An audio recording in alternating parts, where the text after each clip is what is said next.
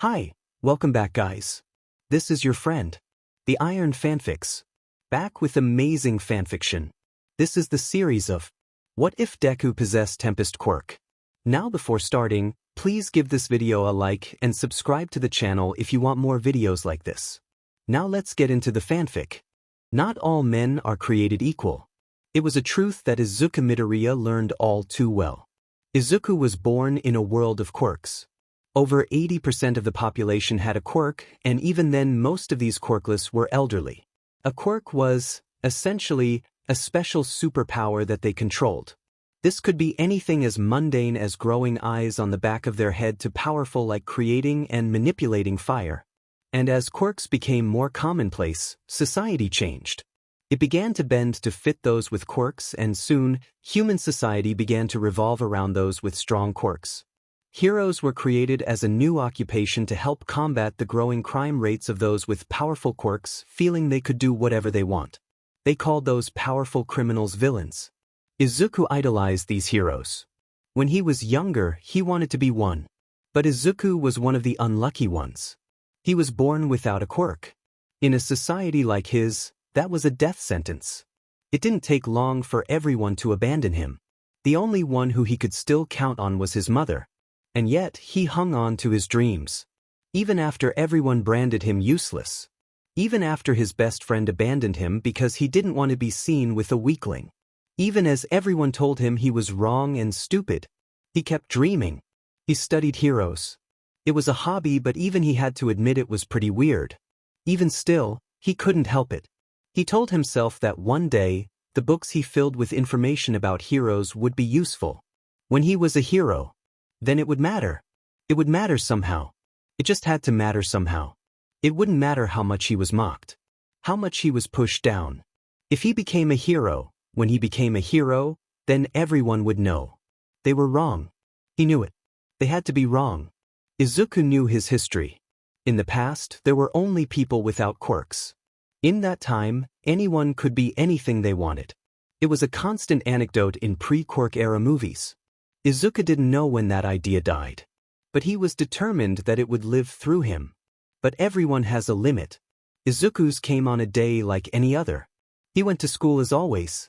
His old friend and his cronies did their usual jeering at him for being quirkless, and no one stopped them.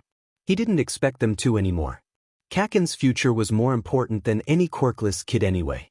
But his teacher just had to announce to the class he applied to UA as well. Bakugo made sure to corner him in the classroom at the end of class.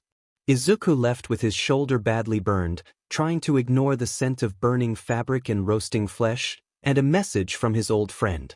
If you want to be hero, take a swan dive off the roof and pray to be born with a quirk in the next life. It hurt. The words more than the injury. But Izuku moved on. Kaken didn't mean it. He was still his friend.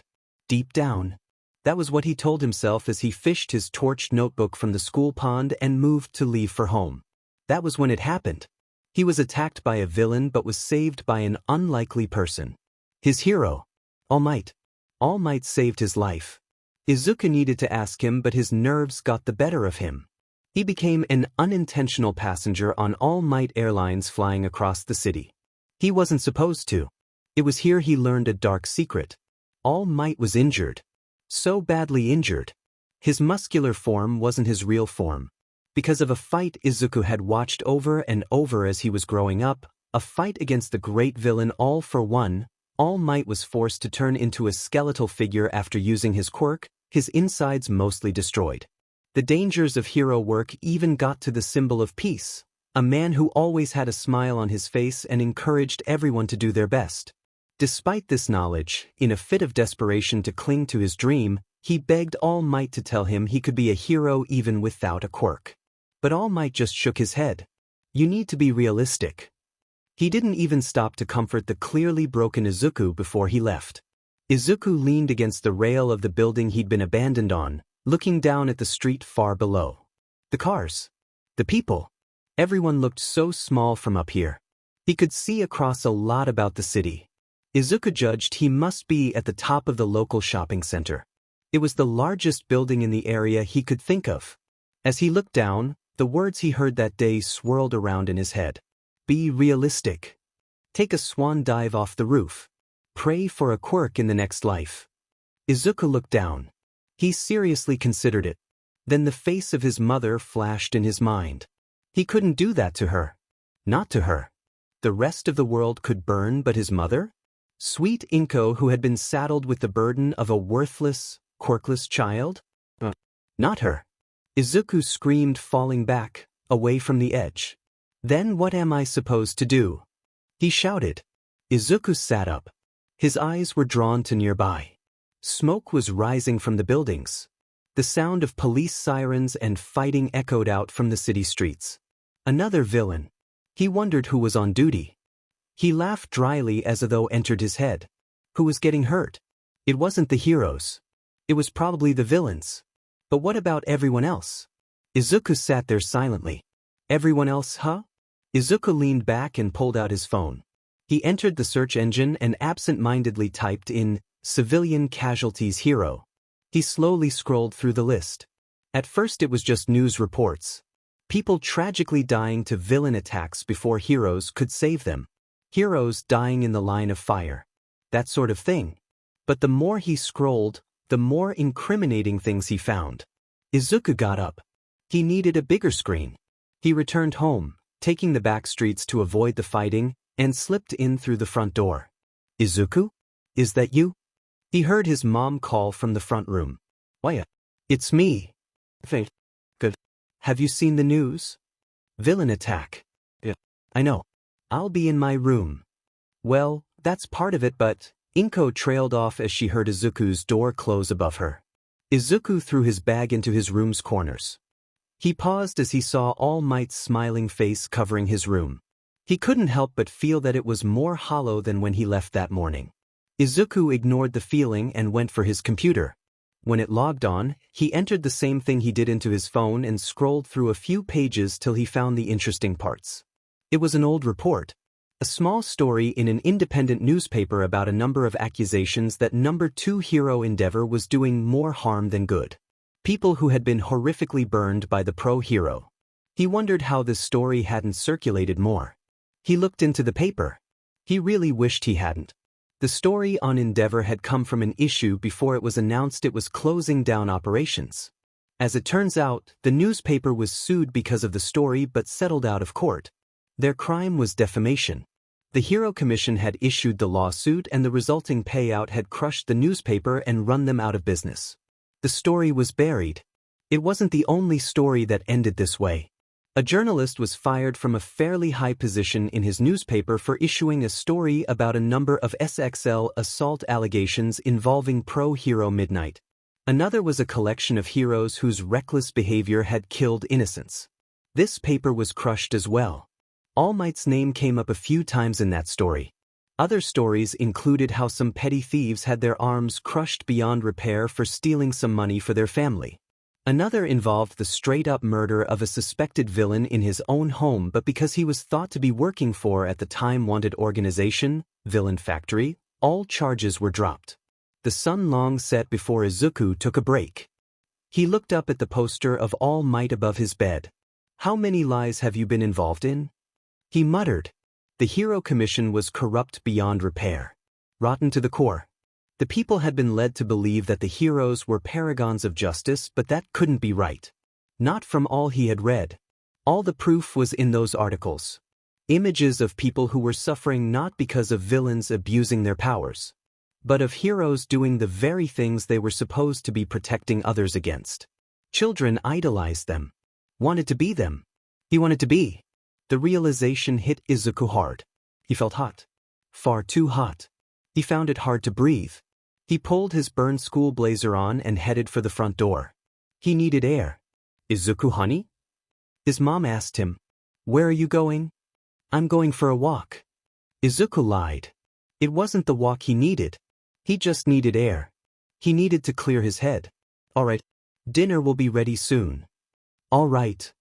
Izuku said dismissively. Love you, Mom. I love you too, Izuku. Be safe. Izuku didn't respond. He just closed the door and went down the stairs of his apartment building, stepping out onto the street level. He looked up at the sky. The moon suspended in the sky and clouds swirling around it. He walked over to the nearby park. The cold air helped a little, but he had to undo the top few buttons of his school shirt just to feel like he could breathe again. He sat down with a sigh on a park bench and exhaled deeply. All the stories he'd seen ran through his head. He had wanted to be a hero. If he did become a hero, would he have done something like that? He shuddered to think. "Excuse me. Are you all right?" He heard a deep voice ask. "Huh?" Izuku looked up sharply. Looking down at him was a man in a suit. His face was indescribable. Just a thick black mist with two golden lights where his eyes should be. A mutant quirk, Izuku realized. "Oh, I'm fine. Are you sure? You're shaking and you look awfully sickly." "I am." Izuku looked down at his hands. As the man had said, his hands were shaking. Far beyond any amount of chill he was feeling could bring. In fact, he still felt boiling. However, despite this, Izuku was shaking like a leaf. His whole body was. "Indeed you are. Are you sure you're fine?" "No. Don't worry about me, sir. It's fine. Is something on your mind?" Izuku paused. There is. But I don't think it's anything to worry you about, sir." "Huh. I'm a bartender. I've heard worries from a variety of different people from all walks of life." The mist man sat down next to Izuku. "I do not mind hearing you out." "Oh, I'm quirkless, so..." Izuku sighed. "I don't see how that means I should worry about you less." "Huh. Please. Go on." "All right then." Izuku started slowly. He told the mist man that he had met a hero and that hero had told him he couldn't be a hero because he was quirkless. That's all he had meant to say. He kept All Might's name out of it. But the more he talked, the more he ended up going. He went on about his old friend, Kaken, and how he really thought about taking his advice. He talked about his mother and how he just wanted her to be happy. Then he talked about what he searched for. His findings. His thoughts. He couldn't hold himself back. The words just came. He fully expected the mist man to stop him, to get uninterested and realize he was a freak. But that time never came. The man listened intently from beginning to end. And when Izuku finally finished, panting slightly from his rambling, the man slowly nodded. "I believe I understand your problem." The mist man told him. "You found out that even something that shines as brightly as the hero industry also has its own shadows, and you don't quite understand how to process it." The man looked up. "Truthfully, I'm not sure how quite to help you understand those feelings, but I do understand how you feel. Heroes are treated like deities in this age as villains are treated like demons. It's easy to forget both are as human as each other and the general public. No man is perfect. But the hero industry, it's far from that." "Yeah. I found that out the hard way. I know someone who shares your mindset. I work for him, in fact." "You do?" "I do." The man stood up. "My name is Kurojiri, by the way." "Oh, right. Sorry, I never introduced myself either. I'm Izuku Midoriya." "A pleasure to meet you, Midoriya." Kurojiri seemed to smile. "My quirk is called Warp Gate. It allows me to open portals to any place I have been to or envision, within reason. I cannot, for instance, warp from here to America or New Zealand. I can reach as far as Yokohama, however." "Wow. That's really cool." Izuku gasped. Kurojiri's eyes widened slightly as Izuku immediately got lost in his own little word of mutterings. All kinds of speculations about Kurojiri's quirks were spoken, answered with the most probable answer and then stored away in Izuku's mind. Kurojiri listened in for a moment before clearing his throat. "Oh, sorry. Was I mumbling again?" "Indeed you were." "Sorry. I didn't mean to. I know it's really creepy. I'll stop. I do not mind. Is it a habit?" "Yeah. I just really like quirks. They're so fascinating to me. I've studied a lot of hero quirks. When I still wanted to be a hero, I thought they'd help me someday, you know?" Izuku laughed slightly. "It's really stupid, I know." "No, it's quite interesting actually." Kurojiri told him. "By the way, and I understand if you don't agree to this, but I mentioned a friend of mine who has the same mindset you have now. With my quirk, I could take you to him. Of course, I could also return you at any time as well, but I feel he may be able to convey a message about what you're feeling. Go with you? Izuku asked. For a short time, if that is what you wish. Don't feel like you have to. I just believe it is something that would benefit you greatly. Izuku paused. For all intents and purposes, Kurogyari was a complete stranger. He knew he shouldn't trust him. And yet, from what he had said, Kurogyari seemed like a nice guy. He listened to Izuku's worries despite knowing his status as quirkless. And he was probably the most sincere person Izuku had ever met. He knew he shouldn't, but Izuku slowly nodded. Alright, just for a bit. Izuku told the mist man. Kurogyari seemed to smile again. Right this way then. Kurogyari opened a gateway. Izuku looked amazed for a moment before gathering himself again. With a breath, he stepped through. That evening, Izuku Midoriya went missing. And enter. Izuku sighed in relief. Finally. Done. Is it that website of yours? Tamura Shigaraki asked, not looking up from his game. Yep. All finished. Izuku stretched. On his laptop screen was a mundane-looking blog website with a plain black background and red headers. The website was simple. It was designed so the average, everyday person would simply overlook it. But people who understood the meaning behind the name would likely check it out. Those were the people he was looking for. Not the usual run-of-the-mill person, but those who were suffering under the corrupt hero society. The blog's name was Venality. The tagline? A blog for those suffering under saviors. Izuku had already detailed his own story under the pseudonym Usagi. His struggles with being quirkless and his journey to the truth. Why do you even need a blog anyway? Shigaraki asked. Because. Izuku smiled innocently. We can't exactly tear down this society without just us, can we? Call it a recruitment drive. Ah. Shigaraki laughed dryly. I trust Jiren to find us talent more than I trust your stupid website. But, Sensei trusts you. So I guess I'll let you do whatever. Don't worry, Tamura. This will work. I bet. Izuku pondered the thought. Wrath of the White Witch Special Edition. You've been looking for that for a while, right? This got Shigaraki's attention. He grinned. You're on Usagi. I'll be glad to let you buy it for me. Just you wait and see, Tamura. Just you wait and see. Shoto Todoroki hissed as his sister, Fuyumi, tightened a clean set of bandages to his burned body. Sorry. She muttered. It's fine. Don't worry about it. Shoto reassured her. He was used to this. Another night in the house getting tended to by his siblings after a rough training session by his father. His father was the number 2 hero in Japan, Endeavor. As his successor, Endeavor was training his son to be better than anyone. Better than his eternal rival, All Might in particular. What Shoto wanted didn't matter to him. What Endeavor called it was training. Training to be number 1. Training to surpass anyone. But that's not what it really was. Shoto's training was just one way Endeavor took his anger out on the world. It was common for Shoto to get new burns and injuries from his father every night. Then his father abandoned his family and left to supposedly capture villains. Shoto stood up and put his shirt back on over the bandages. Thanks, Fuyumi. It's fine, but, Fuyumi sighed. I wish you didn't have to go through this. Yeah. So do I. Shoto admitted. The two sighed. Come on. Natsuo should be done cooking dinner soon. Fuyumi told him. Shoto retired to his room a few hours later and collapsed onto his bed.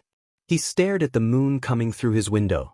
The sky was pretty cloudy but mostly nice. He wondered what real children did on evenings like this. Truthfully, Shoto didn't know what a real family was supposed to be like. He had 2 siblings, a mother and a father. His father was a tyrant.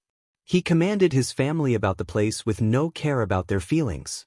Shoto got the most of it, being his fathered prized creation, leaving his siblings behind to rot. His mother had a breakdown when Shoto was just a little boy, earning him a scarred face and his mother a permanent room in a mental hospital. Shoto didn't hate her for it. She was a gentle soul and he visited her when he could. He hated his father who pushed her into it. He wished he'd been born into a different life. I'll see you tomorrow, Todoroki. One of his classmates, Momo Yaoyorozu, told him, waving as they parted at the school gates. Yeah. See you. Shoto nodded before walking away. He didn't really feel like going home today. He didn't on most days. But he'd tried being late a few times. His father just found him and increased the work of that evening's his training. He learned it was better to get it over with. He passed by a TV store and stopped.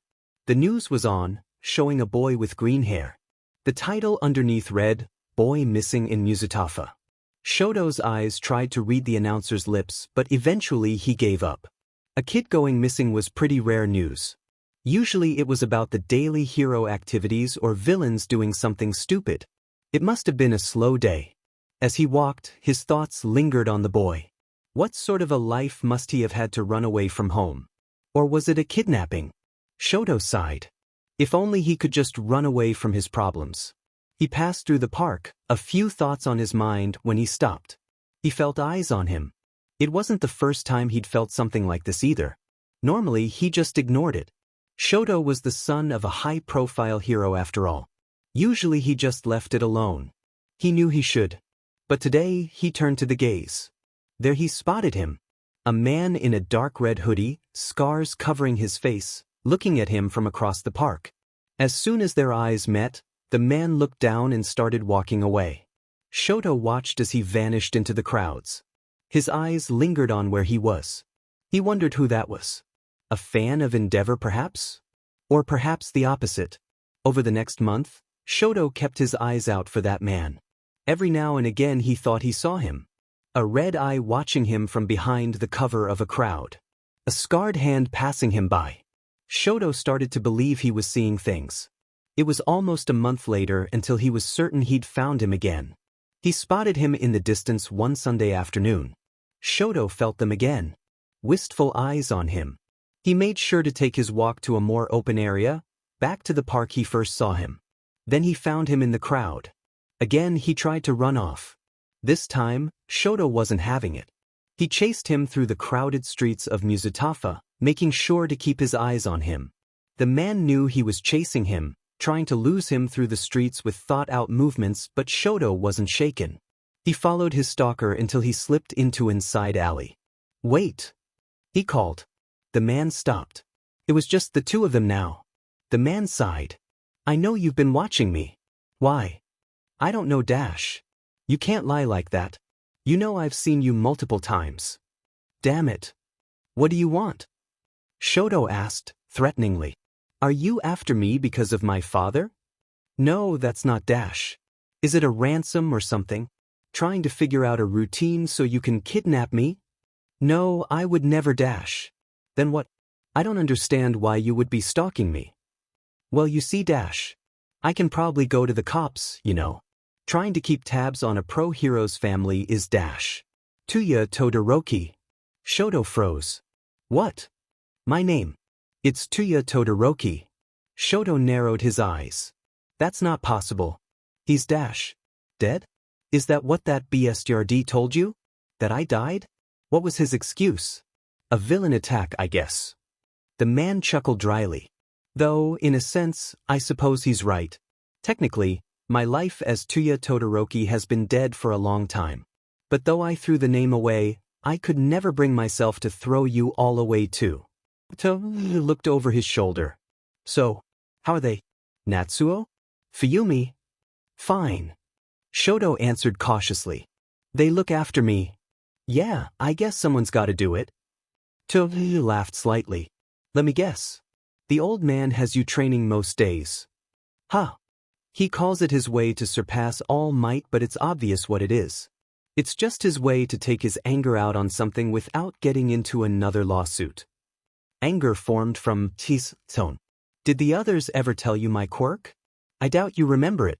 My flames are hotter than his, but it damages my body if I use it too long."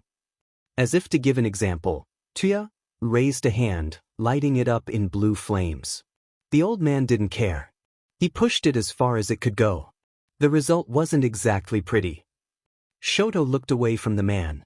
"After you showed your quirk was better than mine, that BSRD threw me away like a broken toy.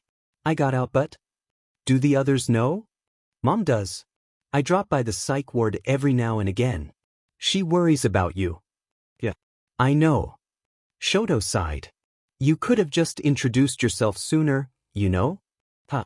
Probably. I just figured it would have been simpler if I made sure you kept safe from a distance, you know? It would have made us happier knowing you were actually alive. Couldn't risk him knowing. You could imagine what he'd be like, right? Knowing his former creation has been running around behind the scenes. Tuya looked down. Well, I'm trying to save you from him. I really am. But doing it the legal way is impossible with the Hero Commission at his back. The Commission? Endeavor is one of their golden boys, right behind All Might in the rankings. Like they'd let something like abuse allegations hit the mainstream. And I just don't see another option than just tearing it down. Shoto finished slowly. Tuya didn't react. Tuya dash. Dabi. What? I told you. Tuya Todoroki has been dead for a long time. As soon as I started down this path. I'm Dabi now. Dabi? Shoto narrowed his eyes slightly. Is that who you think you need to be? To save you and to destroy this DMN society of corrupt heroes and powerless cops? Yeah. It's who I need to be. I see. So, what are you gonna do? Dabi turned around, eyes shining. Shoto could see them better now. His face, covered in scars and held together staples and crude stitches. Are you going to try and stop me? Shoto looked down. Legally he should. He was the son of a hero and the man in front of him was threatening to break the law. If he wasn't already a villain, he soon would be. But in his heart he knew. Everything that Dabi, that Tuya, was saying was right. If anything, he was more justified in his actions than most heroes were in theirs. Shoto met Dabi's gaze. Can we meet again? Huh. We're family. You shouldn't have to skulk around like this. I want to meet with you again. Huh. Seriously? Dabi smirked. You're a strange man, brother. Most people would have just reported me to the cops by now. Most people haven't been through what we've been through. Not with him. Yeah. Not with him. Dabi sighed. Sure. It'll be nice, but don't tell them about me. Please. I'll tell Natsuo and Fuyumi I'm alive when I'm ready just. Don't worry. I can keep a secret. Dabi smiled. Thanks, little brother. I'll see you around. With a mutual smile and a nod, Shoto watched as Dabi disappeared into the shadows of the alleyway. He waited for a few minutes after he was gone. He wondered if he should have asked to go too. Shoto sighed and began heading home. At least he knew he had someone out in the world that had his back. Over the next month, Shoto met up with Dabi every couple of days. Sometimes it was a walk back after school. A few times they met up and played in an arcade together. They even went to see a movie once. Shoto had never been allowed to do such things before. His father looked down on other people. Said they'd just make him weaker. Shoto never cared that he was weak or strong. He just wanted to be normal. Normality wasn't allowed at home, but with his brother, he finally felt a sense of normality. A sense of freedom. It was one day after training that Shoto found it. He's just returned from one of his day trips with Dabi and had brushed off his father on his return. Lately, he'd gotten bored and started looking into the Hero Commission's dark side and slowly growing more and more annoyed at the people who protect his father. That was when he noticed it. A small blog and chat room with the name Venality. Something about the name drew him into clicking on it. The blog's design was simple. A black background with simple triangular designs, red headers and white text. Only one thread had been posted by the user and seemingly the admin, someone by the name of Usagi. Usagi's thread seemed interesting. Replies were blocked and it was a few paragraphs long. Shoto read through it out of curiosity. It told the story of a young boy who wanted to be a hero. However, he was soon diagnosed with quirklessness and, as such, was quickly cast down and shunned by society, with everyone, even his own father, abandoning him. Despite all of that, the boy still wanted to be a hero and prove everyone wrong. He soldiered through abuse, both physical and mental, and everyone looking down on him. That was until he met the #1 hero All Might, and All Might himself shot the idea down. After that, the boy found out just how corrupt the hero industry really was. He decided to make the blog to see if he can find and talk to like-minded people. Shoto had to admit, He sort of understood his predicament. Obviously, Shoto wasn't quirkless. Had he been, he was certain his father would have thrown him off a cliff. But suffering under a society that revolved around quirks, and especially from the corruption in the industry. He understood. He entered the chat room next. From the posts, he wasn't expecting much. But entering the chat room, he found even less. Just Usagi. Alone online. Shoto leant back from his computer. It was clear this Usagi guy knew a bit about how this world worked. It wasn't exactly fair. Shoto also didn't know if he even wanted to talk. According to the post, the blog had only been active for just under 2 weeks. After a few minutes of cautious pondering, Shoto made an account. Crucible has entered the chat. Usagi? Huh? Usagi? No. Usagi? Sorry. I wasn't expecting company. Crucible, I can leave. Usagi? Usagi? No. Please. Stick around. Crucible, is it really just you? Usagi? Yeah. Crucible, I suppose I shouldn't be shocked. Usagi? Nah. Kinda buried in the search engine this place. Usagi, speaking of which, how'd you find here? Shoto paused. He'd read Usagi's story so he knew, in so many words, what the guy had been through. At the same time, he didn't know how much of that was true. And, better yet, how much he wanted to divulge of himself. Shoto wasn't stupid enough to blindly trust some stranger online. But, he supposed, there's no harm in answering a few basic questions. If it got too personal, he'd leave. He leaned forwards over his keyboard. Crucible, got bored. Looked through the internet. Found this place. Usagi, read my story? Crucible, surreal. Usagi, I suppose that's one way to describe it. Usagi, and to answer your question, it's all real. Crucible, so you're a quirkless kid? Usagi, I know. It's rare, but that's my life. A rarity. Usagi, for better but mostly for worse. At least so far. Who knows? Maybe I'm destined for great things. Crucible, I don't want to think anyone is destined for anything. Usagi? Oh? And why is that? Tough expectations on your shoulders or something? Crucible, I'd prefer we change the topic. Usagi, that's fine. Crucible, fits. Usagi, no worries. We all have things we'd rather not talk to others about. I won't push you into revealing those things. Usagi, that being said, I've gotta ask. What sort of stuff do you like? Games, music, that sort of stuff. Shoto went to answer but then stopped. He glanced around his room. His father had never let him have anything like that. Hell, even his laptop was an old thing Fuyumi got him that he had. To hide under his bed so his father didn't burn it down to molten steel. Music. That was all a distraction. He still listened to the odd track at school during IT and when others forced it on him during lunch. He'd never really thought about it before. Was that what real kids listen to? Crucible, don't have any. Usagi, what? Dude, how sheltered are you? Crucible, no comment. Usagi, gimme a minute. Let me share some of my favorite tracks with you. And that's how the rest of Shoto's night was spent. Listening to tracks sent to some random guy he met on a chat room. He had to admit, it was time well spent. As the weeks went on, more people slowly started entering the chat room. At first it was just him and Usagi. Then came Toxicity, a plucky girl who had joined their music-sharing extravaganza with some punk and dance tracks that were nothing like Shoto had heard before. Violet was next, who had her own troubles that everyone helped talk her through. Finally came Brainstorm, who was just seeking a place to belong. Since then, he was the only one who hadn't shared his story on the main blog. No one minded. They let him move at his own pace. Usagi had even told them that, if they needed it, anyone who wanted to get away from any pain in their life could drop by his place. It had crossed his mind, but it wasn't something he decided to do. Not until the day he found his brother bleeding near the family home. It was supposed to be a good day, or at least as good as he could get it. His father was busy with hero work, so his training was cancelled. He was free to spend time with his real family during the evening and then talk to his friends online at night.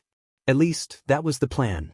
However, he was stopped by a familiar-looking shadow in an alley near his home. Something about it seemed wrong. Perhaps it was the unhealthy stagger. Maybe it was the new burns in his coat. Maybe it was the red smears where he left his hand. Shota followed after him. "Brother?"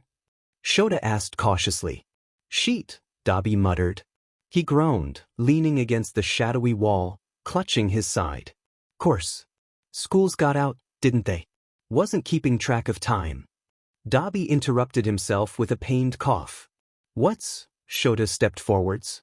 His eyes widened as he saw Dabi's state. He was covered in soot and new burns. Not the type he'd given himself either. This definitely came from an outside source. It was far too familiar. What happened? "Got unlucky.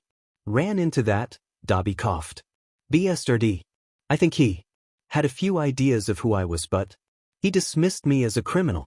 Things got heated. I ate a point-blank flash-fire fist. Managed to get away. Got here. Hurts like hell. I'll get help." "No. No, you shouldn't get involved. You need medical attention. Work something out.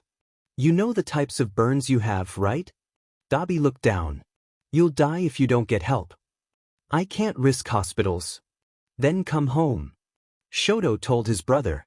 "Fuyumi knows how to deal with burns like those. Father's not gonna be home until late, so you don't have to worry about that."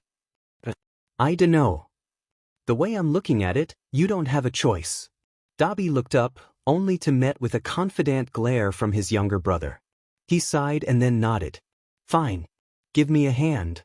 Dabi put an arm around Shoto's shoulder and the younger brother helped guide him through the back alleys, avoiding any prying eyes, before cutting across the street and through the Todoroki house's back door. "Fuyumi!" he shouted. "We need help." "What are you shouting up?" Fuyumi stepped into the kitchen and immediately froze. "Oh my god. Fuyumi, he needs urgent medical attention." "I see that." Fuyumi sighed. "Bring him to my room. I'll make space." Shoto nodded, following his sister. He helped Dabi to lie on her bed. Fuyumi pulled her first aid kit from off a shelf and looked over him, tending to his burns. At his sister's request, Shota stepped outside. "These are really bad." She muttered. "What happened to you, Tuya? Surprised you figured me out that quick." Dabi joked. "I tended your burns long before I tended Shoto. I recognized you from your old injuries." Dabi sighed at his sister's words. "Are you going to tell me, or should I make a guess? Has it ever been anyone different? You got into a fight with father. Of course you did." "Hey, I didn't want to fight. He was the one who chased me down." Dabi winced as Fuyumi worked on one of his more major burns. "I didn't want to talk to him. Hell, he didn't even recognize me. Just figured I was part of some street gang he'd finished moping up. And you know his temper. Doesn't like believing he's wrong. Why didn't you just come home, Tuya? Didn't want him to think he won." Dabi admitted with a sigh. I want to change society so that pricks like him can't abuse kids like us. I wanted to make a world where Shoto, Mom, Natsuo and you could live without that BSTRD's shadow looming overhead. You didn't have to go this far. What else could I do? I tried doing this the legal route. Became an anonymous informant to a few newspapers. The story never saw the light of day. The FNG Commission saw to that. So what? You think getting called a villain and having father incinerate you is going to change the world? Dabi paused. I'm working on it. I just need means. Tuya. It's Dabi now. Tuya. Fuyumi repeated, more forcefully. You're not going to change my mind, Fuyumi. Yeah, I know. You never did listen to me.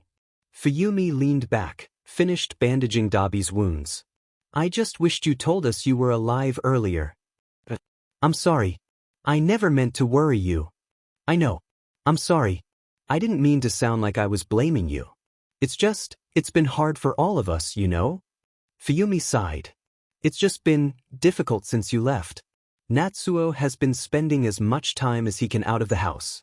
Usually spending it working. It's obvious he's planning on moving out. I'm not going to be here come the new school year either since I'm going to college. I'm worried about Shoto. You will be good to him but... Is Yue his choice? Fuyumi remained quiet. I figured. Dabi growled, sitting up. See, This is exactly the sheet I'm trying to prevent. I won't let that BSTRD turn Shoto into a mini version of him. I don't think Shoto will let himself become that. But you know that won't stop him trying. Better than anyone. Fuyumi sighed. Just stay safe and don't do anything rash, will you? Can't agree with that. Dabi grunted as he stood up. Thanks for patching me up, Yumi. It won't be a regular thing. Promise. You aren't going already, are you? At least wait for Natsuo to get back. Sorry. Can't risk the BSTRD finding me here. I'm sorry, Yumi. I just can't. You're still scared of him, aren't you? Dabi grit his teeth and looked down. From behind the door listening in, Shoto knew the answer. He knew his sister did as well. He knew Natsuo would, and so would his mother. Because they were all the same. Anger slowly built up inside him as he walked over to his room and slowly shut the door. His eyes fell on his computer. He remembered something. He quickly turned his computer on, opened the browser and went into Venality. He found that Usagi and Violet were online, laughing about something that happened in Violet's life. Instead of joining in, he sent a private message to Usagi. Crucible, hey Usagi. I need a favor. Usagi, what's up? Crucible, that place you mentioned a while back? For if our lives got too rough? Usagi, you want the address? Crucible, yes. For me and my brother. Usagi, I won't ask. If you want to tell me, you can. Usagi, though it'll be nice to meet face to face. Usagi sent an address. Looking it up, it was of a small, unassuming bar in Yokohama's Kamino ward. A 30-minute train ride and a 5-minute walk. He knew they'd be safe there. And Usagi had proven himself a friend. Todoroki found himself stuffing some clothes into his school bag along with his laptop before changing out of his school clothes into a hooded jumper, slinging his bag over one shoulder. He found Fuyumi and Dabi by the front door. Wait, Tuya. He called out. The two turned to him. I'm coming with you. What? Tuya raised an eyebrow. No. You can't. Why not? It's just. You can't say it's safer here. Or better for me. I know Fuyumi and Natsuo can just move out in a few weeks. They'll be gone by the new year anyway. But it's not safe out there either. I'd take my chances. Besides, I know a place we can stay. Huh. Shoto handed the address he scribbled down in his school planner over to his brother. I know where this is. Been there once or twice. It wouldn't take too long to get there, but... Please. I don't want to stay here. Take me with you. Shoto. Dabi looked to Fuyumi for her thoughts. She simply nodded slowly. I understand. Don't worry. Go. Are you sure, Yumi? Dabi asked. I don't want to see Shoto suffer anymore. He'll be safer out there with you. I'm sure of it. I can cover for him. Say he never came home or something. Fuyumi gave Dabi a concerned look. Just get him far away from him. Thanks, Fuyumi. Shoto smiled at his sister. Sorry about all of this. It's not your fault. Dabi gave a defeated sigh. Alright, I'll take him. Just promise you two will be safe. Fuyumi folded her arms. I'll make sure Natsuo and I get out of here soon. When we are, let's meet up again. Somewhere safe. It's a promise. Dabi nodded. Stay safe, sis. Shoto added. Fuyumi brought the two into a tearful hug. You two as well. I'll miss you. Not long after that, the trio separated. Shoto and Dabi headed to the nearest train station and headed to the address. As they did, Shoto opened up and explained everything about Venality to his brother, explaining about his new friend Usagi and how he got the address. It was enough for Dabi to stop worrying enough to make it through the place's doors. The address in question opened up to reveal a simple if slightly run-down bar on the second floor of a building with its entrance around the back of a barber's shop. The bartender, a man whose body seemed to be made entirely of purple mist, looked up from cleaning glasses. A man with gray hair played video games on the bar's television, barely offering him a glance. From a small table off to the side, a green-haired boy, a tired-looking boy and a girl of seemingly Indian descent sat talking. As soon as he saw them, the green-haired one stood up and approached them. Hi. How can I help you? Shoto was caught slightly off guard. We got the address from a blog. A friend told me to dash. Ah. The green-haired boy grinned excitedly. Crucible, right? Shoto nodded. Cool. My name is Izuku Midoriya. But you probably know me better as Usagi. It's nice to finally meet you face to face. At hearing the name, Shoto let himself relax. The small bar quickly became home to Shoto, more comforting to him than his old home ever had. And he owed it to Usagi for giving him both a home and a new-founded purpose in life that quickly opened up as he met the man behind the bar. The enigmatic man only known as Sensei. Toru Hagakure was used to being forgotten about. Used to teachers forgetting to hand her paper due to not seeing her or marking her absent due to missing her in a head count. Used to her classmates forgetting that she existed and apologizing in the most mocking tone you can imagine, dripping with poison that perfectly matched the cruel sneers on their faces. She was used to her own parents sometimes not noticing she was in the room or accidentally leaving her behind on walks or in shops. Toru hated her quirk. It was the cause of all of this. Some days, she'd wake up, look in the mirror and see the pink wall behind her staring back at her and wonder if she even existed herself. Her quirk made her invisible. She couldn't even see herself. Ever since she was 5, this was her life. Cursed to wander between being alive but not being seen. She sometimes wondered if she should just let go and fade from existence. Figured no one would miss her. Why would they miss what they can't even see? But she existed. She had to write? She could see other people as they wandered about the school, minding their own business as they pushed past her. She'd watch the faces of passerbys' faces twist in confusion as they looked back at who they bumped into and were met with nothing. They wondered if they were going crazy. Toru bit her lip. That pain was the only way she knew she truly was real. Not just some phantom passing through life. She'd often run a hand through her invisible hair just to remind herself it was there. Long and what color was it? Was it black like her father's? Red like her mother's? Maybe it was like her grandmother's, pure silver. She'd trace lines across her arms. What was her skin color? Her mother was Indian. Her father was Japanese. What was she? How about her eyes? Were they blue? Green? She'd seen some people in pictures with black eyes. That would be interesting. The more she wondered, the more depressed she became. Once or twice she'd drawn one of her mother's small knives she used for cutting vegetables across her arms just to remind herself she had something underneath what she couldn't see. It was maddening. Was she real? Someone had to see her, right? She heard someone could cancel quirks out there. Would that person be able to see her? If they could cancel her quirk, could she see herself? Would others be able to see her? Could she finally figure out if she existed? She was here, wasn't she? She heard herself speak, even if her classmates often pretended not to. Or did they not? Was it only her? No, sometimes people responded to her. So she existed. She had to. Or was she lying to herself? Maybe she really wasn't real? Maybe her parents were illusion her insane mind made up just to believe people knew she was real.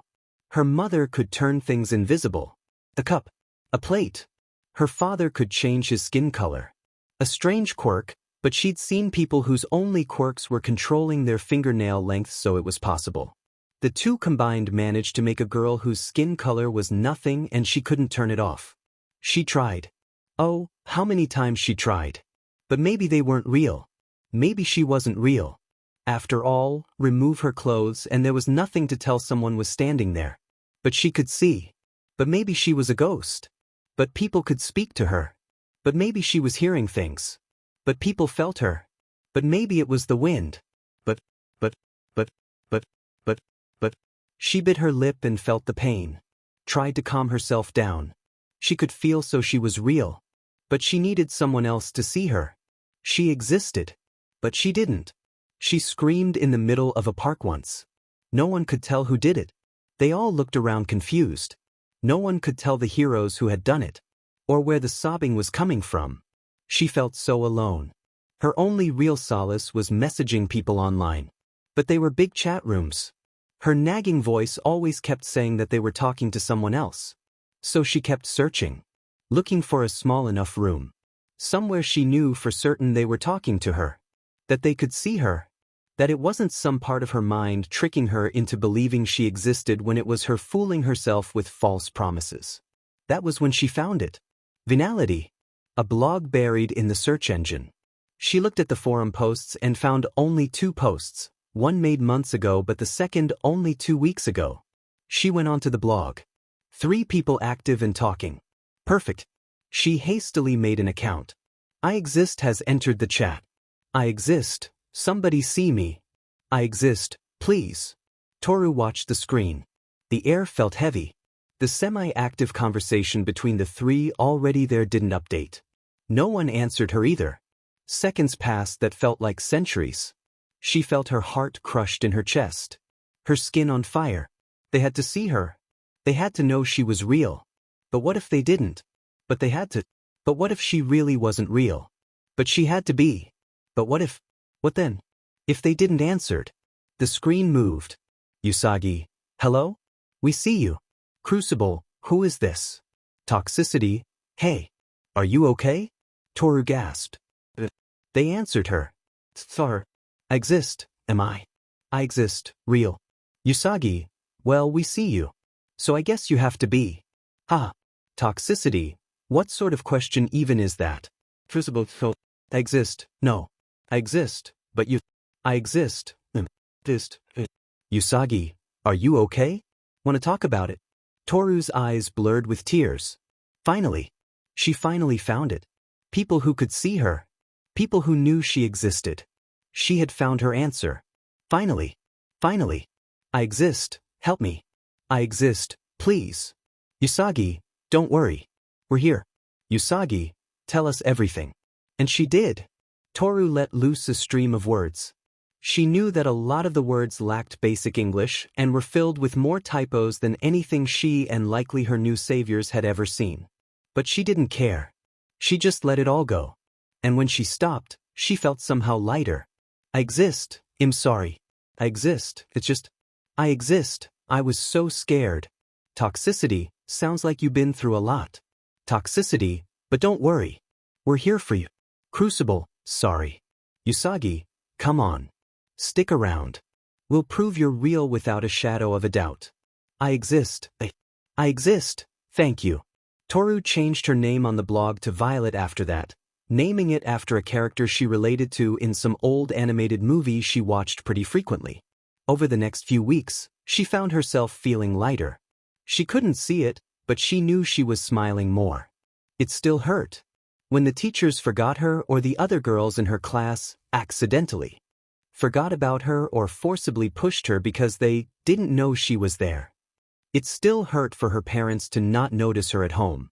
But whenever she felt lost, she knew she had a place where she could confirm her existence. She had friends that knew she was real. Usagi, Crucible, Toxicity, Brainstorm. Those 4 were real. And she was real. That was enough for her. That's what she thought. Then she got a private message from Usagi. Usagi, say. Violet. Usagi, I have a question. Violet? Usagi, say, for the sake of argument, I found a way to fix your quirk. Violet, you found what? Usagi, would you take it? Usagi, I found a possibility. Usagi, it's just I'm not exactly supposed to say what online. Usagi, but if you're interested, I can give you a location. We can meet there. From anyone else, Toru probably would have thought this was a scam. It seemed suspicious. A secret method to fix her? It seemed like it was underhanded. Black market. Maybe even villainous. But this was Usagi who was telling her. When she had no one, he helped her. She trusted him. Violet, tell me where and when. I'll be there. The location was that of some poorly rated bar in Yokohama. From her home, it would take about an hour to get there by train. But at this point, she'd take as much time as she could. So, the next day, she dressed up in clothes that she knew would allow her to be able to be easily visible, a hooded jumper, long trousers and gloves, said she was meeting a friend to her parents and left that morning. She reached the bar just before midday, after a bit of fumbling around trying to find the right entrance. She was thankful that someone, a rather jovial older man with a scarf and missing tooth, was understanding of her mistake and showed her the proper door, not even questioning why a girl like her would be looking for a seedy bar. Perhaps that should have been her second warning that her life was about to change. She stepped foot inside. The place was empty, though she imagined that many places like this would be on a Sunday morning. She nervously stood in the entryway, nibbling her lip. When the bartender, a man who seemed to be completely made out of purple smoke, spoke up, she jumped. "Can I help you?"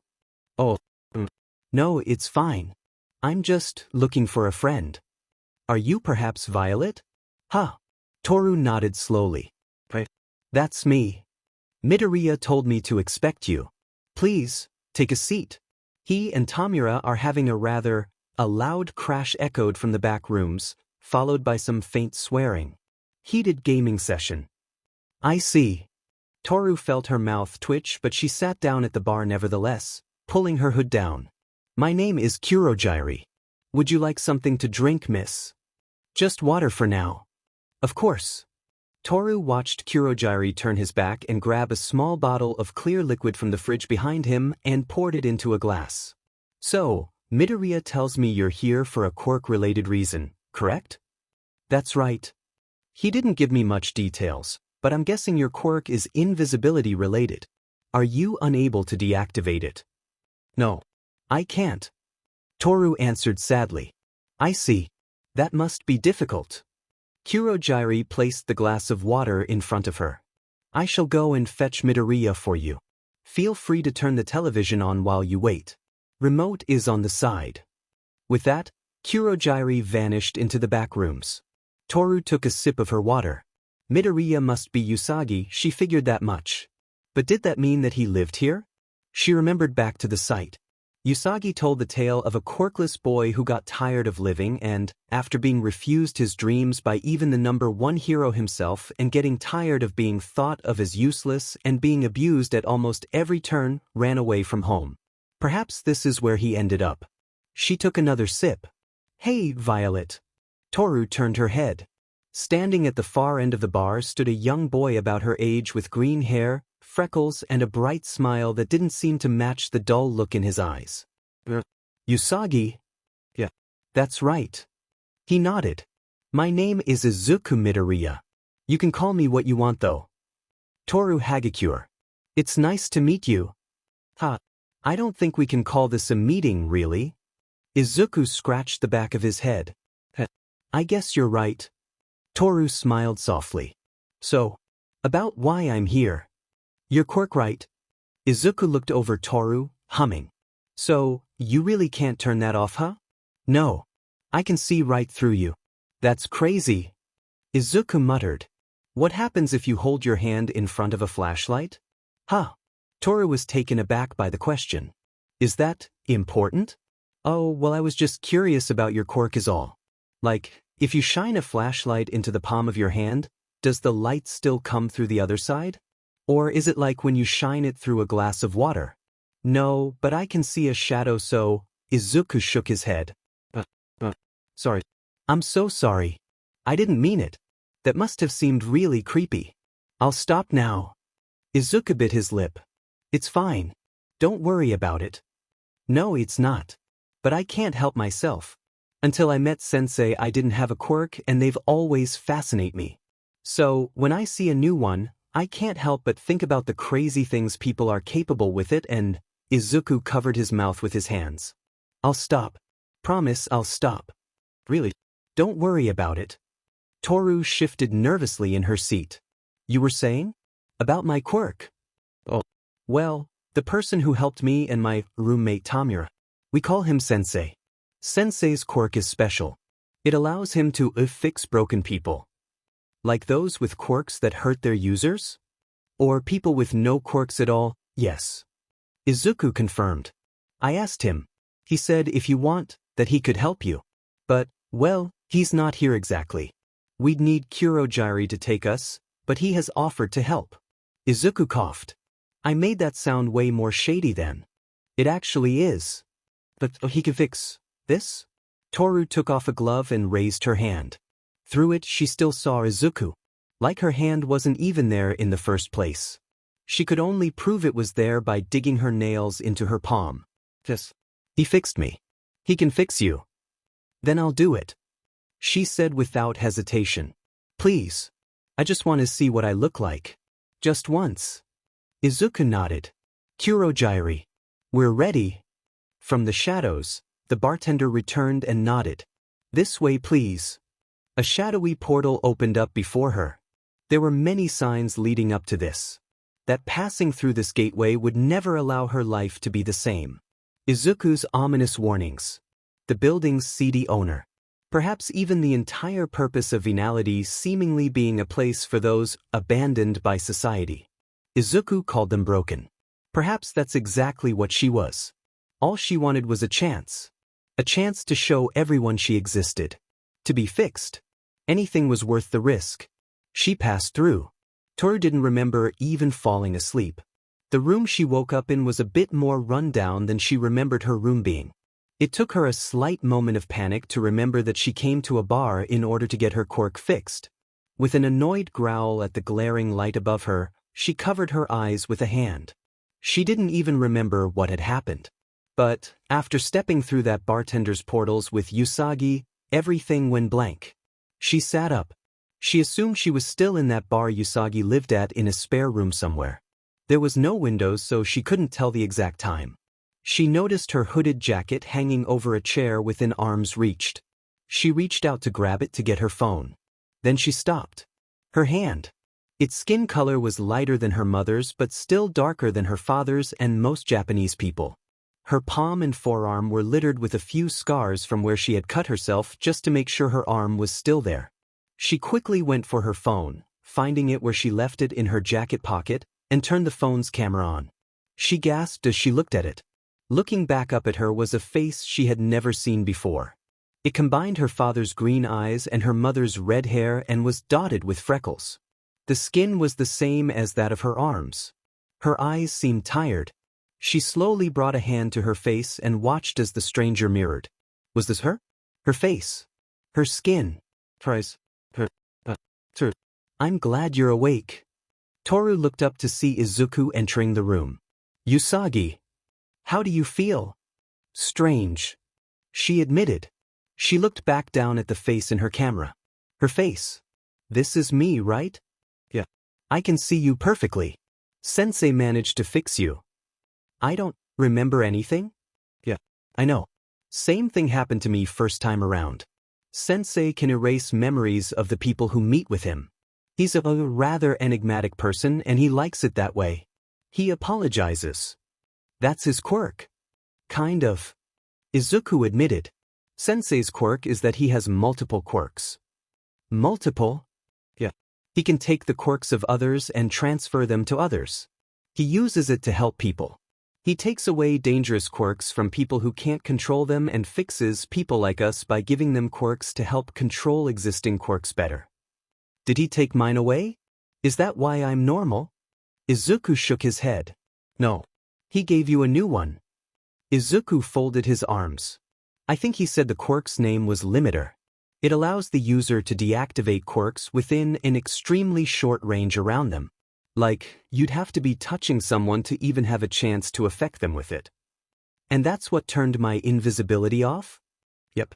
Think of it as a sort of on-off switch for your quirk. Izuku smiled.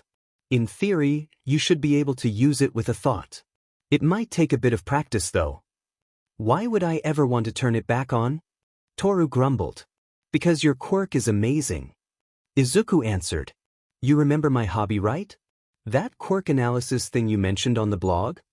I don't believe any quirk is useless. Maybe we're broken, but we're not useless. I mean, think about it. With your quirk, you could be the perfect spy or infiltrator. You could just walk past the heaviest defenses without anyone knowing you're there or sit in the corner of a room listening to secret conversations. And I wasn't joking earlier when I was talking about you possibly using light as a weapon. Believe me, you have an amazing quirk. You just need to hone it properly. Hone it. Toru had always thought her quirk a curse. She hated it. How it made her feel. How it made her question her sanity and her own existence. She hadn't thought about the positives of her curse. What Usagi was saying. Was it all true? Do you know what the tagline of Venality means? You mean that thing about it being a place for those abandoned by people? Yeah. Izuku frowned. This society places too much of a value on quirks. But not just any quirks. Quirks that can be used to turn children into soldiers. Only people with strong quirks can succeed in this world. The rest? The people with weak quirks or no quirks at all. Those who are deemed as villains or dangerous because of what they were born with. The broken. Toru realized. Were swept aside. Used as stepping stones for the so-called heroes. Izuku grit his teeth. They can do whatever they want and no one can stop them. Those who try are crushed. It's not fair. He looked up, eyes burning with determination. But since Tamura and Kurogiri. We're trying to change that. They won't listen to reason, so we may have to get a bit forceful. But it's all for the best. Toru grit her teeth. You mean you're villains? Just slowly. I suppose. Izuku closed his eyes. But I was rejected by heroes, but a villain fixed me and gave me purpose. If standing by those who accept me makes me evil, then I'll be evil. I don't care. Izuku took a deep breath, waited 3 seconds, and exhaled. Sorry. I don't mean to snap. It's fine. You don't need to apologize all the time, you know? If anything, I should be saying sorry. You helped me so much. All of you here. And I still called you villains. Toru gave Izuku a nervous smile. If anything, you're the heroes. Izuku seemed taken aback by this. He blushed deeply and looked down, bashful. You are WWL. That's fine. Don't worry. He laughed nervously. Besides, you're mostly right. In the eyes of the law, I guess we are villains. So, there are more people like us? Why? I made Venality to try and find them. Izuku swallowed, trying to get his nerve back. I'm quirkless. Crucible has an extremely overbearing father. Toxicity is treated like a monster and ostracized, while Brainstorm is treated like a villain outright because of his quirk. There are things people just get away with in this society. If people think you're a villain or you're quirkless or someone in the right place is attacking you, there's nothing you can do. It's not right. And you want to help them? Helping a few people isn't enough. That's why Sensei wants to. Izuku stopped. I'm getting too far ahead of myself. You probably don't want to be involved with all this. 'Cause the law sees you as villains, right? Toru said. Izuku nodded. I understand if you just want to leave here and wash your hands of all this stuff. I can still help you with your quirk if you want. We won't force you to join the illicit stuff. But you're seriously trying to help, you know. People like us. Izuku nodded. Toru paused for a moment. In reality, she knew from everything she'd been taught that she should run. Run, call the police or a hero or someone and never looked back. That these people were dangerous. Evil.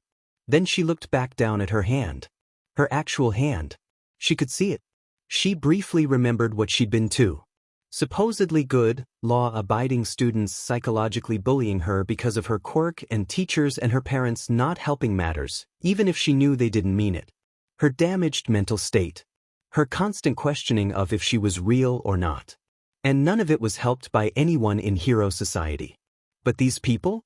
Usagi, the mist man bartender and the enigmatic sensei? They did. They fixed her. She steeled her nerves. You help me. I want to help you. Are you sure? Absolutely. Izuku smiled. Then I guess I'll let Sensei explain to you what our plans are. That day Toru Hagakure turned her back on the society that had hurt her and never looked back. If there was a time where he was happy, Hitoshi Shinso couldn't remember it. His family was always poor. His mother left when he was young, leaving him with only his father. His father, who tried so hard but he saw so little of. It was easy to find himself retreating inwards. He didn't talk to many people. He just tried to keep his head down. Apparently, it made him an easy target for bullies. He was bullied for a few years but silently accepted it. When he finally got tired of it and asked why they were attacking him, his quirk manifested. The trance that the kid found himself in seemed like he became frozen in time. The other kids noticed and ran off, screaming to a teacher that Hitoshi had cursed their classmate. It took him a while and pressure from teachers and students alike to finally release the kid from his quirk. He later found out that it was a mind control quirk. Everyone avoided him for that. No one wanted to get cursed by the creepy loner. Hitoshi was fine with that, or so he told himself. Then middle school came. And the kids became more brash. More creative. They found a way to keep his mouth shut, tying a stick in it or forcing a dog muzzle on him, and the bullying commenced, now under the guise of his classmates protecting themselves from a villain. The teachers did nothing. Whenever Hitoshi tried to get them to back off, they'd tell someone Hitoshi was threatening to brainwash them and he'd get in trouble. Eventually, he just gave up and shut down whenever the inevitable beatings came. He just hid his injuries from his tired from work dad, cooked something up for dinner, wrapped any major injuries up with some first aid tips he got online and tried to live his life. Then one day he found it. A small blog buried in news of the actions of heroes and villain attacks. He was looking up videos on Eraserhead, his favorite hero. Because Eraser was underground, most videos or pictures of him were taken by the public. He never liked media attention. An enigmatic hero like that. Hitoshi couldn't help be drawn to him. Then he found Venality. A small site. Only 3 main story posts. One was a story about a quirkless kid who was rejected the chance to be anything in the world by even a high-ranked pro hero just because he was quirkless. The third, a story about a girl whose quirk made her invisible, making her question her very existence until she found the blog. And the second? The second he could empathize with. A girl treated like a monster due to her mutant appearance and deadly quirk. Just like he was treated like a villain for his loner nature and dark-seeming quirk. He moved on to the PMs. There were 4 people talking. They were just talking. Like normal people. Friends. Hitoshi didn't feel like it was right to interrupt. But he couldn't stop himself from watching. And watch he did. For a few hours. Then the next day. And the next. And the next. It was creepy. He knew it. But he couldn't help how normal these people seemed, despite what the stories had depicted them as. He wondered how that could be. How they were so strong. How he could be stronger. Then, one evening, Usagi logged on alone. Hitoshi had the site on more or less all the time so he wouldn't lose it though wasn't convinced he wanted to bookmark it or not. He was surprised to see a message pop up. Usagi, you know Lurker as the systems administrator, I can see everyone who's on the PMs. Hitoshi's blood ran cold. He knew? All this time watching and he knew? Hitoshi panicked. What should he do? Close the site? Message back? He was in 2 minds. On one hand, he had no right to join in with whatever was going on here. But part of him wanted to. Wanted to be a part of the normality. Usagi, I don't mind. But if you want to talk, we can. I'm sure the others won't mind. Hitoshi read the message over a few times. Wouldn't mind? Was Usagi right? Would they accept him? They didn't know him or his quirk. But, on the other hand, they accepted the girl who was treated like a monster, toxicity. Surely, he could let his heart soften. Just once. Giving in, he made an account. Brainstorm has entered the chat. Usagi, hey there. Brainstorm, sorry didn't mean to be stalking. Usagi, don't worry about it. I get people being nervous with something like this. Usagi, we aren't all social butterflies after all. Brainstorm, Usagi, so, you got a story? Usagi, don't feel pressured. You don't have to say. Usagi, we still don't know that much about Crucible after all. Crucible has entered the chat. Crucible, what was that? Usagi, ahaha. Nothing important. Brainstorm, ID rather not. Usagi, understandable. Crucible, a new arrival. Brainstorm, Usagi, men, now we have 2 of you. Crucible, quiet. Usagi, ha. Violet has entered the chat. Violet, sorry. Am I late? I got held up. Usagi, no you're fine. Violet, phew. Violet, I just noticed. Violet, welcome Brainstorm W. Brainstorm thinks. Usagi, so, why Brainstorm, if you don't mind me asking? Brainstorm, it's related to my quirk. Usagi, I see. Usagi, and that is. Brainstorm, ID rather not say. Usagi, 'cause it's villainous? Hitoshi bit his lip. He'd already messed up. Usagi, you know we don't care, right? I mean, I'm quirkless. Usagi, we won't judge. Violet, nope. Violet, but Usagi might go into hyper-analyst mode. Usagi, I would not. Crucible, would. Toxicity has entered the chat. Toxicity, yeah, he would. Toxicity, hey guys. Violet, hi Mina.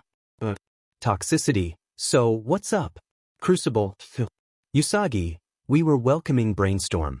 Toxicity, who? Toxicity, oh sheet. New guy. Toxicity, sorry. Brainstorm, it's cool. Toxicity, so that's why Sagi would go super mode. Toxicity, KK. I see it. Brainstorm, what's hyper-analyst mode? Violet, Usagi loves quirks. And talking about quirks. Violet, like a lot. Brainstorm, Crucible, really? A lot. Toxicity, yup. Usagi, I'm not that bad. Usagi, okay. Maybe it is. Toxicity, okay. Just scrolled up. Toxicity, you know my quirk's pretty villainous. Brainstorm Toxicity, I make acid. Like super acidy acid. Brainstorm, it can't be that bad. Toxicity, I've burned through so many tables on accident. Toxicity, it really is that bad. Shinso hummed in thought. Was it really okay? As he was thinking, others shared theirs. Violet was invisible as he'd read, and Crucible could create both fire and ice. It was pretty cool thinking about it. Finally, he relented. Brainstorm, mind control. Usagi, seriously? Brainstorm, yes I know it's weird. Usagi, no. Not at all. It sounds awesome. How does it work? Pilot, oh boy. Brainstorm, if I ask someone a question and they answer within a short time frame, I can force them to obey me. Toxicity, now I get it. Toxicity, people get on your back about it, huh? Brainstorm, yeah. Toxicity, yeah. Me too. Crucible, we won't judge. Don't worry. Brainstorm, really? Violet, trust us, Brain. Don't worry about your quirk. We're here if you need us. Usagi, does it have a range? Brainstorm, no. Usagi, can you check? Violet, Usagi. Usagi, oops. Sorry. Brainstorm, no problem. Hitoshi smiled slightly, a strange, unfamiliar yet comforting warmth filling his chest. Brainstorm, and thanks. For a while, Hitoshi's life was better. Almost too good to be true. School was still the same. Same students mocking him for his quirk, trying to rile him up so he'd get in trouble. Same accusations of being a villain. Same threats. Same everything. However, his home life was still better. Finding Venality had actually made him happy. A foreign feeling he thought himself numb to. He actually had a place to talk about his problems. Everyone did. He helped talk others through some tough times. He and Toxicity, or Mina as she asked to be called, bonded over mistreatment. It was nice. His father also noticed the change. He seemed a lot happier, his son seemed a lot happier. It seemed to help him work harder too. Hitoshi liked seeing his old man happy, not worrying about him. Their schedule didn't change. Sometimes his father came back earlier or later, but Hitoshi always cooked for him thanks to him being exhausted from the workday. They talked for a little bit during dinner and then Hitoshi returned to his room. Hitoshi was starting to think about high schools. Maybe he could get into UA. He wanted his life to stay this normal. But then Hitoshi received a harsh lesson. Life wasn't fair. His father was late that day. It was nothing unusual. Sometimes his father went out drinking after work with some friends. He just put his father's portion of dinner in the fridge and went out his day. Then, while he was doing his homework and watching Usagi and Mina argue over ramen flavors, he got a knock on the door. He opened it to a pair of police officers, one tall and thin with rough-looking skin and a smaller, fatter one with black teeth. Is this the home of Ranmaru Shinso? The shorter cop asked. Hitoshi nodded. Is your mother home? No. She doesn't live here. He said carefully. I see. Well, I'm sorry to tell you this, son, but your father has passed away. Hitoshi froze. What? He asked, disbelieving. It happened at 4:47 this evening. There was a fight between Mount Lady and a villain. Your father was caught in it and was killed when a building collapsed. The taller one. Hitoshi's mouth fell open. His father? But why? We're sorry for your loss. Why? You want us to take you to a relative's or dash? No. But I want to be alone. The two gave Hitoshi a sympathetic look. Are you sure, kid? Positive. Hitoshi answered bitterly. Thank you for informing me, but leave me alone. All right, kid. Stay safe. Hitoshi didn't answer, simply closing the door in their face. This had to be a sick joke. His father? That couldn't be. He returned to his room and sat in silence. He couldn't think straight. He couldn't feel the tears running down his face. He didn't register the gradually updating blog on his desk. He just felt empty. It was a few hours before he finally came back to his senses. He was filled with a sudden feeling of want. He didn't want to be alone. But now he was. He looked over to his laptop. He really wanted to talk to someone. Anyone. Only one person was still online. Brainstorm. Usagi. Usagi. What's up? Brainstorm. Brainstorm. He's gone. Usagi, are you alright? Brainstorm. Usagi, want to meet up? Brainstorm. That's how Hitoshi found himself at a bar one city over late at night. Usagi met him at the door. Brainstorm. He asked. Hitoshi looked up. I'm Usagi. Izuku Midoriya dash. Hitoshi cut him off. He just grabbed him and broke down crying. He's gone. Was all he could say. Izuku just silently accepted it. After a while, Hitoshi broke the hug. Sorry. Nothing to be sorry about. Izuku looked over to the bartender, a man whose entire body seemed to be made of black smoke. Mind if we use one of the spare rooms, Kurojiri? Not at all. It seems your friend is going through something difficult. The bartender nodded. It's open as long as he needs it. Thanks. Izuku led Hitoshi in back and sat him down on a bed in one of the side rooms. Want something? I just want someone to talk to. I don't want to be alone tonight. Sure. What happened? It's my father. He was killed. Oh. He was caught in the crossfire. Some villain attack late this afternoon. He was crushed by a falling building. Izuku's face fell. Mount Lady, right? Yeah. That's what the cops say. Izuku groaned. I hate her. Izuku growled. She has the second highest collateral rate of all heroes. Only one higher than her is Endeavor. And the civilian casualty rate, it's too high. And yet the commission will sweep it under the rug as always. As always? Izuku sighed. I don't mean to get worked up. I've just studied up on facts when it comes to heroes. It's scary what you find really. You never hear about all the lives that heroes ruin in their wake. Lives lost. Irreparable injuries. The news will blame it on the villains. And the commission? The corrupt cesspool will dispose of everything not fitting of the narrative. Izuku shook his head. No. Sorry. This isn't about them. You think Mount Lady did this? Hitoshi asked angrily. I'd have to do some digging, but Izuku didn't need to say any more. Hitoshi clenched his fists so hard his knuckles became white. Is she gonna get away with it? Hitoshi asked. I highly doubt she knows she even did anything wrong. Izuku admitted. Hitoshi was seething. How could she not know? She killed her father. The only person who had ever cared for him. How dare she just get away with that? How dare she? Izuku gave Hitoshi a sympathizing smile. You can stay with us for as long as you want. Tamura gets a bit excitable, but he'll welcome you like he did me. And Kurojiri is as nice a carer as they come. Thanks, Izuku. No problem. You look like you need a friend right now. Hitoshi looked up and smiled. He did. He really did. So Hitoshi stayed. It wasn't meant to be a permanent affair. But, as he heard Izuku talking, found himself agreeing with what he was saying, Hitoshi was asked if he wanted to meet the building's landlord, a mysterious man called Sensei. A week later and he'd moved his stuff from the empty apartment and left all the rest of the stuff for his other family members or put into storage. Officially, he'd moved in with one of his friends after all his family members rejected him. Unofficially, he'd found a palace to belong. And Hitoshi was never going to give that up. Not to the people that took everything from him once. Not without a fight. Mina Ishido's life was a lonely one. Everyone she ever knew kept her at arm's length. It wasn't that she didn't have friends or a caring family. She had both. But there was a reason that everyone stayed a few steps away from her when she appeared. Her quirk was a nasty one. It allowed her to secrete acid from her skin. This acid was, by all accounts, deadly.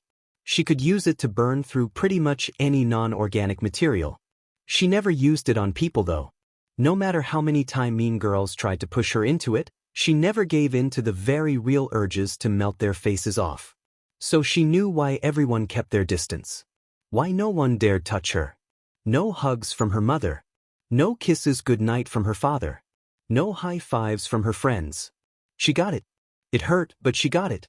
Opposed to the general belief of the people in her life, Mina had very good control over her quirk. She didn't need special gloves to live her life or a special uniform in school, as was the rumor. Everyone was cautious. Around such a terror to society as she was perceived as. Oh, her parents had offered to buy them but they weren't needed. But they just didn't trust her. It may have had something to do with her burning her uncle's hand off when she was 5 and her quirk had barely just manifested, but to still be judged for that nearly a decade years later. There was only one person who didn't treat her an highly infectious patient, and that person was Eijiro Kirishima. His quirk allowed him to harden his skin into stone, making him less affected by her quirk than most. This allowed him to be less cautious around her than most, knowing he had a quirk that protected him. Even if she and him weren't really that close, just classmates really, it was reassuring to know that someone out there didn't think she was too hazardous to be around.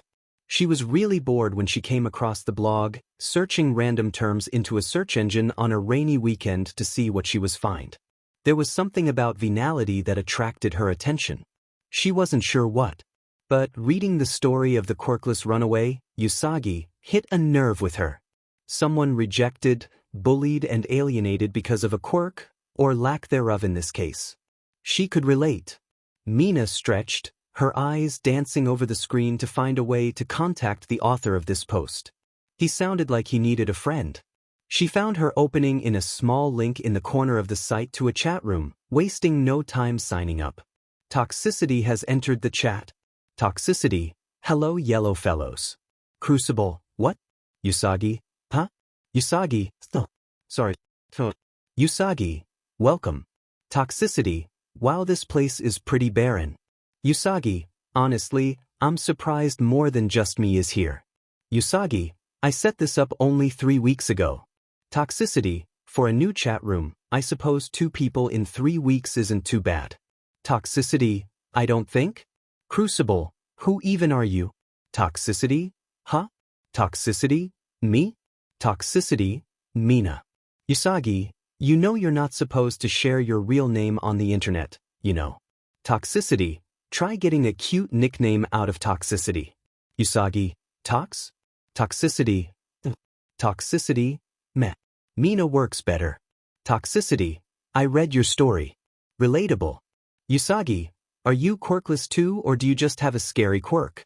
Toxicity, the latter. Sorry. Usagi, no problem. We are rare specimens in this age. Crucible, what are you? A zoo animal? Usagi, some have argued that in the past. Toxicity, same tbh. Usagi, sorry. Was that too much? Toxicity, nah. It's cool. Toxicity, I just have an appearance that's a bit. Toxicity, well, Dad has a mutant quirk. It rubbed off a bit on me. Crucible, like a lot of kids these days. Usagi, I get it. Usagi, well, either way, nice to meet you, Mina. Crucible, hit. Toxicity, hee hee. Toxicity, nice to meet you guys too. From behind her screen, Mina grinned ear to ear. She was sure this was the start of a beautiful friendship. A month later, Mina waved goodbye to her friends at the local arcade and started to head home. She loved the old arcade. Specifically, the DDR machine. She could dance for hours, losing herself to the music and forgetting her problems. Her other friends were the same. They didn't notice it as much as Mina did, but it was the only time they actually touched her. Excited hugs. A friendly high five at the end of a heated game. It was a place filled with memories and she loved her game for it. Didn't hurt that she was also known for being absurdly good at the game. She was heading home, excited to tell Usagi, Crucible and the newer additions to the group, Violet and Brainstorm, all about her matches. She was swept up in her thoughts when an arm roughly was thrown over her shoulders. "Huh! Don't move or I'll kill you." Mina glanced up. Hanging over her shoulder, a wide grin on her face, was a schoolgirl with messy blonde hair. "What? Don't worry. I just need your shoulder for a minute, bestie." The girl giggled. Mina panicked slightly. Who was this girl? She was distracted by sudden shouting. "I found her. Toga, stop where you are and put your hands up." Mina didn't even need to look up, recognizing the authoritative tone of a police officer. Mina's skin paled slightly. This girl was a criminal. A possible villain. She was about to shout for help before the girl grabbed her wrist hard, giggling wildly before taking off at a sprint, dragging Mina behind her. Hey! She shouted. "Come on, bestie." Toga laughed as she ran. Behind her, she could hear the cops speak into his radio. "Toga's on the move with an accomplice. All local heroes, move to intercept." "Accomplice? Hey!" She shouted back in vain. "I'm not whoa." Toga tugged Mina harshly into an alleyway and kept running. After a few seconds, she kicked down a door and rushed inside, closing it behind her. Phew. Made it. Toga looked back at Mina with crazed eyes. "You're a good runner, bestie." "I'm not your bestie." Come on." Toga pouted. "What do you want with me?" "Well, those assholes were chasing me and I needed a pal." Toga shrugged. "I like your hair. It's cute. It goes well with the horns." "Thanks." Mina shook her head. "No. Let me go. I don't want to be a part of this." "I mean, you can go whenever you want. But with those FS outside wandering around, they might get the wrong idea, you get me? I don't want to see my new bestie get hurt." Mina paused, mentally cursing. The cops had said something about her being an accomplice to her kidnapper. If she left immediately, she would probably get arrested. She growled. "Come on. Let's talk. I want to know more about you." Toga grinned, sitting on some splintering stairs next to the door. Mina sighed, relenting to the demands of her kidnapper. Mina learned that the girl's name was Himiko Toga and she had some complicated feelings about love. She seemed to idolize a serial killer who had been on the rise lately called Stain. Her talks about loving him so much she wanted to murder and become Stain was unsettling. Still, Toga never did anything to hurt Mina. She just rambled on about various things on a scale of unsettling topics, from kittens to villain attacks to her latest victim. After an hour, Mina finally managed to get away and return home. She hoped it was the last she'd see of the girl. She was wrong. Over the next couple of weeks, Toga tended to ambush her on the way home. It was never as bad as the first meeting anyway. Toga just appeared, talked to her about her day and asked about her day and then left, waving goodbye. Mina never knew what to think about the girl. But something was odd. Toga was never scared to touch her. She'd throw her arm around her shoulder, jab her side playfully or force a handshake or a high five out of her. She thought that would end after she showed off her quirk to the girl on their 5th meeting. But it didn't. Toga never stopped treating Mina the same she'd seen other girls treat each other on the playground. Not like a dangerous bioweapon but like a normal girl. She knew she shouldn't, but she began looking forward to Toga's surprise appearances. One night, she'd noticed Usagi talking about villains. He was saying that he was studying about them. She hadn't asked why, just assuming it was for a school project or something. But he listed a few he'd known about. Some more famous ones like All for One and Destro, to some lesser-known ones like Gigantomachia and Killer Bee, to some up-and-coming villains like Stain and Magna. Mina got curious. Toxicity. What about Himiko Toga?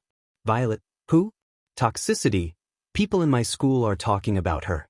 Toxicity says she's been giving the cops and heroes the runaround. Usagi. Let me check my notes. Usagi. Alright. Usagi. She's a serial killer with a shape-shifting quirk. Crucible. Like Stain? Usagi. Yes and no. Usagi. She was a fairly notorious stalker with records dating around a year back. Usagi, she probably has a higher body count than stated, but it's hard to pin crimes on her. Brainstorm, cause of her quirk. Usagi, Violet, that's a bit creepy. Toxicity, she's a bit on the younger side. Toxicity, or so the rumors say. Usagi, it's hard to say. After all, shapeshifter.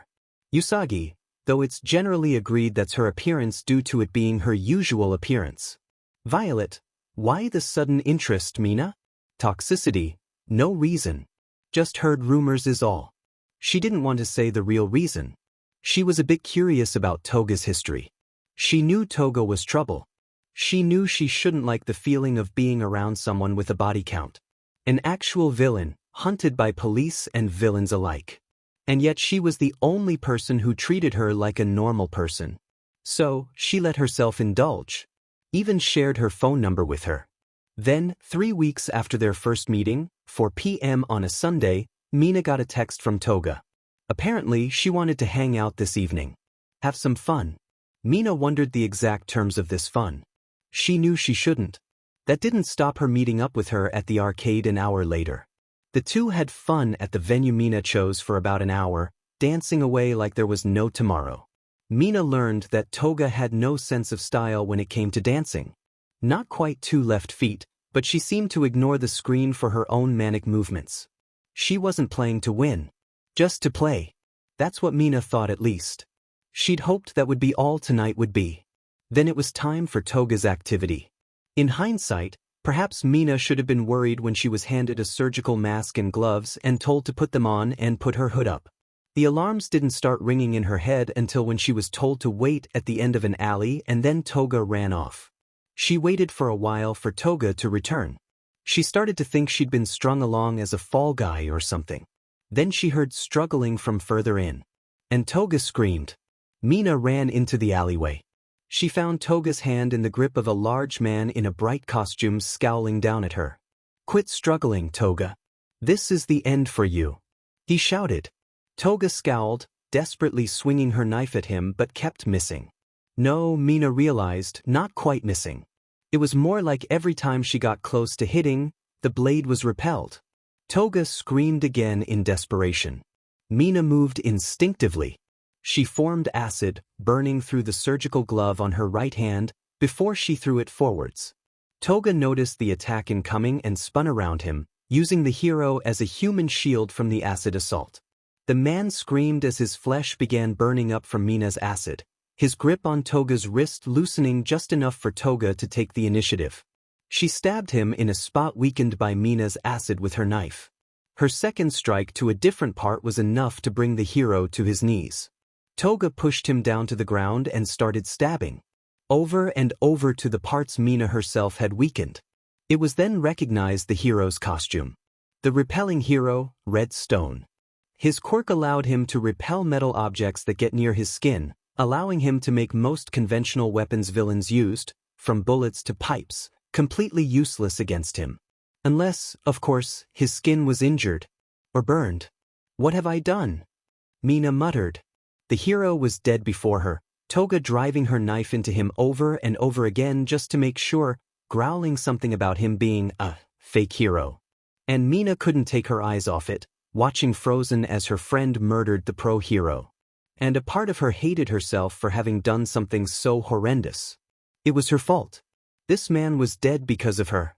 Toga stood up finally, admiring her job and wiping her blade on her shirt, spitting on the man. Just the man Staney would hate. With a giddy smile, she walked back over to Mina. Nice work, bestie. You're the best. But I. What? First time? Toga giggled. Glad I could share it with you. But. It feels really good, doesn't it?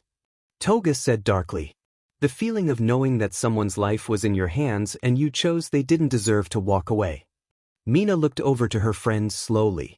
She stared into her manic, red eyes, taking in her blood-soaked form. It's great, right? Right. How could it, her mind screamed. To have a hand in taking a life? It filled her such a strange feeling. Her heart raced. Her skin burned. Her chest felt like it was on fire.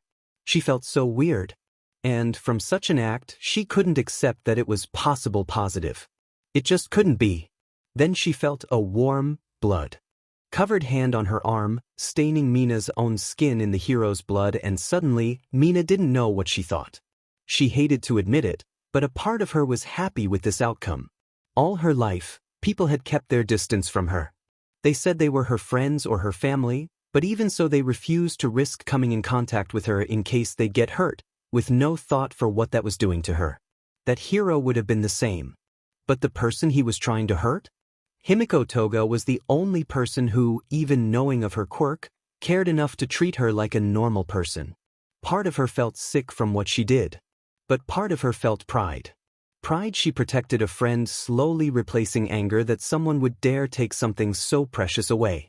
Don't worry. Himiko grinned. I'll help you enjoy that feeling. Toga placed a hand on Mina's cheek and leaned in.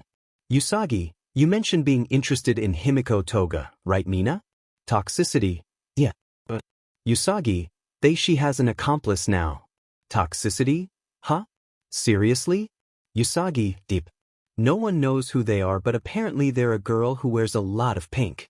Usagi, and maybe a type of fire quirk. Toxicity, I thought villains didn't like sticking out. Why pink? Usagi, who knows? Usagi, anyway, just thought I'd let you knows. Toxicity, thanks Sagi. You the best. Who are you talking to, bestie? Himiko asked. Just a friend online. Mina answered dismissively, a drop of acid running off her little finger. The man under her foot screamed in agony. Apparently news has gotten out you have an accomplice. You got a name yet? All they know is that I dress in pink. Maybe you should dye your hair. I'd love to do it for you if you wanna. I don't care. Let him find me. It won't matter. Mina smirked. It had been a few weeks since the two's run-in with Redstone. Himiko was true to her word. Mina enjoyed the feeling of inflicting pain now. They met up a few nights a week now. At first, Mina tried to insist she was being strung along, that she didn't enjoy what she was being forced to do.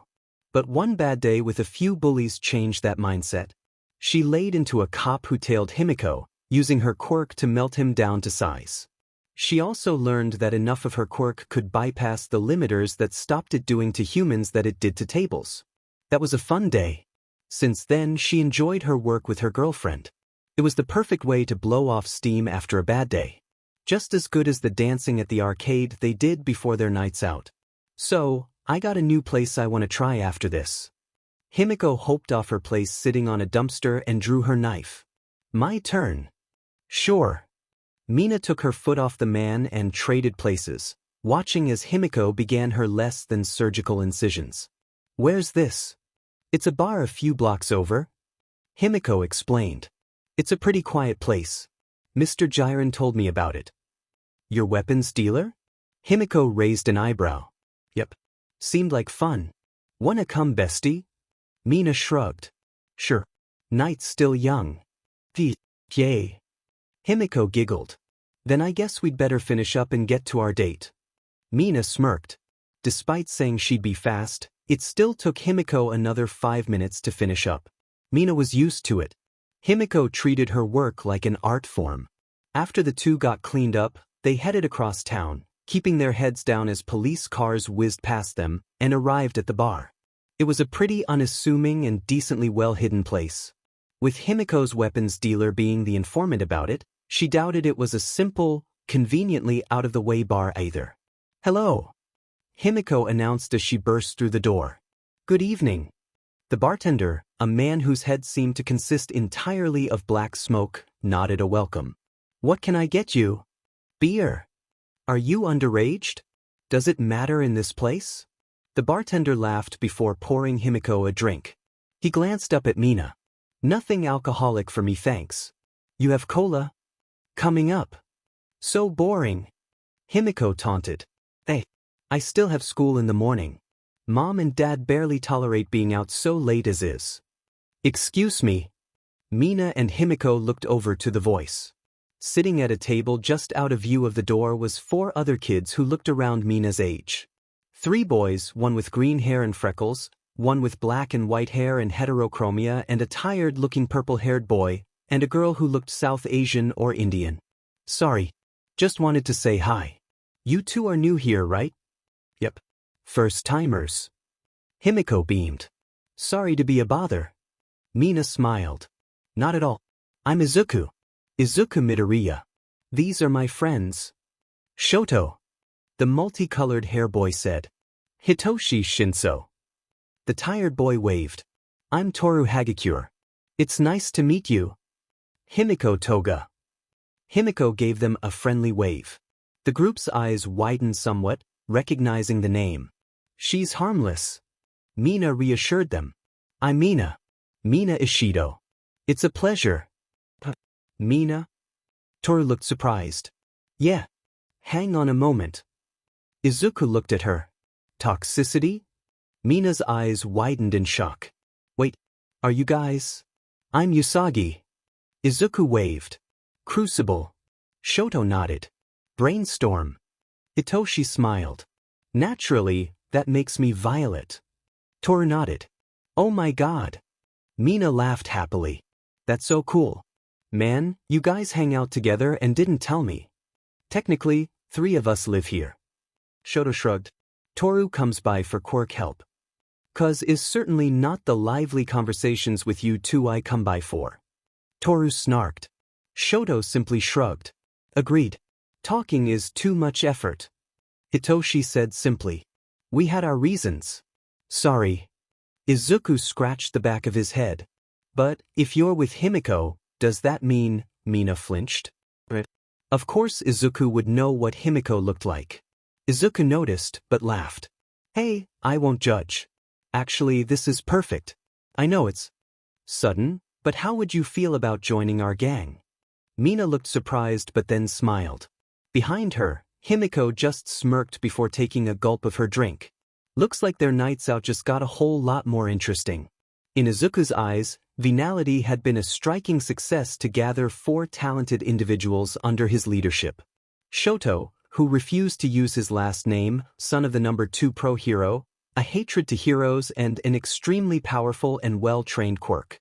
Toru Hagakure, who had come quite a long way with her own quirk under Izuku's guidance and a better love for it thanks to Sensei's gift, made the perfect spy, especially if Jiren could get her a suit that turned invisible with her like he requested, and resented Hero Society for leaving her to suffer.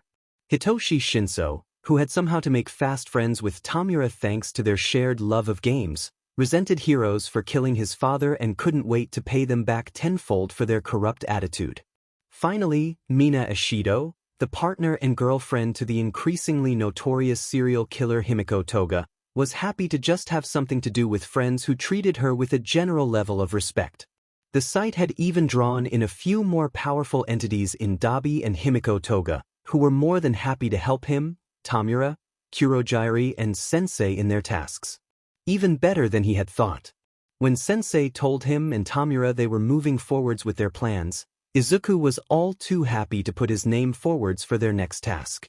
UA Academy was a place where the next generation of top heroes gathered, trained and were sent out into the world as the new perfect soldiers of justice, ready to crush villainy at any level. It had many popular and notorious alumni, from top 10 heroes such as Endeavor and Ryukyu, to more minor heroes like Manual or Eraserhead. Even All Might graduated from those hallowed grounds. That knowledge just made Izuku want to crush it even more. He got what he needed from those he could count on. Sensei granted him the quirks he needed and he trained them well. Izuku called the quirks together Tempest. He claimed he could control wind through his legs and use it in a variety of ways. In reality, this one quirk was a combination of 3. First there was Bound, allowing him to jump far, far higher than a regular person. Then there was Airwalk, allowing him to propel himself through the air up to 5 steps at a time. Finally there was Air Shot, allowing him to fire wind projectiles from his legs with a strong kick. It took a while but with some help from Kurojairi, Tamura and, later, Hitoshi and Shoto, he managed to finally master the quirks. His quirks. That felt so good to be able to say. He wasn't broken or useless. Not anymore. He decided he also needed a decent disguise to get into UA. After all, his good friend Kaken was also trying. He didn't want to get caught. So he dyed his hair. Or, moreover, he had Dabi do it. Dabi seemed to be well versed in dyeing hair. He did his own often enough. He dyed the red half of Shoto's hair at his brother's request. Izuku decided he wanted the same. He grew his hair out as well. By the time the UA entrance exams came around, his hair was beginning to cover one of his eyes, which took some time to get used to. So, how do I look? Izuku asked his friends. It was the night before the entrance exam. The gang had all gathered. A sort of party to mark the beginning of their plan. Even if it didn't work out in the end, at least they were having fun now. The Venality squad, as Dabi had dubbed them, were sitting together in their usual corner. Himiko and Dabi had taken to annoying Tamura by challenging him to various video games on the bar's small TV. Kurogiri just watched, entertained by the chaos. How do you simultaneously look like an emo and a nerd? Mina joked. It's a talent. Izuku joked, earning a laugh from the others. Hey, Izuku. Terest, why are you even disguising yourself so heavily anyway? I mean the hair dye. The colored contacts. I think those clothes are also a size too big. Izuku scratched the back of his head. Well, the clothes were the only uniform Jiren could get at such short notice.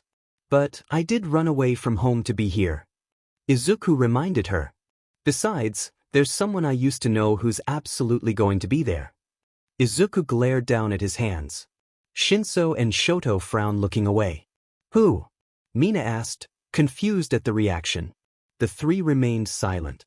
Mina and Toru shared a confused look. Izuku grit his teeth. Katsuki Bakugo. He spat. It's because of him, Izuku growled. Eche. Don't worry about it. You don't have to explain. Toru said. No. Hitoshi and Shoto know. It's only fair. Izuku raised his hand to his right shoulder. You know how, in the story on Venality, that I mentioned being abused for being quirkless? Well, I used to have this friend. The word friend was spoken with such venom it made Toru tense up. Well, when we were kids, we made a promise that one day we'd be heroes together. But then he learned I was quirkless. And he went from a good friend to being the worst bully you could ever imagine. And no one cared. Mom would never believe the son of her good friend could ever be a violent thug. And he was Aldra's star student thanks to his quirk, so no one bothered him there either. No one stopped him or his thugs. Even as he turned his quirk on me. Izuku pulled his sleeve down. Toru gasped as a deep red, hand-shaped burn became visible across his shoulder. It's not the only mark he left on me. That's Katsuki Bakugo. A symbol of a system that has failed so many. Oh my god, Toru covered her mouth. Aizu. Mina pulled her friend into a hug. I'm so sorry. I didn't know. Don't worry, Mina. It's fine. Izuku patted Mina on the head. I'm hoping I don't run into him on the day. But if I get in, it's only a matter of time. As annoying as it is, with Katsuki's destructive quirk and personality, he's undoubtedly going to make it past the hero entrance exam.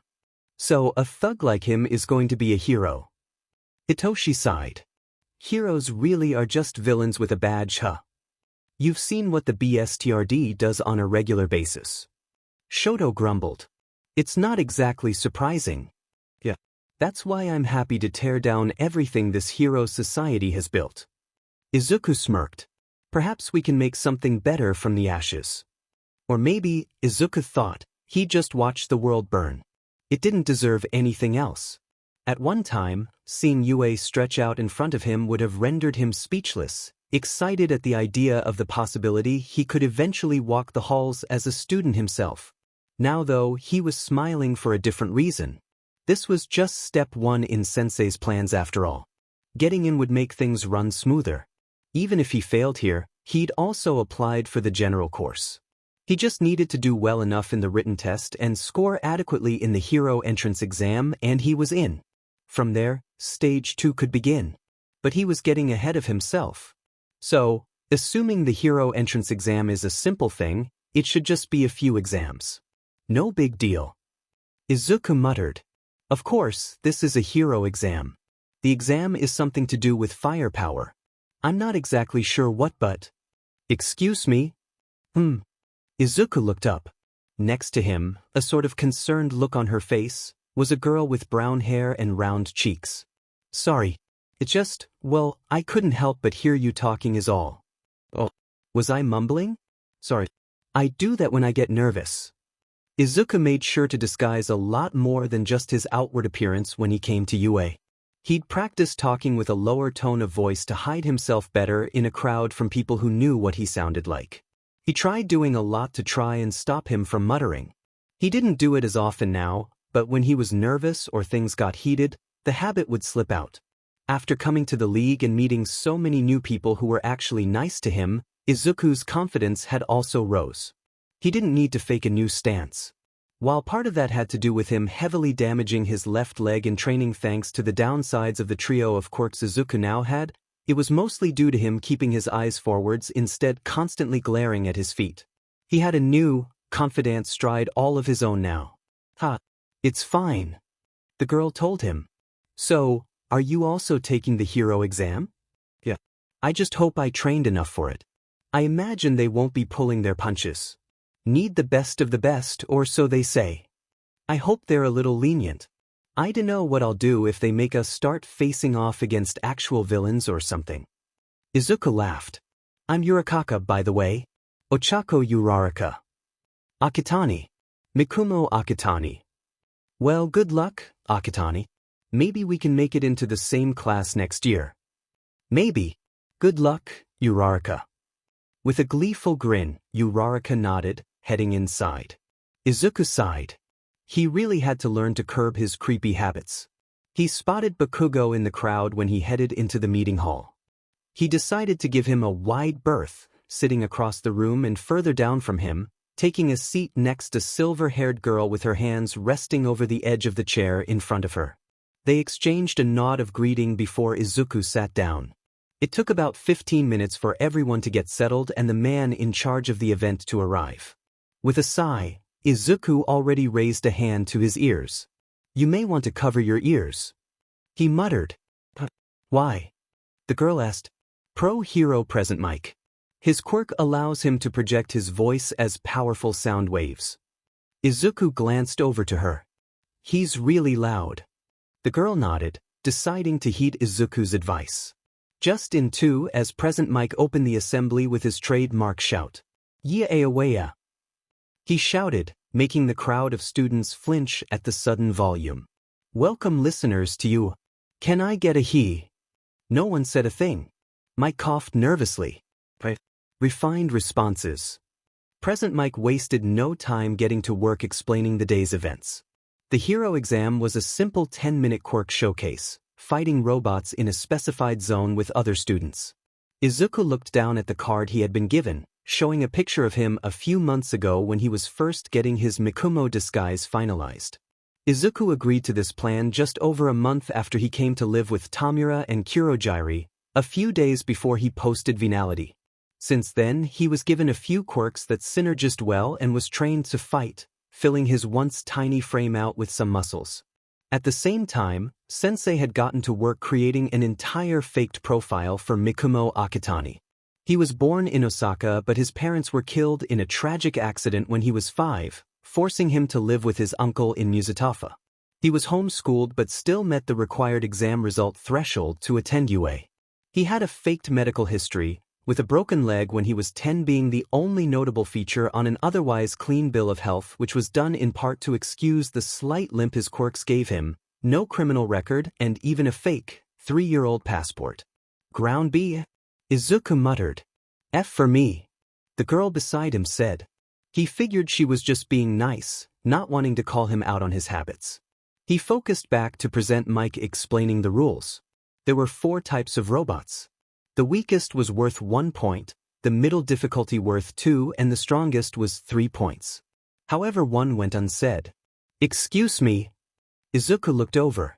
However, on the handouts, there are 4 types of robots stated. Is this a misprint? If so, such a prestigious academy should be ashamed for such misinformation and wasting ink. Izuku sighed. Obviously, it's not. He spoke aloud. It's likely some secret part of the test or a roaming obstacle that we're supposed to avoid or something. Present Mike was likely about to explain before you started complaining. Sit down and stop wasting everyone's time. What was that? The boy shouted. Oh. Sorry, but listener 2234 is right. Listener, I appreciate the concern, however I was getting to that. No need to worry. I apologize for my outburst then, sir. With a bow, the boy, 7111, sat down. Izuku sighed, shaking his head. Mike went about explaining about Robot 4.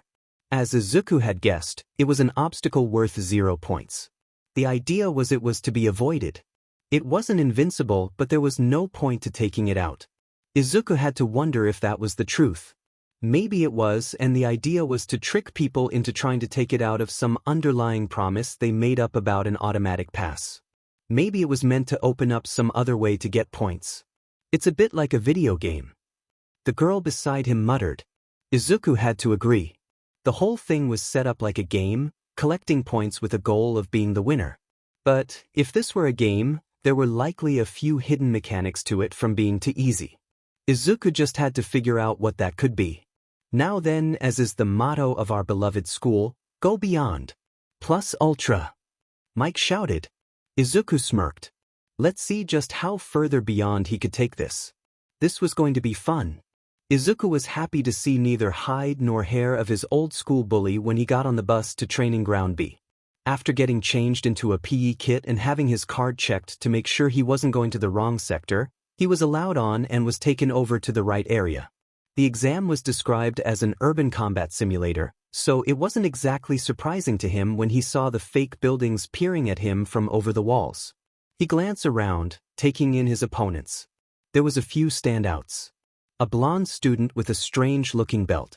A girl with hair shaped like a mushroom. He also noticed the brown-haired girl, Uraraka, from earlier. So he'd be going against her? Izuku smirked. He wondered what she could do. Excuse me. Izuku glanced over. I believe you are the one who correctly surmised the purpose of the fourth robot, correct?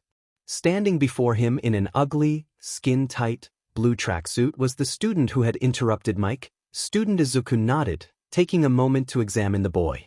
What immediately jumped out at him was the jets attached to the back of his legs. I just wanted to wish you luck and apologize for my outburst earlier. It's cool. Don't worry about it. Izuku hummed.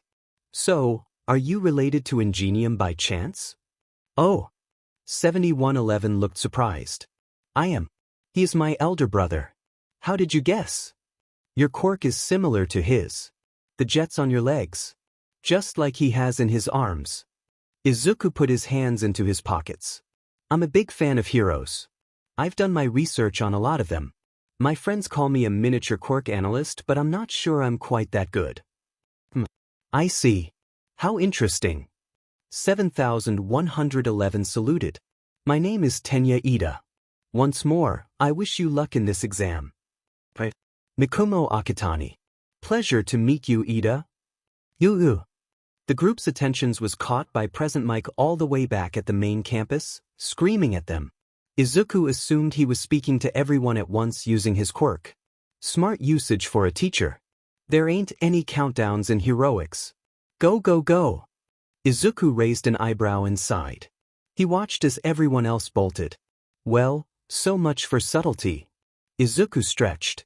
He channeled bound in his legs, feeling the cold wind swirl around him. He loved that feeling. The feeling of power from actually having something fate denied him all those years ago. He scoured it for a few seconds before launching off into the arena, taking to the skies and moving around the arena. With the control over his trio of quirks, cleaning up robots from place to place was fairly simplistic. He spent most of the time in the air, hopping from roof to recharge his usage of airwalk. The main roads were a scrap heap within a few minutes. Izuku hoped between there and the side paths, raining air shot after air shot down on robots from above. Before he knew it, he counted 57 points before he finally landed on a high building overlooking much of the arena. His legs ached from the wind pressure bound and air shot forced on his legs while he used them. 57 points. That was probably enough for the general course. He decided to watch for a while. Scout out the potential quirks the hero course would end up with this year. He saw the people below desperately searching for more robots to take out for points. They were running out. Izuku judged the bots on the side path were meant to circle around in the latter half of the exam. Of course, most of them had been taken out en route, either by him or others. One of the roads had bots completely immobilized in a forest of mushrooms, completely stopping anything from advancing down that lane. The boy with the belt seemed to be running out steam too, judging by the fact he could be seen slipping into a side alley clutching his stomach. On another roof, he noticed a large student with a number of arms, ears at the ends of some of them. Ida was giving no quarter, making the best of his quirk to bolt around the main roads, kicking apart the few robots that remained. Then there was Uraraka, who seemed to be caught out in the chaos, looking around like a lost puppy. Some students had collapsed from overusage of their quirk. Others were just looking around, desperate for a few more points. It was honestly pathetic. Then, all at once, everything got more interesting. The ground quaked, dust rising from the center of the city. Izuku made his way across to the opposite side of the building to get a closer look. A gigantic robotic hand smashed a building apart as it rounded the corner. Izuku suddenly understood. Present mix warning. The zero-pointer robot number 4, was easily larger than any of the buildings in the fake city. It towered above everything as it smashed effortlessly through the streets, creating a cloud of dust at its feet from debris. With a single swing of its fist, the entire street became a ruin. Understandably, the examinees began sprinting away down side paths and the main road just to avoid the carnage. Izuku was close to moving away himself. But then he paused. He saw movement in the rubble. A single girl. A girl with brown hair. Izuku realized something as he propelled himself forwards. He was right. The robot was meant to facilitate something. 4 middle school students, 10 minutes of continuous quirk usage, especially those with overly physical quirks, was dangerous. Certain quirks harmed their users with overusage. That's why the time limit was as it was. Not long enough for students to get hurt to majorly, but long enough for certain quirk users to feel winded. That was why the zero-pointer showed up at 7 minutes. In certain research papers, that was the limit those who hadn't trained their quirks could last using them continuously. As such, the exam then reached its second phase. If students noticed or not wasn't important. This was a test of cooperation. After all, what was a hero if they couldn't rescue people? Quickly judging the weight and size of the robot, Izuku charged wind into his left leg and released it as a powerful shot, knocking the robot back slightly. Not enough to destroy it, but enough to give him enough space. He used airwalk to land safely next to the rubble. Hello again. Your dash, Uraraka began, but Izuku shook his head. He grabbed the large chunk of rock the girl was trapped under and began to pull it up. Later. Right now, crawl. Uraraka nodded, moving herself free as Izuku held it up. Once she was out of the way, he dropped it, grabbed her and leapt forwards with bound, just in time for the robot to smash its hand down on their position.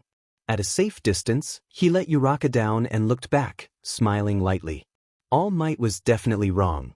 He could have been a hero if he put his mind to it. Time's up. Present Mix voice echoed around the arena. The zero-pointer ground to a halt. Izuku let himself breathe. Game over. He'd probably done enough to pass. 57 points plus a possible bonus multiplier for saving people. That was the theory anyway. He looked back to Uraraka. Hey, you alright? Yeah. Thanks to you. Uraraka gave him a pained smile. But my leg. I think it's twisted.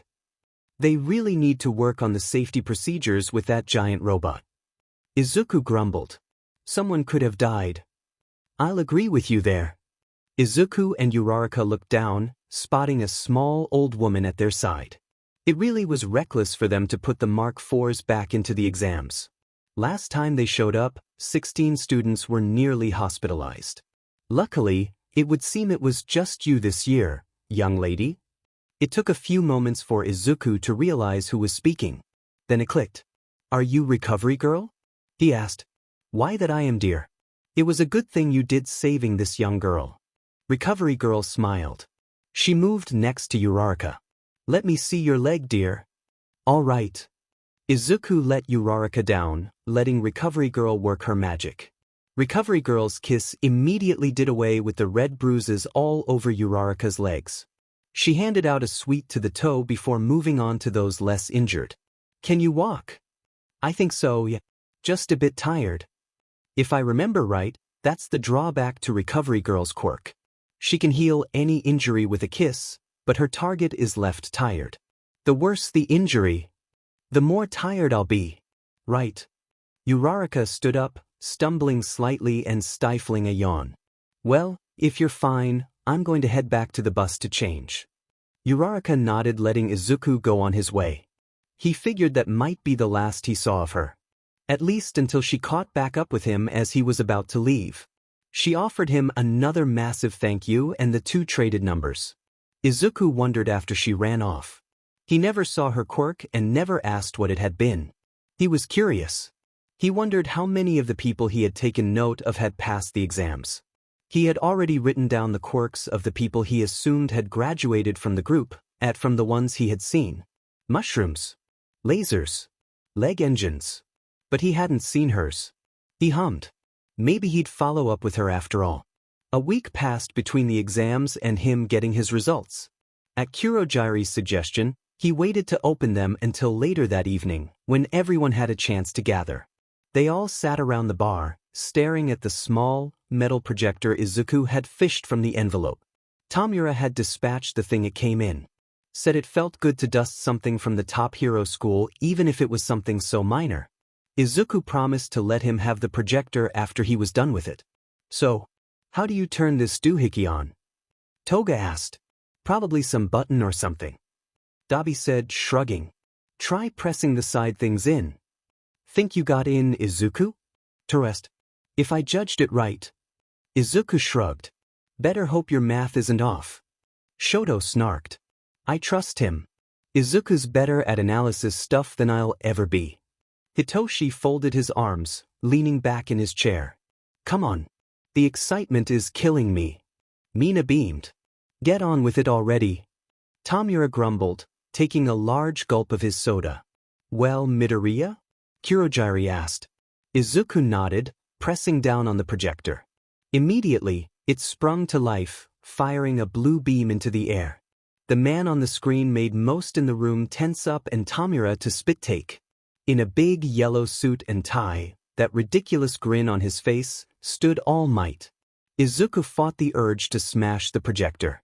His face brought back bad memories of that day. A hollow grin and a message. About being realistic. Now what? Did he recognize him? Probably not. He'd likely wiped the moment from his memory, replacing it with his daring act of saving his bully. Greeting, young Akitani, I am here. He shouted. It is a pleasure to announce the results from your hero examination in person. Projection. All Might. Shoto raised an eyebrow. What's he doing? As the new heroics teacher in UA, it was decided that I would be here to do it. As exhausting a process as recording all of these may be. Ahaha. Tamura groaned. Now then, without further ado, your results. In the written exam, you scored exceptionally well with a near-perfect 94 points. In the practical exam, you also did well, with a score of 57. Izuku nodded. As expected. Usually, this would be enough for you to pass, however there is more to this exam that must be explained. More? Mina asked. He's probably going to say that there's extra points for saving people. Izuku shrugged. Really? Dabi laughed. Hey, it's a hero school. Toga grinned darkly. Wouldn't be one if they didn't teach you how to look good on camera saving idiots, would it? Huh. You have a point, Miko. Mina laughed, resting her head on her girlfriend's shoulder. All Might continued. For you see, the entrance exam was not graded on villain points alone. A secondary point system, not told to you all, was implemented into the ranking, acting as a way to measure virtuous acts in the exam venue. These points we called rescue points. Called it. Izuku said, laughing. And you, young Akitani, gained 25 rescue points for your daring deed in rescuing young Uraraka. This brings your points to congratulation, my boy. And welcome to your hero academia. The video stopped. Everyone paused. Then Izuku started laughing. There was a resounding cheer. The celebration begun. Part 1 of the plan was completed.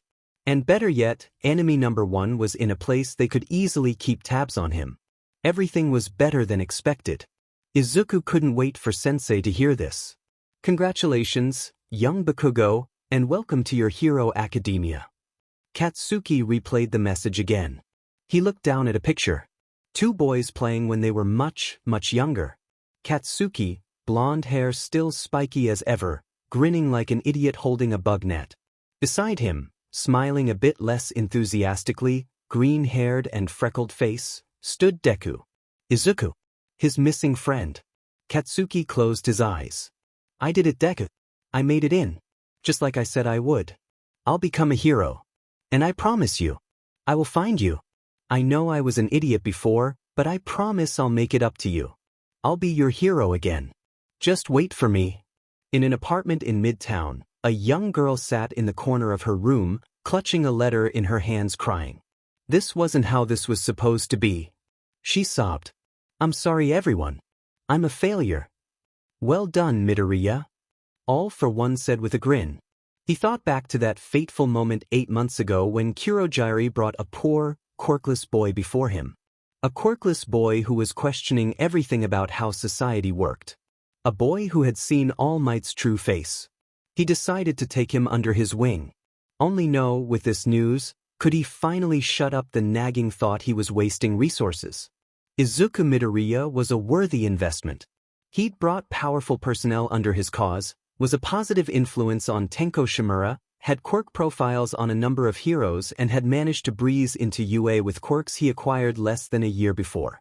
The boy was extremely talented. To think society itself pushed such a boy to his arms. He'd have to thank All Might for that next time they met. But there was time to wait. He was excited to see where the boy would go next. What a joy it would be to watch.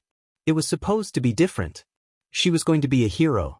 Ochako Uraraka had promised her parents that. Promised her friends that. Promised the world that. People always said she would do great things. Her quirk, zero gravity, allowed her to remove the gravitational pull of objects. This couldn't be used on people. Clothes holding people was an entirely different story, however. Her parents ran a construction company. It was nothing major. Didn't really get that much business outside of the odd reconstruction job from villain attacks destroying the local area. It was enough to keep food on the table, but it was always clear to Ochako how much her parents were suffering monetarily. As she grew older, she begged them to let her help so many times. She had plans. She could use her quirk to make the heavy materials weightless so they could sell their cranes for money. That sort of thing. But they refused. So she decided on a different approach. She was going to become a hero. Then she'd use the money from that to help them. Then the day came. She was confident she could do it. She charged forwards into the hero exam with such vigor. She grabbed a few robots and smashed them into the ground. In the first few minutes, she gained 18 points. She tried to go for more.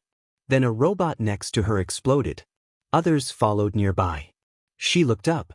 Above her, leaping through the air, was the boy she met at the gates, Mikumo Akitani, firing projectiles from his legs into robots on ground level, stopping on a rooftop for a few seconds before leaping forwards and continuing on. Ochako grit her teeth and kept moving. By the 7-minute mark, she was only at 20 points. All the robots around her were quickly being taken out. The boy who interrupted Present Nick's explanations, 7111, sped through the area with his quirk, kicking robots to pieces. A blonde boy in a white shirt blasted some away with a shining laser. She wandered into an area only to find them locked down with mushroom spores. She started to panic. She was running out of time. Then the worst-case scenario happened. The zero-pointer rounded the corner. Dust and rubble was flying around her. Before she knew it, she was pinned. She wanted to scream. This wasn't enough. She hadn't done enough. She had to do more. But her arms were pinned in a bad position and she couldn't feel her legs. Then he appeared again. And Akitani saved her life. Part of her wishes he'd left her die when she heard Present Mike end the exam and she knew she had failed. 20 points. The confirmation came a week later in the form of a letter. We apologize, but you did not make it into the hero course. It read, however, due to your performance on the written exam, we can offer you a place in UA's General Studies course. We apologize if this is a disappointment, but due to the results you achieved, we cannot grant you any higher place. We hope to see you at UA in the new school year. Sincerely, Principal Nedzu, UA High School. Ochako crushed the letter in her hand as she huddled up in the corner of her room, tears streaming down her face. This wasn't how this was supposed to be. She sobbed. I'm sorry, everyone. I'm a failure. 3 days after what was probably the worst day of her life, Ochako got a text message. Not that it was unusual for her to get them. She got them from friends and family all the time. But it was the sender who was strange. Akatani, hey. Akatani, this is the right number, right? Perhaps it shouldn't have been strange at all. They had, after all, traded numbers. She just hadn't expected her savior to check in so soon. Either way, she texted back. Uraraka, yeah. It's the right number. Uraraka, hey. Akatani, cool. I was worried I'd entered something in wrong. Akatani, wanna meet up? Uraraka? Akatani, it's fine if you don't want to. Akatani, I just wanted to catch up. She knew fine well what he meant by catch up. He wanted to know how she did. She could probably guess how he did. He mentioned having around 60 points from robot kills alone. If there were other factors, he probably scored even more. With such a great quirk, he undoubtedly got in. It just made her even more depressed.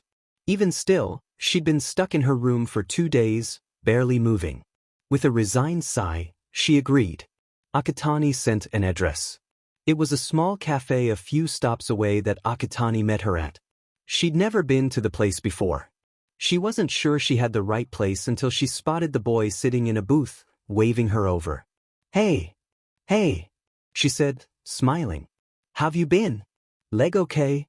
Yep. Recovery girl works wondered. She laughed nervously. That's good to hear. Akatani paused. Are you all right? You seem on edge.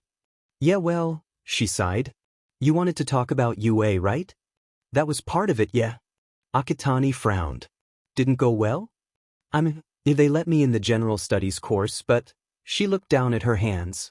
It wasn't what I wanted. Man, sorry. I thought you'd get in for sure. So, I guess you made it. Yeah. Akatani nodded. I'll get my class name and location when I get there, I figure. This confirmation only made Ochako feel that much worse about herself. Tears filled her eyes. I'm such a failure. She muttered, holding her head in her hands. Hey, it's all my fault. I failed. And now, I don't know what to do. Want to talk about it? I may not look it, but I'm a fantastic listener. Ochako laughed slightly. Then she nodded slightly. She found herself spilling everything to her. Her aspirations. Her family troubles. Her insecurities. Everything. She didn't mean to. She didn't want to burden him with it. But she found, when she started, she couldn't stop. When she finally finished, catching her breath, Akatani simply leaned back in his seat. I think I get it now. You really want to help your folks, huh? Yeah. They mean everything to me. Even if it's a little, I just want to help. And if I became a hero, I could have solved all their financial burdens so easily. But now, I failed them. Akatani thought for a few moments. I might know how you could get a lot of money. You do. Well, maybe not a lot. It's not hero wages or what have you, but it is something. Akatani shrugged. It might not be your kind of work, though. But the pay's good, though? Yeah. Jiren's always bragging about his business and how great it is. Jiren? A friend of my uncle's, yeah. He's a nice guy. Bit off color with his jokes, but he's a good man. And you can get me a job with him. I can try. Just depends. What are you willing to do to help your folks? Ochako didn't have to think before answering. Anything. She excused herself after dinner the next evening, claiming she was meeting some friends for a spring break party. Her parents didn't stop her. She figured that they were just happy she was going out again. Ochako took the train and headed to the location Akatani sent her. She arrived in a small bar above a barbershop in Kamino. Strange place. Bit out of the way. Still, it was pretty cozy looking. Greetings, miss. The bartender, a man with a head made entirely of black smoke, asked. May I help you? My name is Ochako Uraraka, sir. A friend of mine said this was the place I could meet a man named Jiren. Ah, yes, of course. Mikumo Akitani, correct. The bartender nodded. Yes, he told me to expect you. Unfortunately, Jiren is running a bit late and Akitani is out right now. Really? That's a shame. He's running an errand with some of the other residents. He won't be back till later. I can pour you a drink while you wait. On the house. Soda, please. Coming right up. The man began sorting out Ochako's drink. She looked around the room more carefully. From the back, the echoes of angry shouting could be heard. Kurojiri sighed. Ignore that. He's an avid gamer with a short temper. I apologize. It's fine. Ochako answered quickly. Kurojiri placed Ochako's drink down. I apologize again for the wait. If it's not formal, Jiren tends to be late. It's a bad habit. Ochako turned her head sharply. In the door. Wei stood a man with shifty eyes and a sly smirk with a fluffy scarf slung lazily around his neck, over a dark blue business suit. So, are you who I'm meeting here, missy? Are you Jiren? That I am. Kajiro Okuda, codename Jiren. At your service. The man bowed slightly. So, Ku says you're in need of a job, that right? Right. All right then. Jiren shoved a hand in his pocket. I'll need your name and quirk info first. Ochako Uraraka. My quirk is zero gravity. She answered without hesitation. She didn't really trust the man, but she needed the money. She wasn't willing to do absolutely anything, but she trusted Akitani enough to hear what this Jiren wanted.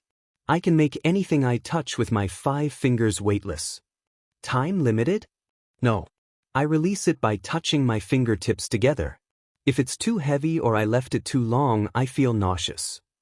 Interesting. The man scratched his scraggly beard. All right.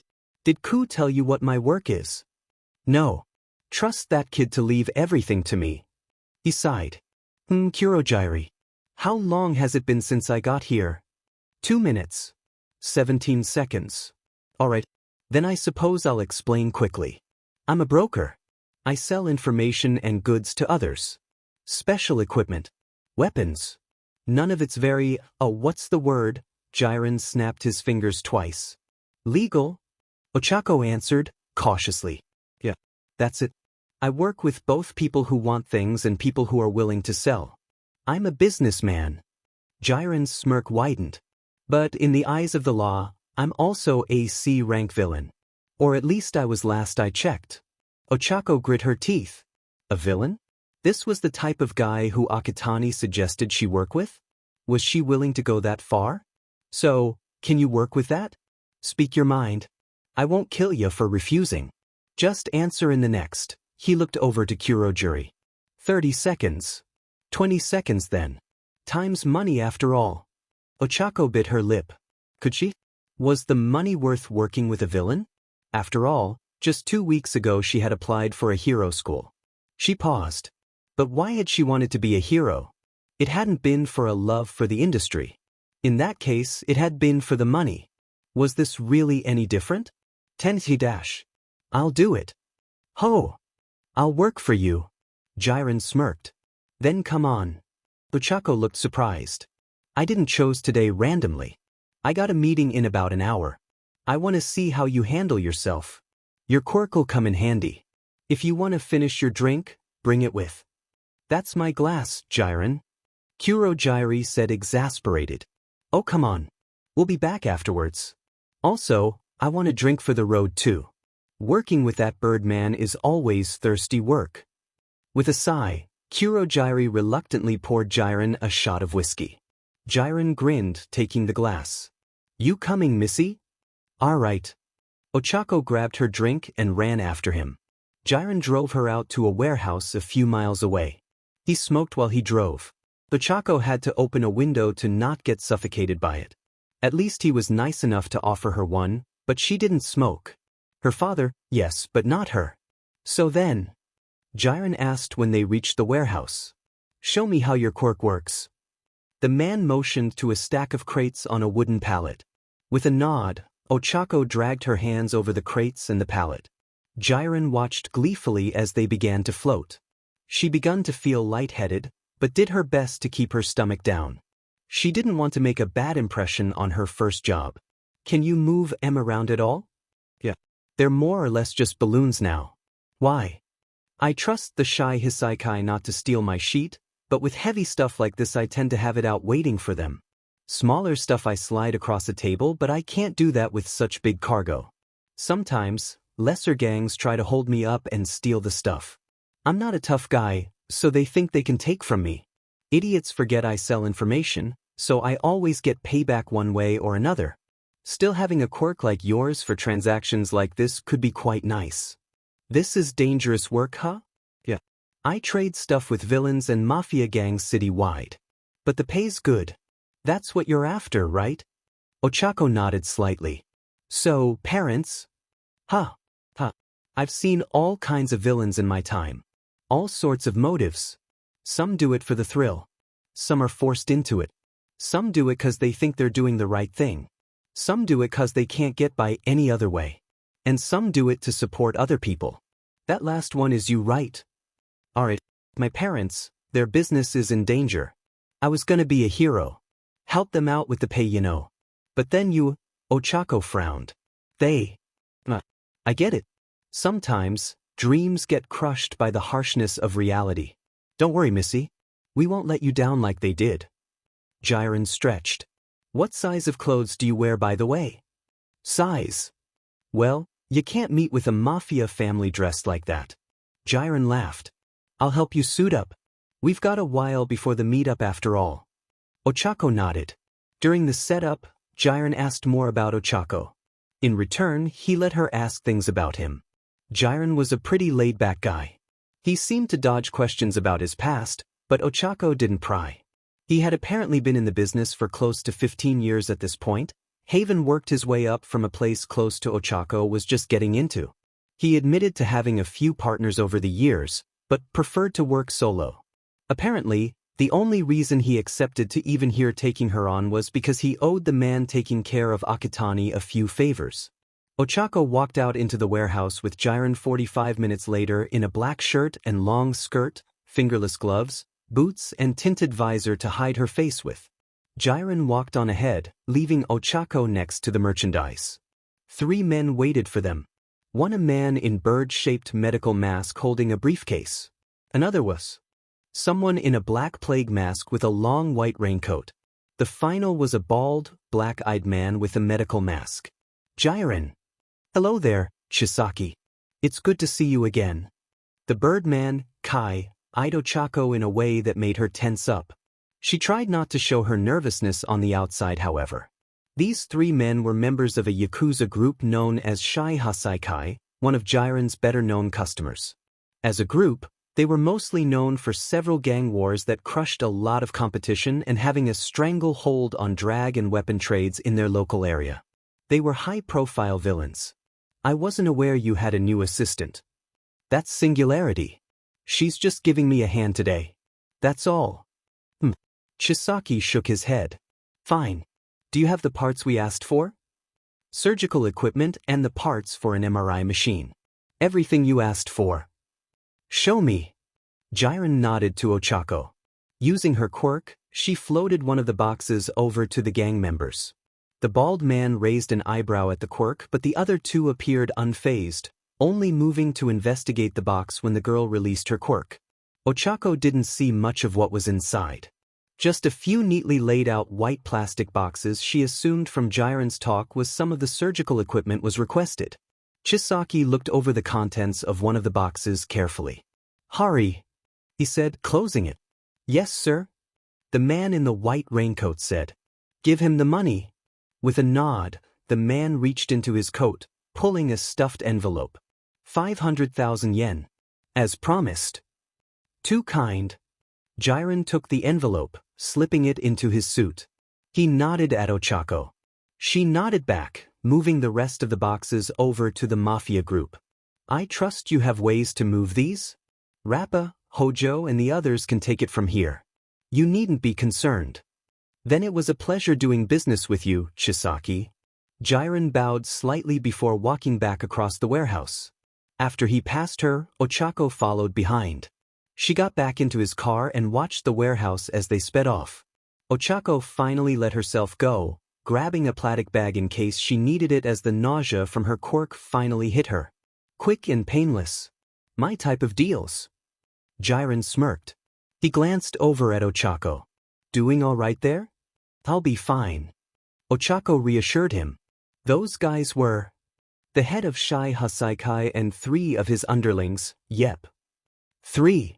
Ochako asked, confused. She took off her visor. Jiren smirked.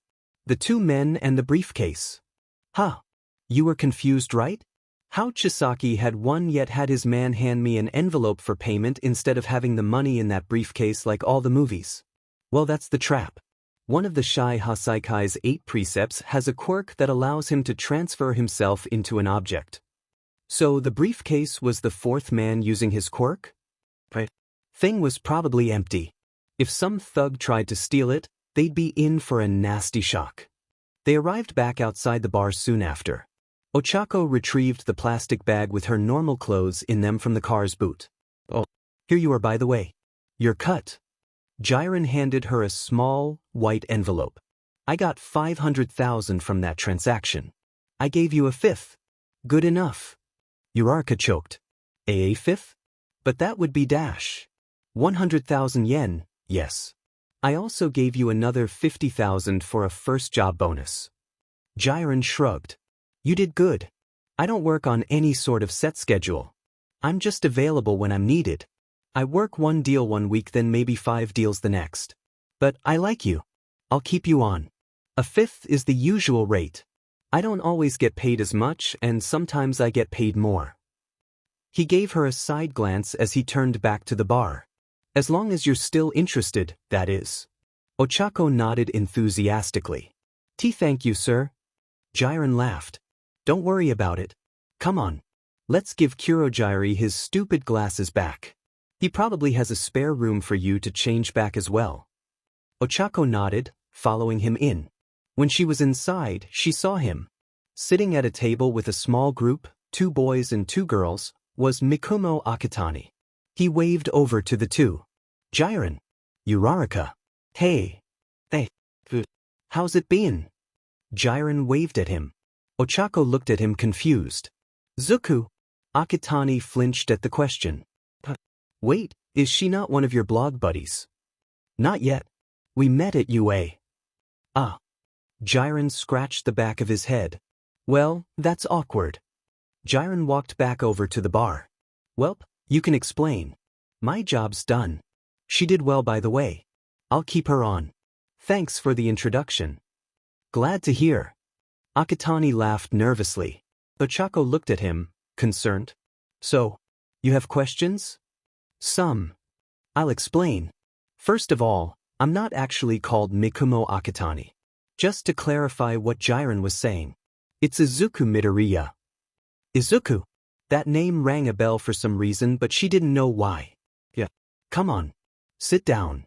I'll introduce everyone and I'll explain everything. Ochako had a bad feeling about this. Still, she owed him a bit for introducing her to Jiren. Sitting down, she decided to let him explain. With a hefty sigh, Ochako collapsed on the living room sofa. She had just started UA a few days ago and already she wanted to drop out. It was exhausting work. Even worse was that her homeroom teacher was present Mike. She was going to get a migraine being with him every day. She was distracted from her own issues by an excited conversation coming from her parents' room. She got up, confused, and pushed the door open slowly. Mom? Dad? Her parents paused, looking up at her. Her mother was crying but grinning from ear to ear. Her father gave her a warm smile. What's wrong? Nothing is wrong, honey. We just got a really big job offer. He explained. Remember the news of that destroyed department store from a week back? Ochako nodded cautiously. Well, we got an offer to fix it up. The payout is gonna be massive. Our biggest job in years. Ochako's eyes widened. Seriously? Yeah. Her mother nodded, sobbing. Don't worry about us, honey. I think we're gonna be fine for a while after this. Ochako was elated. She remembered the news well. A week ago, a local, high-profile department near her place was completely smashed up inside. A call sign left behind seemed like it was the work of a group of villains known for destroying buildings, doing it to try and ruin greedy businessmen. It was a popular place that Ochako herself frequented. Her parents getting hired to fix the place was amazing. The owner was incredibly rich.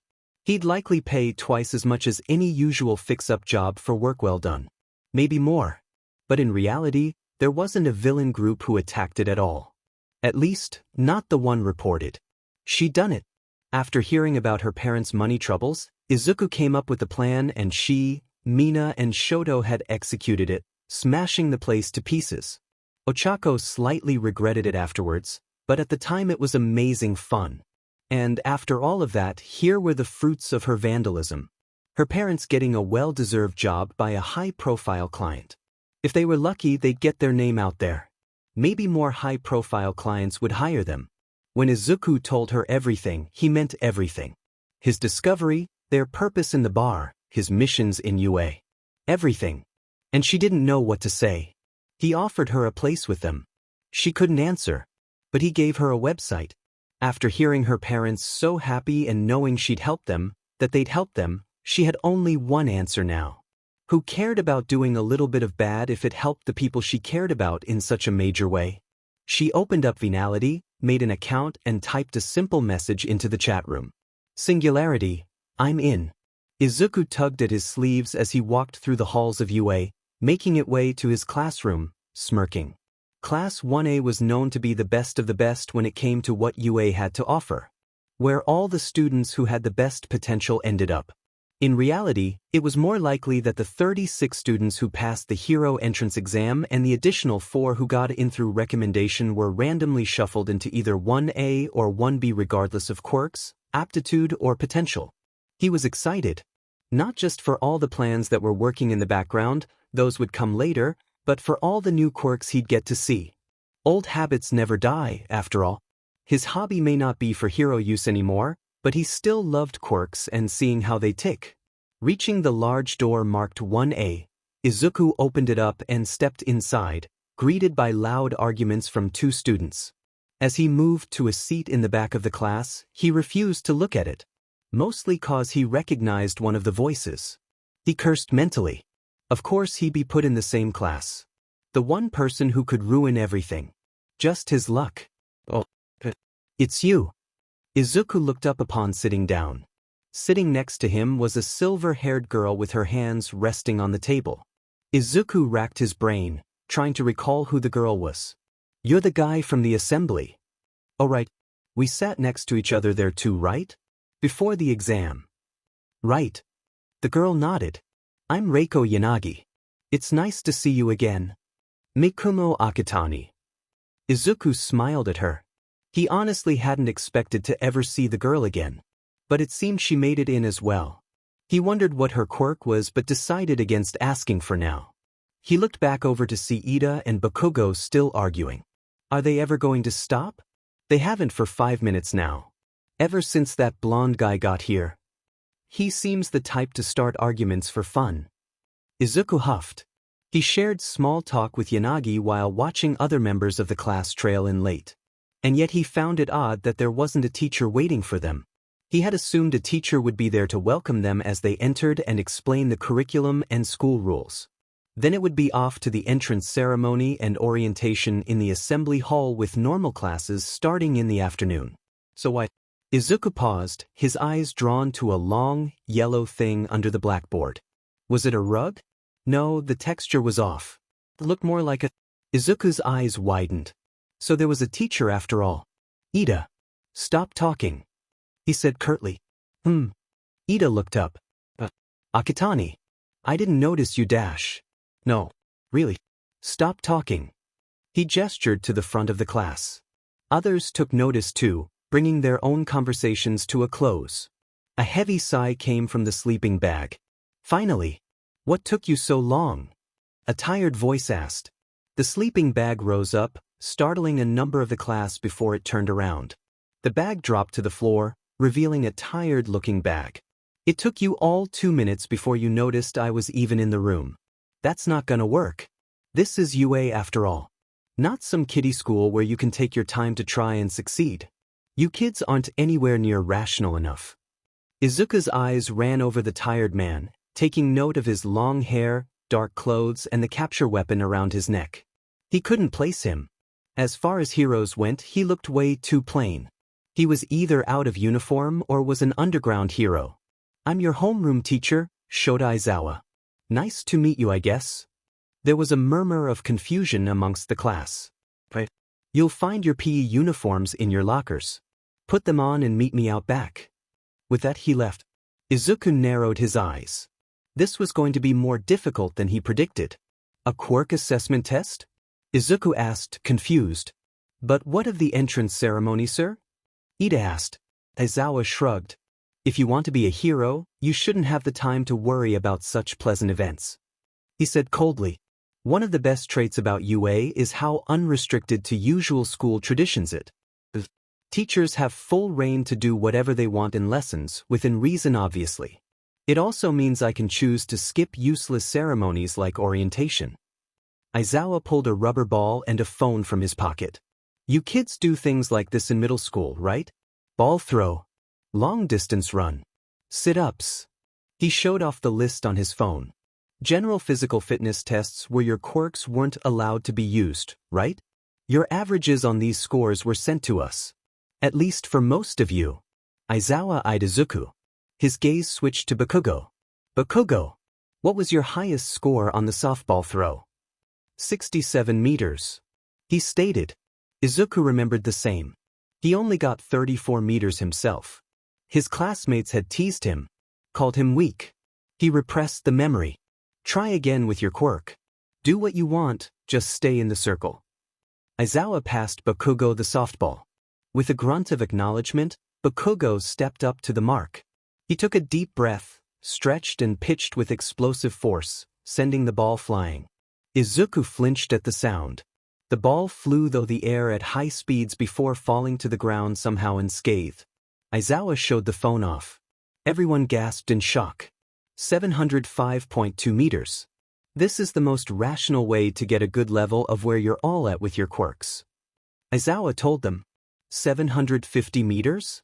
A boy with a large headband with a zigzag pattern muttered in shock. Seriously? This could be fun. Another boy with spiked hair said, grinning. A little contest to start out the year. We can use our quirks to our fullest potential. A dark-haired girl with a ponytail surmised. A perfect measurement tool. As expected of UA. A dark-haired boy with elbows like tape holders shouted happily. Fun, huh? Aizawa said coldly, snapping the class back to reality. You've got 3 years to become pro heroes. You think that's gonna be what? All fun and games. He rolled his shoulder, flashing a sadistic grin. All right then. You want a friendly contest, do you? I'll give you something to work for then. Aizawa eyed them all, cold eyes glowing lightly. The person who comes in last place in this exercise will be deemed as someone with no potential. He announced. In other words, you'll be expelled on the spot. The entire class tensed up. Izuku was interested now. So that was the type of person Aizawa was. But perhaps, supposing it was true, he could use that to his advantage. He put the thought in the back of his mind for now. But that's not dash. Fair. Aizawa cut the red-haired boy off. Natural disasters. Big accidents. Selfish villains. These are all calamities which cannot be predicted. Tell me, are they fair? The class fell silent. As heroes, it is your job to alleviate and amend these events. If you thought this was going to be a fast and fun journey to being a superstar, too bad, because UA is going to be one hardship after another for 3 long years. You'd better get used to unfairness, cause you're going to be faced with it a lot. Aizawa grinned. Welcome to the hero course. Go beyond. Plus ultra. Overcome adversity with all you have. Come and show me what you've got. Izuku smirked. Aizawa didn't take any sheet. He was serious to a fault and expected people to get results or die trying. He liked his teacher already. The first test was the 50-meter dash. He decided to take this time to begin scouting his classmates. 19 other potential recruits to his cause. If he saw a weakness, he could learn how to exploit it. He just needed the opening. Ida was slower than he expected. He'd known his brother, Ingenium, to be able to reach blistering speeds with his own quirk. However, Ida only reached the 50-meter mark in 3 seconds. Faster than others in his class, but Ingenium could hit twice the distance in the same time. But the engines on Ida's legs were different than those on Ingenium's suit. Perhaps it was a sort of support item to enhance Ingenium's speed, or perhaps his quirk was more developed. Izuku couldn't say.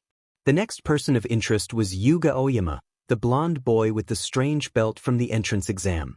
He tried to make a show of the race by blasting himself across the starting line while facing away from the goal. However, after a second, Aoyama's laser faltered and he fell to the ground. By the time he got up and fired again, finally crossing the finish line, the other runner, the mushroom-haired girl also from the entrance exam, had beaten him. Being flashy didn't really get him very far. Then there was Shurhei Kuwaro that had an interesting way to reach the finish line faster than his opponent, Tokoyami Fumikichi. As the buzzer went, Kuwaro seemingly vanished.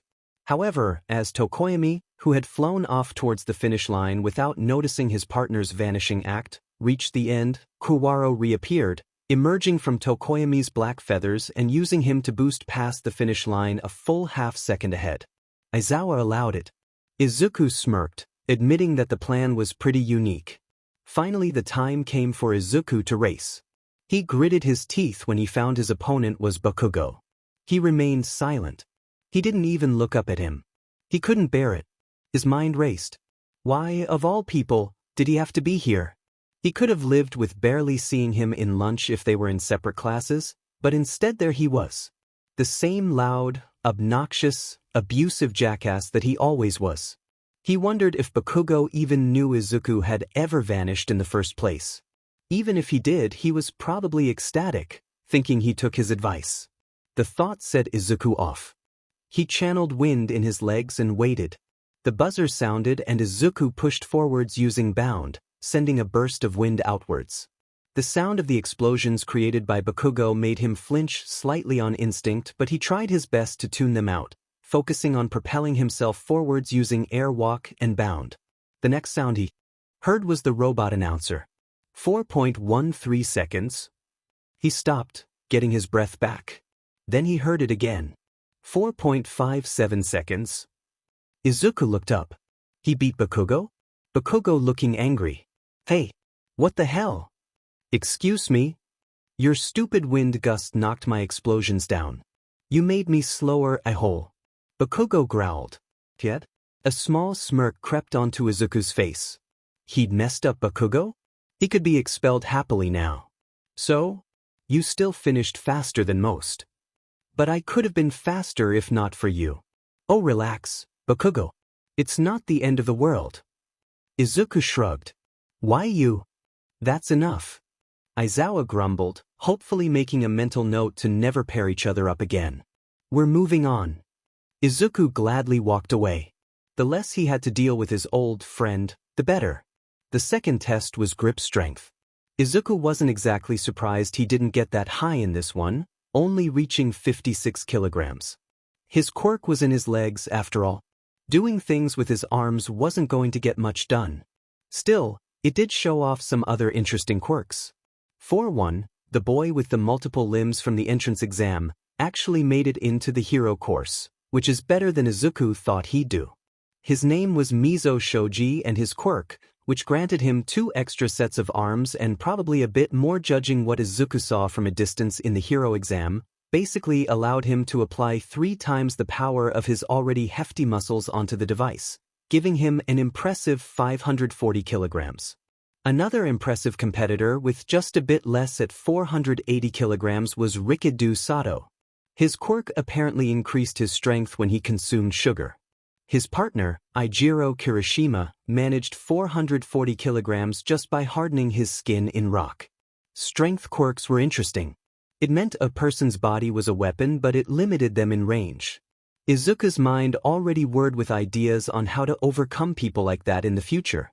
The third test was the standing long jump. Izuku managed to breeze past this one quite easily with a single usage of bound, clearing the sand pit by a sizable margin. A lot of others managed this one quite easily as well. Aoyama and Bakugo flew over it. Tokoyami showed off his quirk, using the creature he spawned to launch over the pit, having it grab the other side and pull him over. Tsuyu Azui used her quirk to just barely bound over the pit, and Ojiro used his tail as a springboard to fire over it. The others didn't quite do as well, however. The fourth test was repeated side steps. Izuku managed to cheat this once using airwalk to rappel off the sides, slow down for a few steps, and then repeat the process. Not many people seemed to use their quirks for this one. Izuku assumed it was from having quirks unsuited for it. There was only one major exception, that being Kinoko Komori, who managed to summon 2 large, apparently tough and bouncy mushrooms to just bounce between at a high rate. Noting that she was, as he suspected, the person who trapped a large amount of robots in the hero exam, he decided to keep an eye on her. Fifth came the softball throw, the exam Bakugo had already completed. He had jokingly asked Aizawa if he could kick the ball instead, which was rebuffed.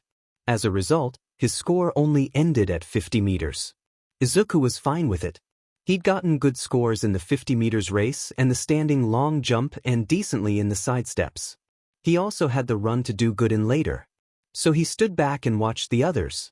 Yanagi did pretty well. He wasn't sure how her quirk worked, however she was able to easily levitate the softball using it and fired it outwards at high speeds, landing a 161.5 meters. Izuku gave her a thumbs up when she was walking back, earning a small smile from her. Denki Kaminari was the next person of interest.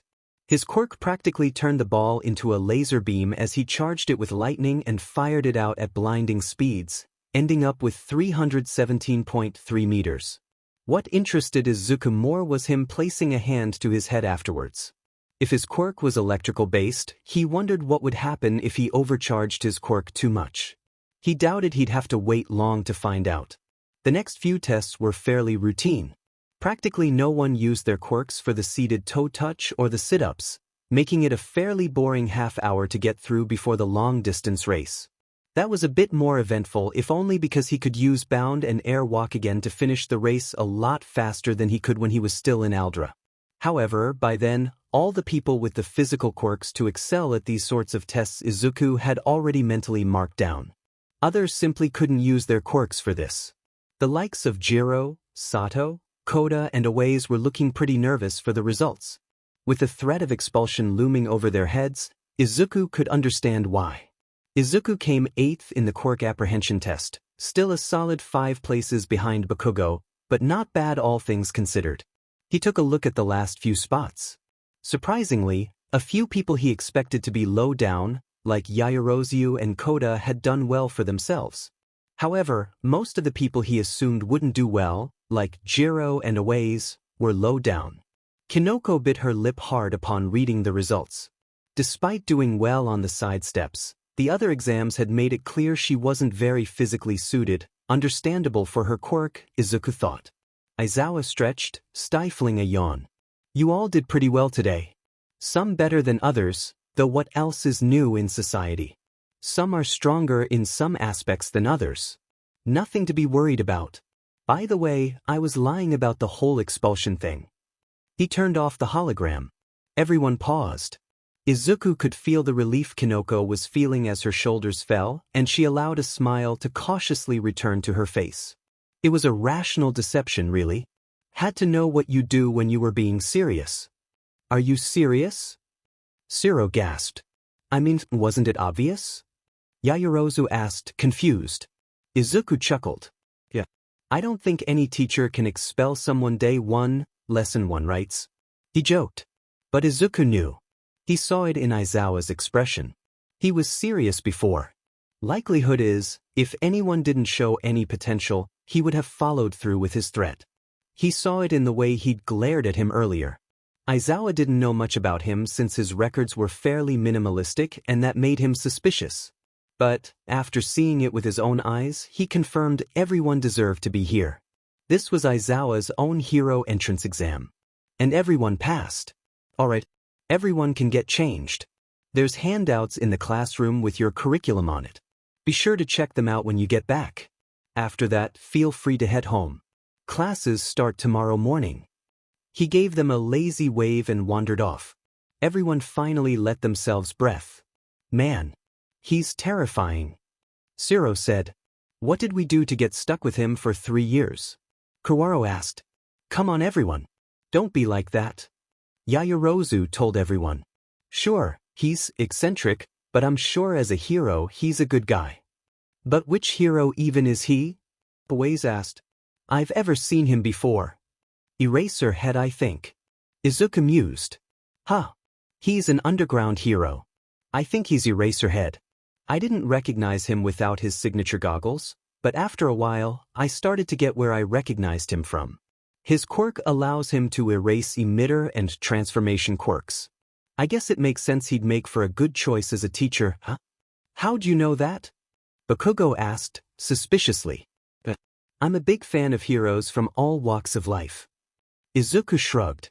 Underground. Mainstream. Whatever. You mentioned analyzing their quirks, correct? Ida exclaimed. Izuku just laughed at that. I wouldn't say analyzing really. It's just a creepy hobby. But I am interested in learning about quirks. Izuku smiled. Who knows though? Maybe if heroics gets boring, I could open my own quirk analysis agency. Izuku laughed again, presenting it as a joke. But he wasn't lying. Quirks were fascinating. He wondered how his classmates' quirks ticked. Well, he had plenty of time to learn. Izuku thought he'd be done for the day after he got his lesson plan and left. Ida and Yanagi seemed to want to talk more, walking to the station together. He didn't mind. If he could learn more about them, perhaps he could find a weakness. The League always needed new members after all. Life isn't always so simple. He was stopped by Bakugo slamming a hand down onto his desk. We need to talk. Then talk.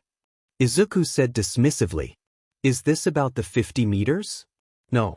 This is about where you've been for the last 8 FING months. This caused Izuku to freeze up. What tipped him off? Was his disguise not enough? His actions too similar? No, they were patched up. He made sure of it. No, it was what he said in regards to Eraserhead. His creepy hobby. He mentally cursed. I'm sorry, he asked, trying his best to keep calm. What are you dash? Don't FNG apologize to me, Deku. Excuse me? Deku? Izuku's eye twitched. That's not my name. Where the F did you run off to? Auntie's been worried sick after your vanishing act. She really though you died a-hole. So where dash? I don't know what you're talking about, Izuku snapped. Quit it with these accusations. I don't know you, Bakugo. Like F you don't. What are you talking about? Ida asked. This fucker here went missing 8 months ago. I want to know how the hell I got into UA and how he has a quirk now. You're delusional. Izuku said, annoyed. Izuku! Bakugo shouted. I don't know what this crap with the name Akitani is or the FING makeover, but I know who you are. You're coming home with me now. Like hell I will. I don't even know who you are. So back off. Izuku shouted, backing off. Oh no you don't, Deku. Bakugo raised his hand. Izuku saw it and his eyes dilated. Time slowed. He could see them. The explosions dancing in his palm. He was suddenly back in Aldra again. Bakugo grabbing him in the shoulder. The searing pain. The smell of burning cloth and flesh. The sneer in his voice as he told him to jump off a building. It was all just like that day again. He felt wind gather in his legs. Instinctively, he kicked forwards. Go away! He screamed. A powerful burst of wind sent Bakugo flying across the room, knocking tables and chairs aside and smashing him into the blackboard at the back of the classroom. Izuku staggered back, shaking. Stay back. Just go away. You won't hurt me. Never again. Izuku felt faint as he collapsed to the ground. Akitani. Ida was at his side. Hey. Yanagi looked over at him in shock. Bakugo held his head, dazed. The few people left in the class looked over, silent. Ida looked up. Someone get a teacher. Awase and Sato nodded, running off. Izuku wasn't sure what happened next. All he knew is he was back in middle school, darkness around him as everyone in his life shouted at him, telling him he was worthless. Quirkless. Useless. He shouldn't have been born. Izuku retreated inwards, digging his nails into his arms. When he finally snapped out of it, several hours had passed. He was lying on a bed in the infirmary. Where? Akitani. He looked up to see Ida, Yanagi, and recovery girl next to him. Are you all right? Ida asked. Why? What happened? That Bakugo guy started yelling at you, saying you were another person or whatever. Then he activated his quirk and you activated yours. Yanagi looked worried. Are you? Izuku collapsed backwards in the bed. It. He cursed. Tears formed in his eyes. It. I thought I was over it. Akitani, Ida frowned. This boy is clearly under some kind of traumatic break. Do any of you know the number of his carers? The two shook their heads at recovery girls. Questions? She hummed. His phone. Bag, Izuku muttered. Thank you. Recovery girl found it. After a few careful words, Izuku unlocked it and guided her to the right number. Ida and Yanagi watched over him as she rang Kurojiri, explaining the situation. 30 minutes later, a disguised Jiren arrived to pick him up in his car. He thanked his classmates for their actions and walked him to his car, driving him back to the bar. Izuku didn't speak a word the entire time. Katsuki Bakugo punched his punching bag hard. He effed up. He effed up again. He heard all of what Akitani was saying and was reminded of Izuku. That wasn't it though. The freckles. The facial features. Even the hairstyle to an extent. It was all too similar to be a coincidence. So he pushed and then... F-. Was he right? Was he wrong? Izuku never had a breakdown like that. But the words. You'll never hurt me again. That stung. Even if it wasn't Izuku, coming from someone like that in that tone. It hurt so much. Katsuki brought his head to the bag. F-. I'm sorry, Izuku. I never meant it to end up like that. Izuku left his room 3 hours after getting back, finally deciding he was mentally well enough to face the world. He hated what had happened back in Class 1A. He thought he was over it. Thought he was ready. But he wasn't. He really wasn't. As he opened the door, however, he was met by Tamura. The older man let himself in, closing the door behind him. What happened? Tamura asked. What do you mean? Izuku asked, sitting down on his bed. You know what the F I meant. Tamura grumbled, scratching at his neck. When Jiren brought you in, you looked so broken and beaten. I've never seen you like that before. You scared us. So the F-. Izuku sighed. Remember how I mentioned that bully of mine? That blasty prick? Yeah. So. He's in my class again. Tamura's eyes widened slightly. Seriously? Yeah. And he accused me of being, well, me. He figured it out? I don't know. He might have thought he had and jumped at his speculation without thinking. He's really good at that. Izuku snorted. So, he tried some sheet? Yeah. But that wasn't the problem. Izuku looked down at his hands. He went for me with that stupid quirk of his and I just, well, you know I've never been very good around explosions. I flinch and tense up. Yeah. Well, when he went for me, I was back in Aldra that day 8 months ago. He was burning my shoulder with a touch, yelling at me and telling me to kill myself. I just shut down. Because it was him. It's always him. Izuku tightened his hands into fists, his knuckles turning white, feeling his nails pierce his palm. That's effed up. Huh. Tell me about it. Izuku managed to crack a smile. But I did, apparently, blast him across the classroom with one of my quirks. Tamura burst out laughing. That's awesome. He chuckled. Then his face slowly became serious again. You don't have to go back to that place, you know? Yeah. I know. Izuku nodded. But I'm going to. I won't let him win. I can't. Izuku growled. his face contorted in anger as he spoke. I want to crush him.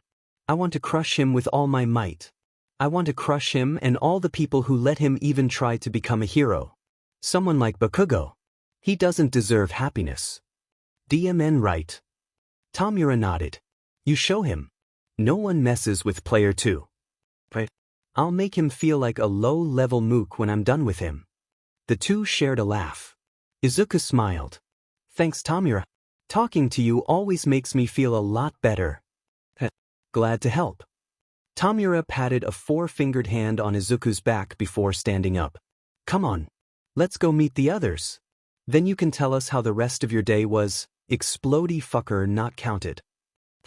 I can mention him. After all, I crushed him in the 50-meter sprint. Izuku laughed. He felt a bit better now. He could continue. After all, he had a target in his sights. He'd kill Bakugo with his own 2 hands one day. But patience was a virtue. Until then, he'd just have to learn how to suppress his traumas. He hoped his new family could help with that. Despite knowing he didn't need to and probably wasn't expected to after the previous day's breakdown, Izuku still showed up to school the next day. A few people gave him some concerned looks, others who weren't present quickly caught up by those who were. Hey Akitani. He glanced over to see Yanagi looking at him with a worried expression. Are you sure you should be here today? If this is about yesterday, I'm sorry for worrying you. But I'm fine now. I should so long as Bakugo keeps his distance. I have a thing about explosions. I live with my uncle now. A villain, he killed my parents. Blew their car up. I barely managed to escape myself. Ever since then. It's fine. Don't worry about it. I just rather pretend that didn't happen is all. Right. Yanagi smiled. So, how do you think today will go? Apparently, All Might be taking out hero lessons this afternoon. Izuku forced a starstruck smile. Seriously?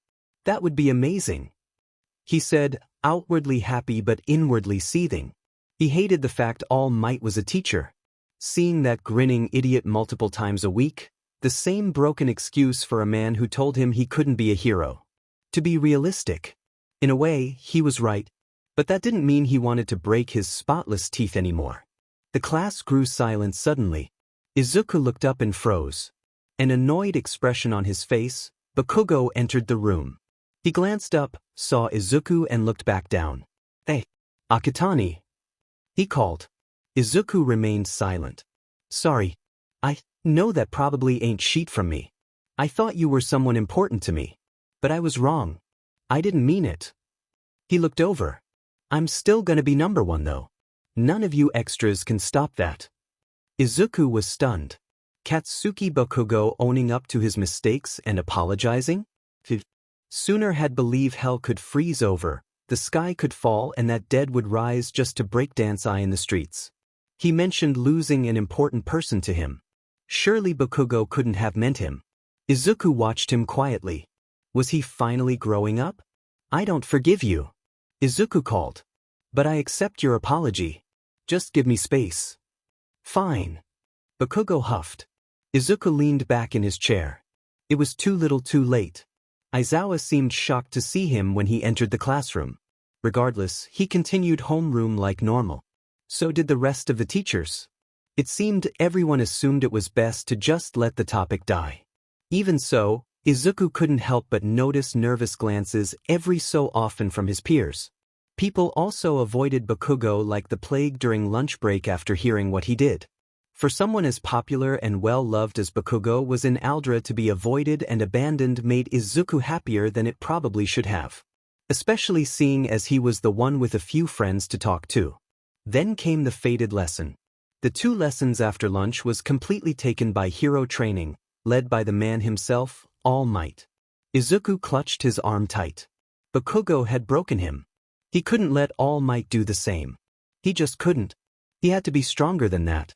All Might entered the room as loud and bombastic as Izuku would have imagined, bursting in the room in his Silver Age attire, making the room gasp in awe at the majesty of the number 1 hero.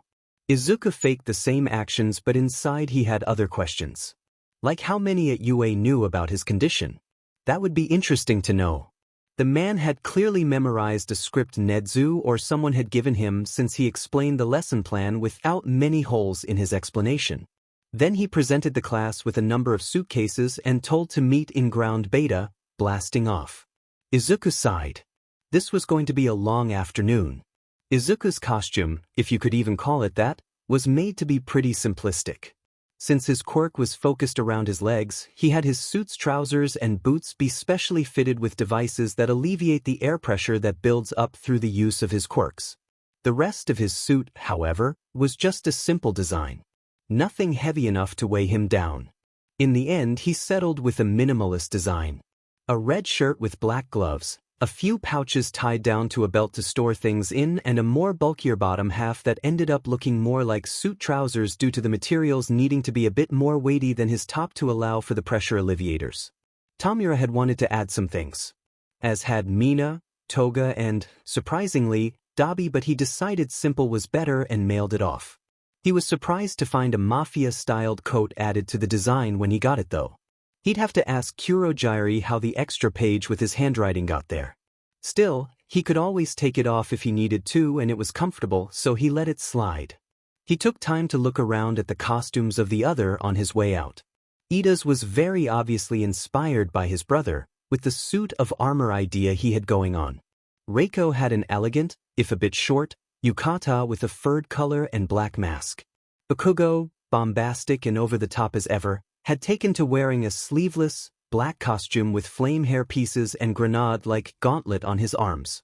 Others were either over the top, like Aoyama's glittering cape and night costume, to simplistic, like Jiro who looked like she just pulled some clothes from her closet at home and put them on, to somewhere in between, like Komori's mushroom-designed witch outfit. Izuku threw up the collar of his coat and pulled at his sleeves as he entered ground beta. You know what they say. All Might began.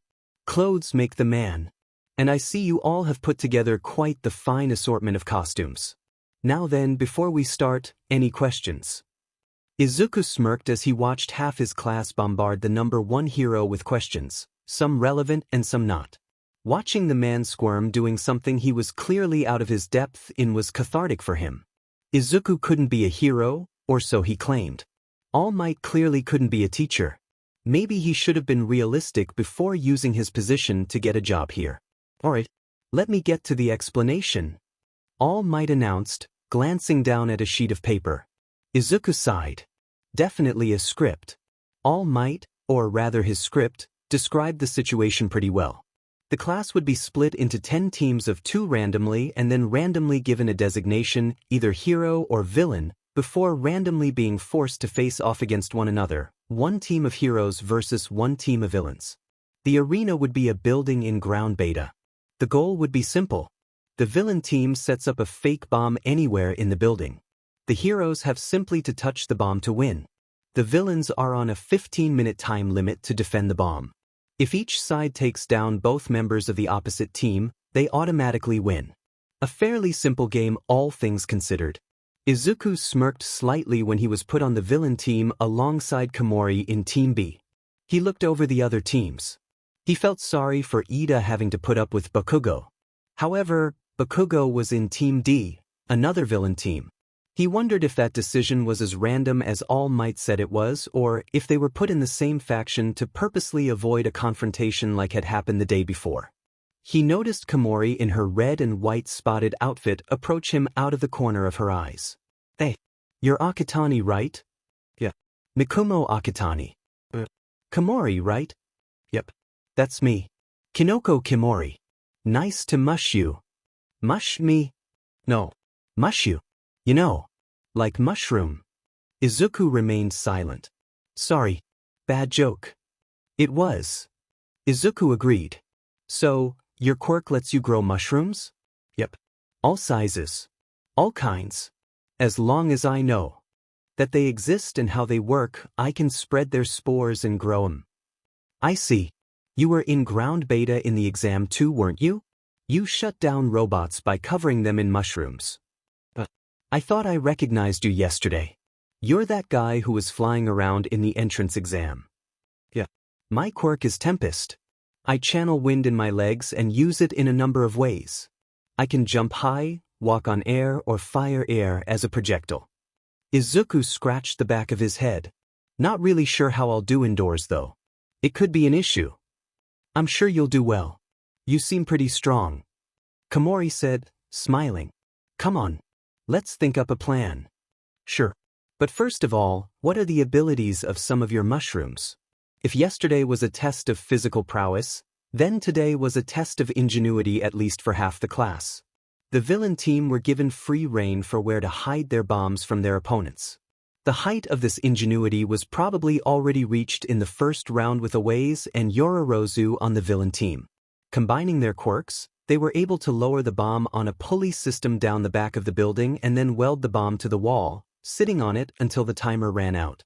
Their opponents, Shiro and Kirishima, never thought to look out of the windows for them, so wasted their time checking the rooms in the building until the timer ran out. All Might didn't seem too impressed by it. Probably not a bloody enough solution for him.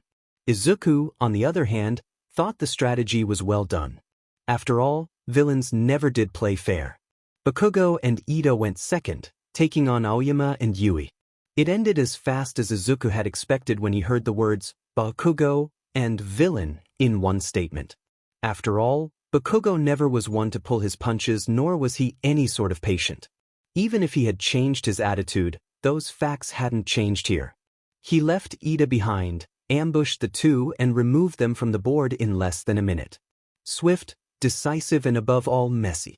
As to be expected from Bakugo.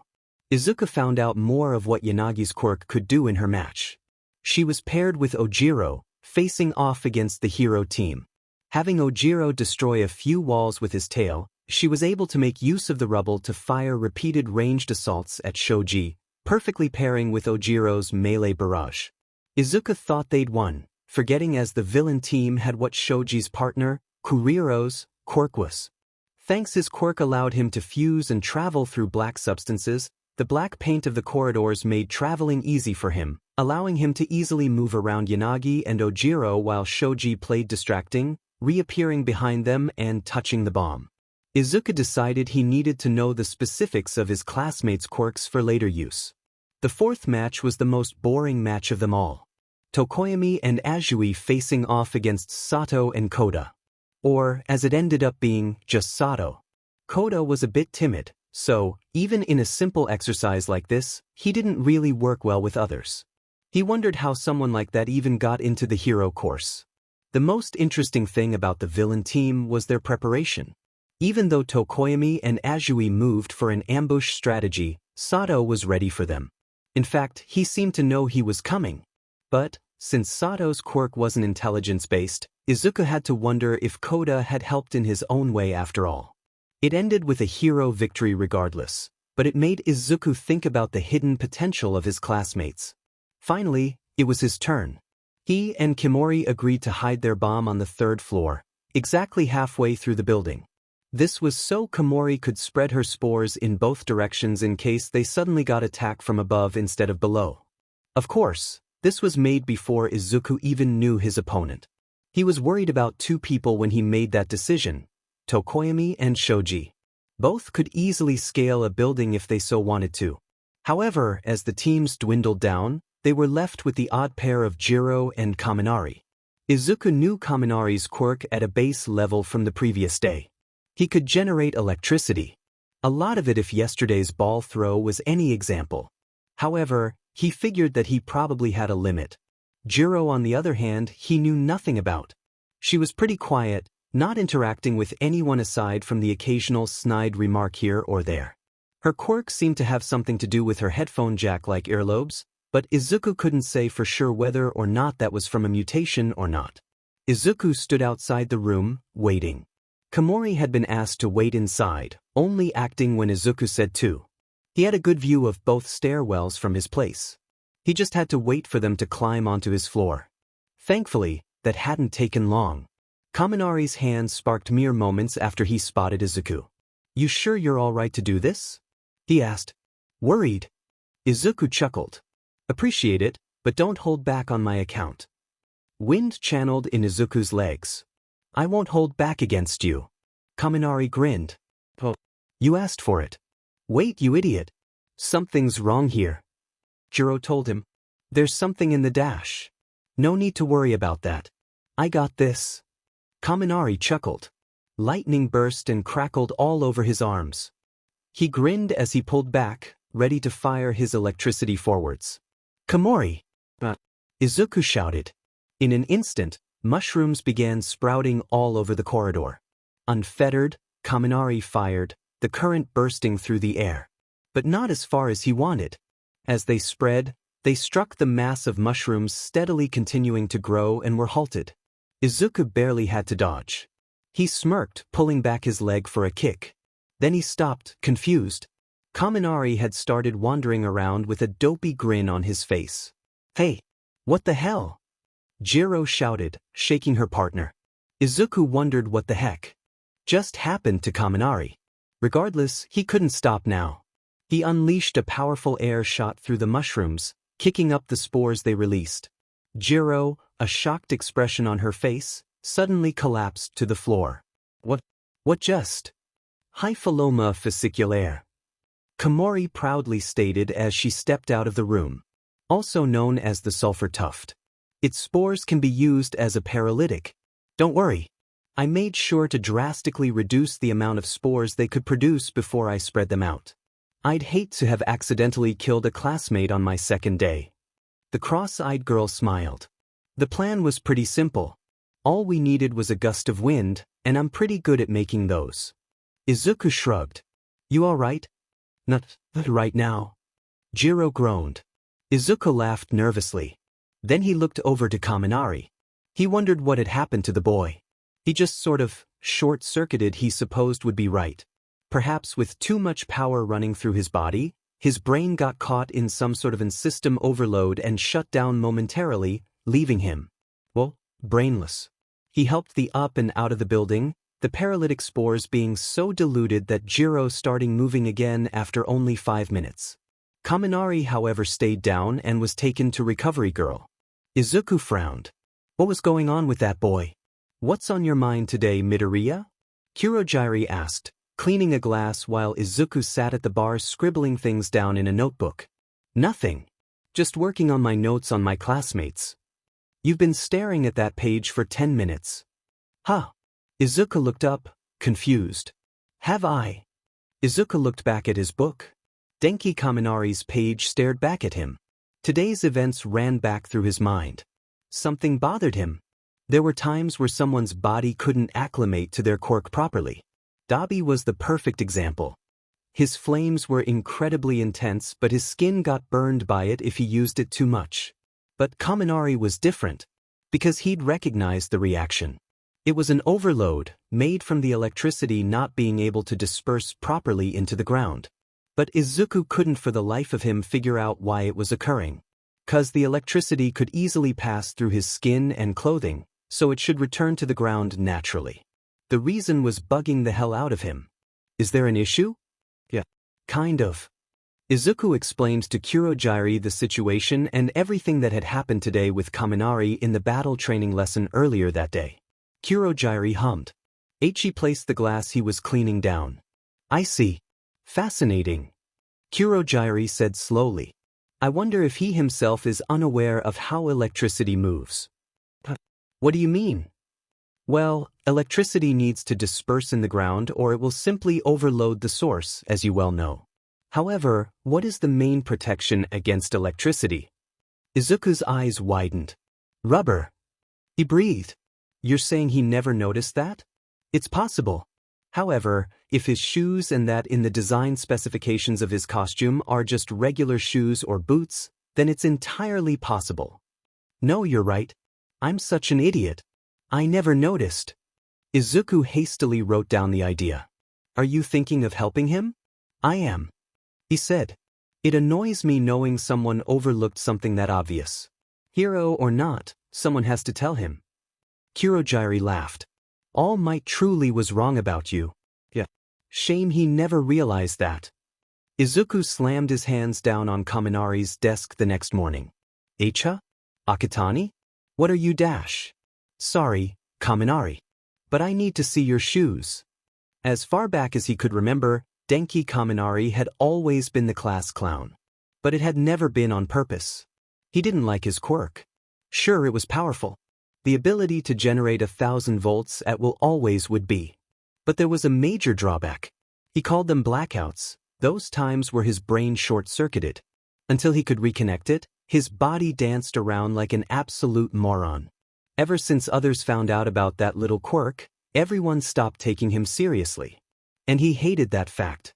He pretended to accept it, reluctantly forcing a blackout just to make others laugh. Pretended he was perfectly fine with the face people were getting laughs out of his misery.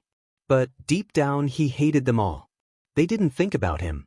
They just wanted a cartoony dunce dancing around with his thumbs up, making stupid noises just for their enjoyment. He was their clown. But even clowns had their bad days. He asked a lot of people to help with the problem. Teachers, quirk counselors, his parents. None of them figured it out. None of them could fix him. Kill the clown. Stop the blackouts. Whatever. He was trapped like that for 15 years of his life. But he had one last hope.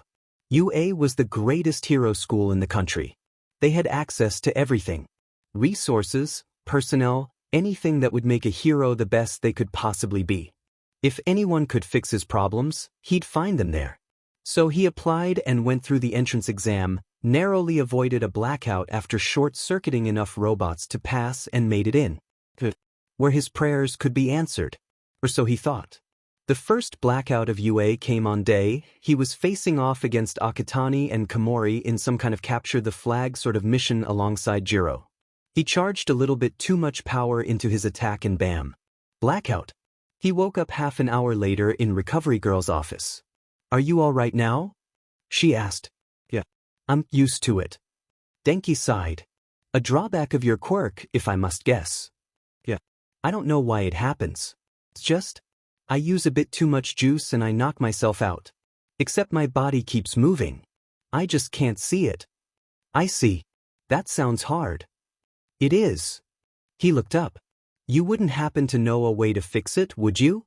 She shook her head. "DMN. Sorry, I'm a nurse, not a quirk counselor." "No. It's fine. Don't worry about it." Denki told her, trying to sound upbeat. "If you ask your homeroom teacher, we can try and set something up for you." Denki nodded. "Thanks, Recovery Girl. Can I go get changed now?" "You may."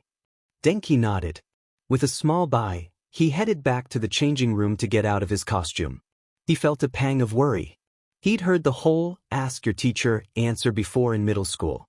He'd followed that line of inquiry before to no avail. Apparently his quirk had no fault. The reason that it happened must have been an outside problem. They blamed him, offering no solutions. Denki sighed. Maybe UA would be a lost cause after all. The next morning began strangely. He'd barely sat down at his desk and begun to relax when a pair of hands slammed down on his desk. Looking up, shocked, he saw Akatani bearing down on him, grinning. "Icha? Akatani?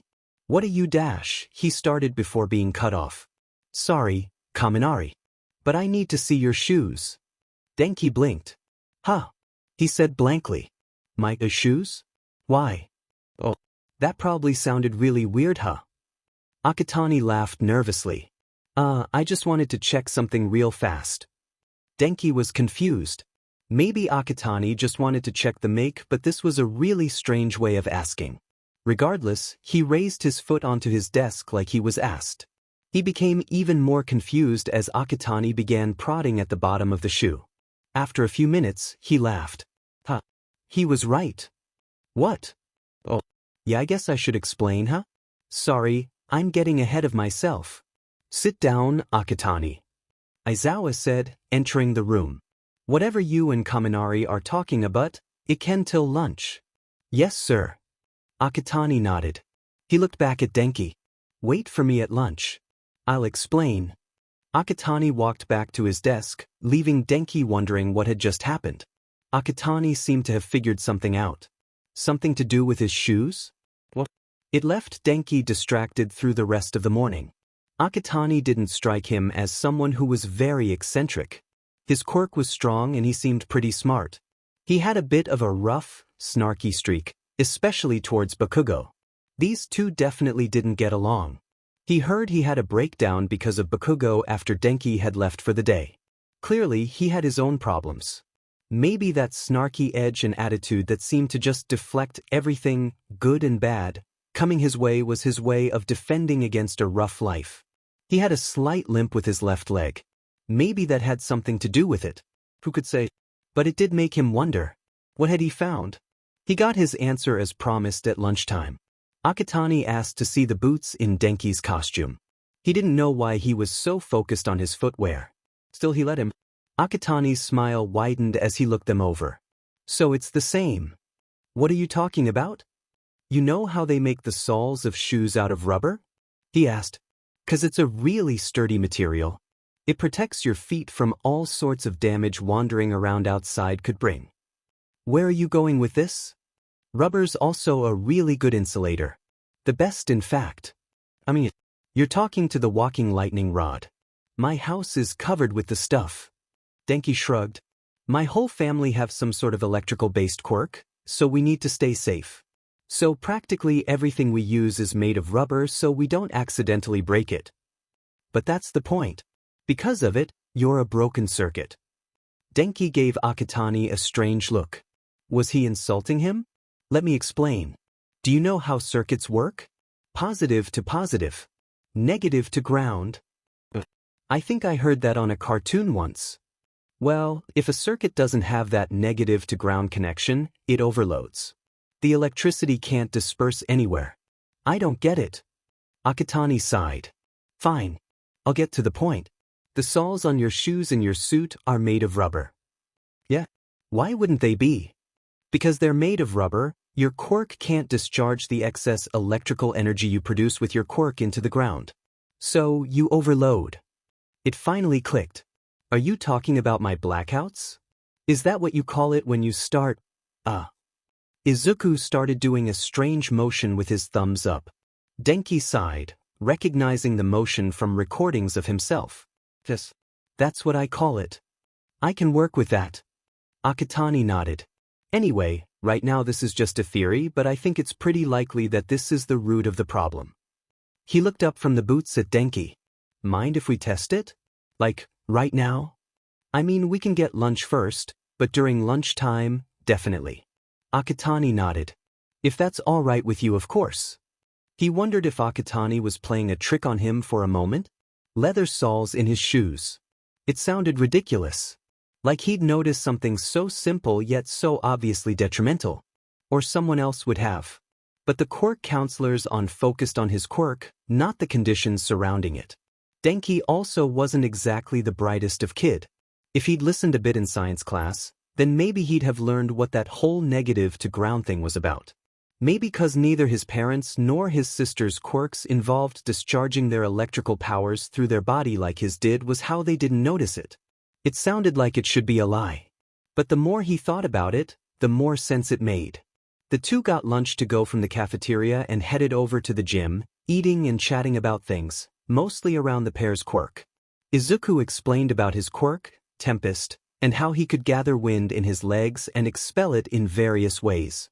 However, the gathered wind tended to create pressure that crushed his legs if he left the gathered air alone for too long.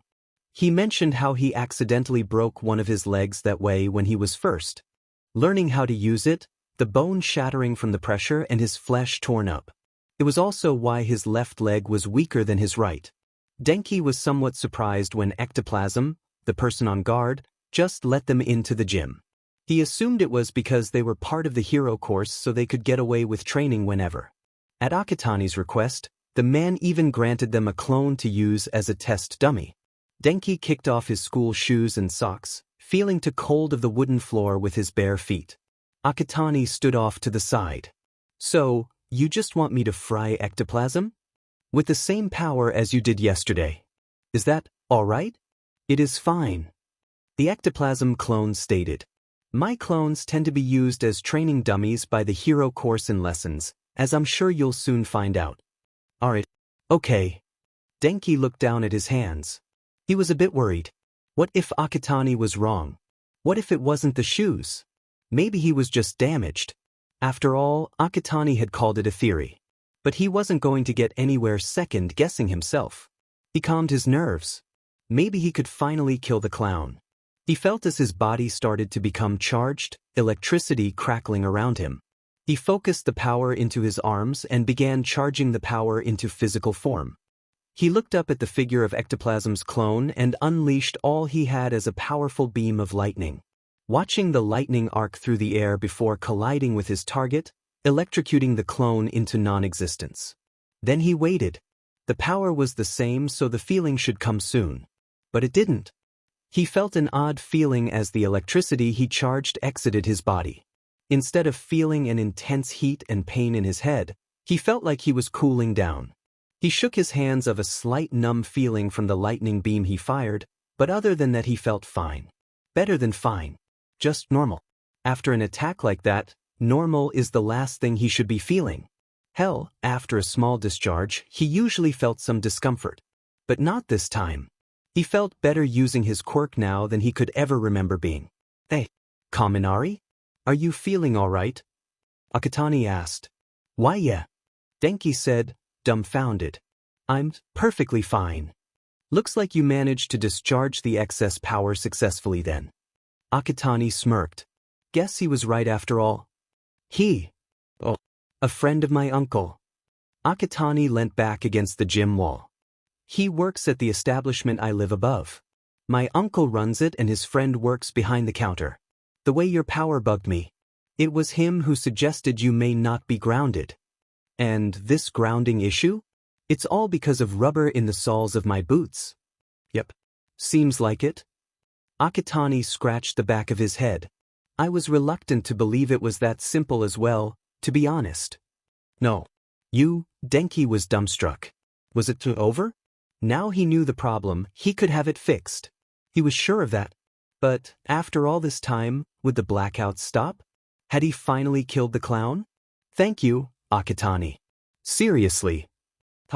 Don't mention it. I'm just glad I could help. I apologize for interrupting. The two looked over as the real ectoplasm re-entered the gym.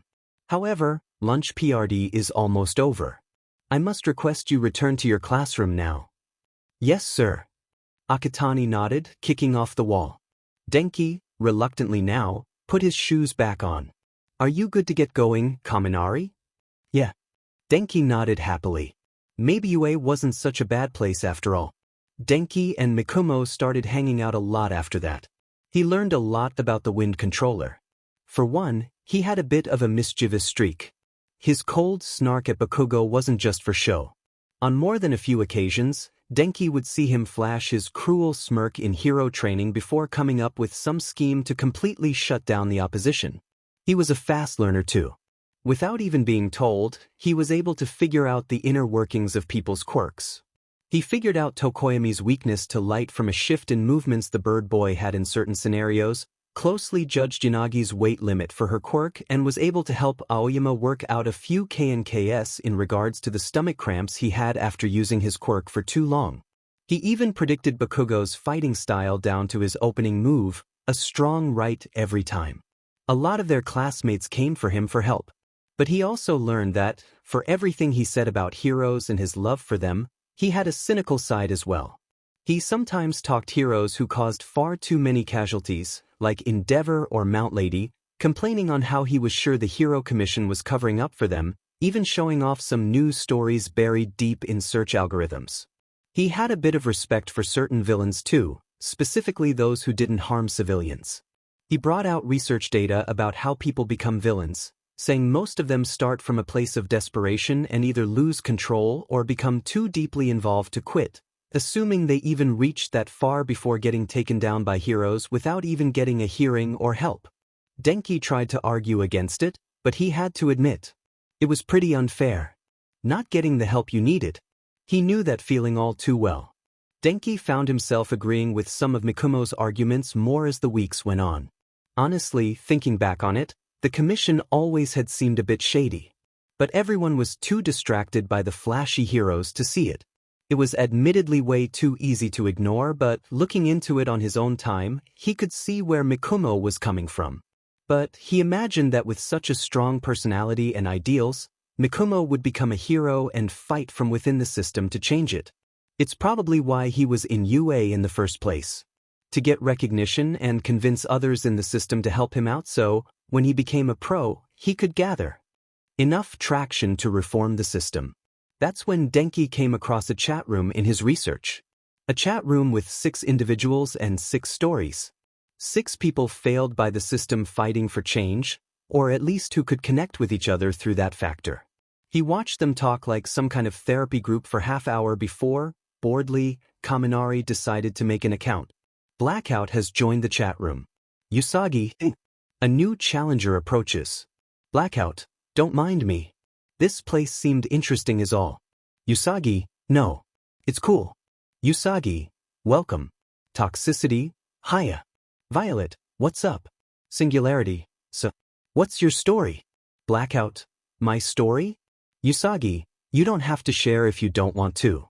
Crucible, we don't force it out of people. Blackout, actually, I'm kinda here cause of a friend. Blackout, he was going on about problems in the system and I kinda started my own research. Blackout, brought me here. Brainstorm, independent or newspaper. Blackout, we're just students, dude. Blackout, though I did have a few quirk-related problems. Usagi, did you get help? Blackout, tried too. Violet, let me guess. They told you your quirk was working fine, right? Violet, that any problems was a personal issue? Blackout, how did you guess? Violet, 'cause I was the same. Quirk counselors are crooks. Toxicity, just like the people who send them. Usagi, thin. Violet, thin. Singularity, amen. Violet, thinks. Singularity, DMN it. Crucible, children. Denki laughed. He continued talking with them for a while. Interestingly enough, it seemed they all had similar ideas to Mikumo about things, even if a lot of them seemed a lot less willing to look for reform and were just angry at being let down so many times. He decided to tell Mikumo about Venality the next day. Oh, so that really was you last night? Mikumo said, laughing. Denki was taken aback. Huh. I'm Usagi. I knew the writing style reminded me of something. I was worried to ask in case I was wrong. Wait, but I though Usagi was... Denki cut himself off. Mikumo was smirking again. Come with me after school. There's someone I want you to meet. I think it'll help you understand everything a lot better. Perhaps Denki should have mentioned this to someone. According to Venality's blog posts, Usagi created the site. But there was a problem. Usagi was quirkless, or so he claimed.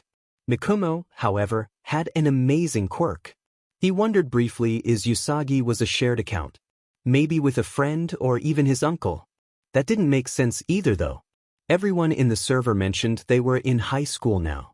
Besides, what reason would Usagi have to lie about such a thing? Denki was curious about who this person Mikumo wanted him to meet was. He trusted his friend through. So, at the end of the day, he texted his folks that he was going to hang out with a friend after school and went with Mikumo. When he woke up, Denki didn't remember the face of the man he had met. He didn't remember his voice, the room they were in, or even passing out. However, he remembered crystal clear the words that they shared. And it became clear to Denki what Mikumo, or Izuku as he learned his name actually was truly doing in UA. He wasn't a hero wannabe with revolutionary ideals. He was a spy. A villain. Before you, that news would have shook him to the core. His friend? A villain? No way. He would have ran away. Found a cop. A hero. Exposed everything he'd heard and let them deal with the aftermath. But now? Denki wasn't sure what to think now. 'Cause he knew everything that man had said was true from experience. People were abandoned or mistreated because of their quirks and misdiagnosed as faults when they really just needed a bit of help. He knew that. But the suggested answer to that was to tear down society and seize the reins of power for themselves. A lot of people would be hurt in that process. A lot of people wouldn't come out the other side alive. It took a while to process everything before he even realized where he was. A small bedroom in, he assumed, the Kamino Ward bar Mikumo or Izuku or whoever brought him to. His throat was way too dry. So he decided to move. Outside his room, he met an older man with deep purple hair and scars all over his body. Despite the appearances, he was friendly. He helped Denki to the bar, asking if he was alright after dealing with the old man, as he called him. Apparently, his first meeting was the same. No real memories of the enigmatic man himself. Just what had been said. He met Mizuko in the bar, who handed him a cold soda and introduced him to Shoto and Hitoshi. The other two boys were pretty quiet, but Mizuko more than made up for it. Denki admitted. He was conflicted.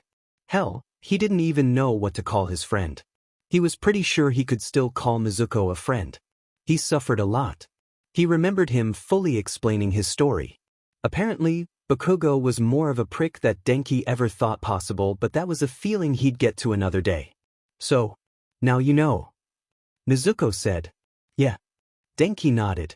I trust you as a friend, Denki. That's why I figured I'd give you the chance. If you want, you can join us. What was it called again? Mizuko hummed at the question. So far all we have is league as a definite. League of what, we don't know. It's the only word any of us could agree on. Right, so this league. You're villains, right? That's how the world would class us as. Shoto agreed. I think that should bother me far more than it should. Probably. Hitoshi nodded. But it doesn't? No. It doesn't. Denki sighed. Then he looked up. Mizuko was smirking. Denki could only chuckle upon seeing it. That boy was crafty. And, admittedly, Denki was all right with that. The clown had haunted his life. But where everyone laughed at him and gave the clown life, Mizuko had seen that he needed help. And he helped him. The clown was dead. Now, there was only Denki Kaminari. And he made his. Perhaps this country did need a jumpstart after all. All for one sat back, watching the surveillance footage of his Kamino base, home of Tamura's league. He watched Izuku and his friends talk at their usual corner table, Tamura sitting at the bar with Tuya Todoroki and Himiko Toga, Kurojairi serving him a drink. He grinned. You know, Kyudai. With his knowledge, skill, and charisma, Izuku Midoriya could have made a great hero, with or without a quirk. He could have easily reached the heights of popularity and reformed this corrupt world in any way he wished. He could have completely cut down openings men like me use to recruit innocent people into villainy.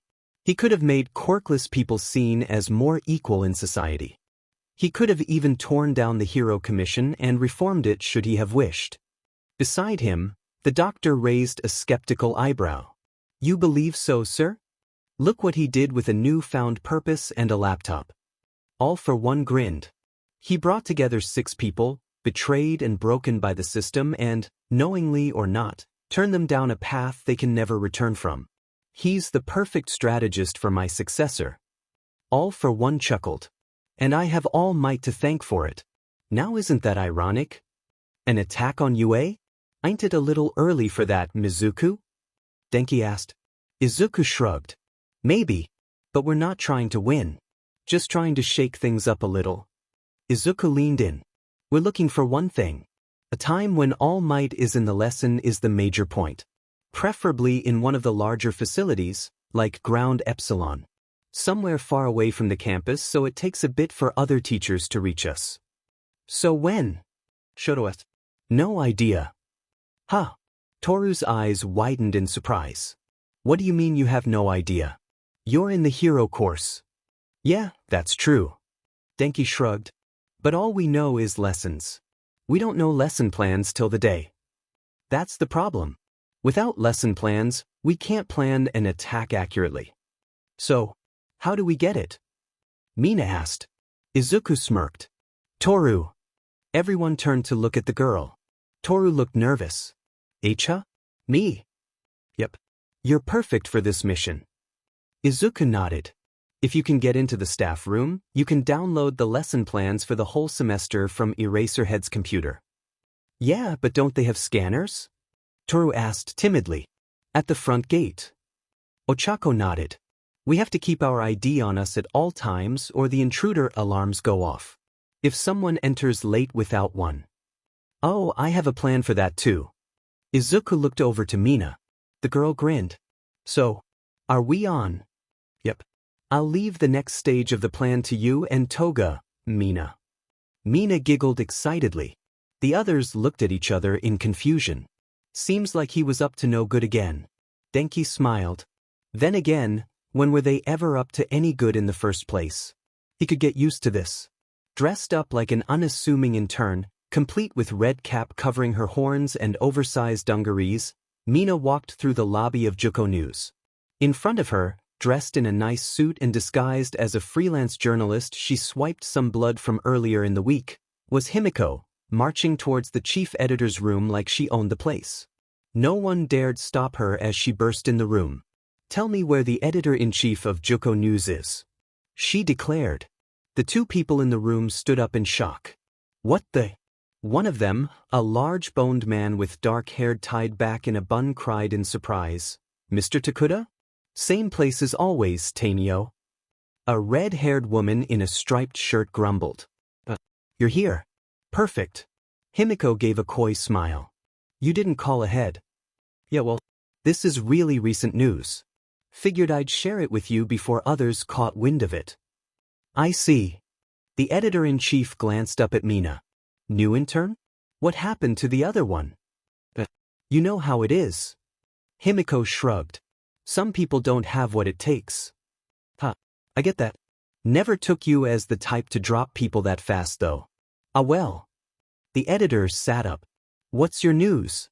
"So, you know how All Might's in town. Has been for a few months now."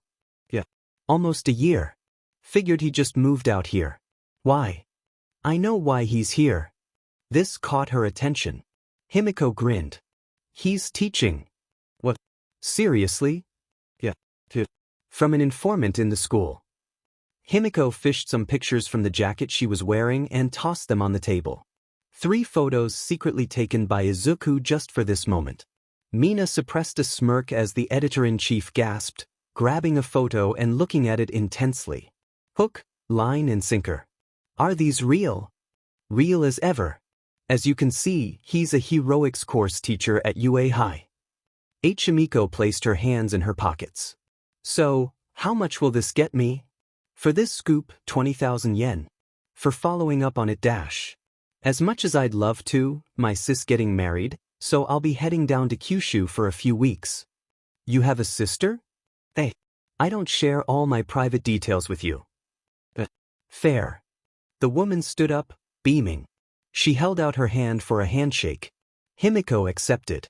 "Well, we'll follow up on this. It'll be a real scoop. Careful. The news won't be a secret for long. If I know, others will too." "Right. We'll get a team ready and head." "Ouch." The woman pulled back her hand sharply. "You all right?" "Electric shock, I guess. Felt like I got stabbed." "Hey, don't be so hasty." Himiko laughed. "Anyway, I gotta go prepare. I'm the photographer after all. Can't be late to the festivities.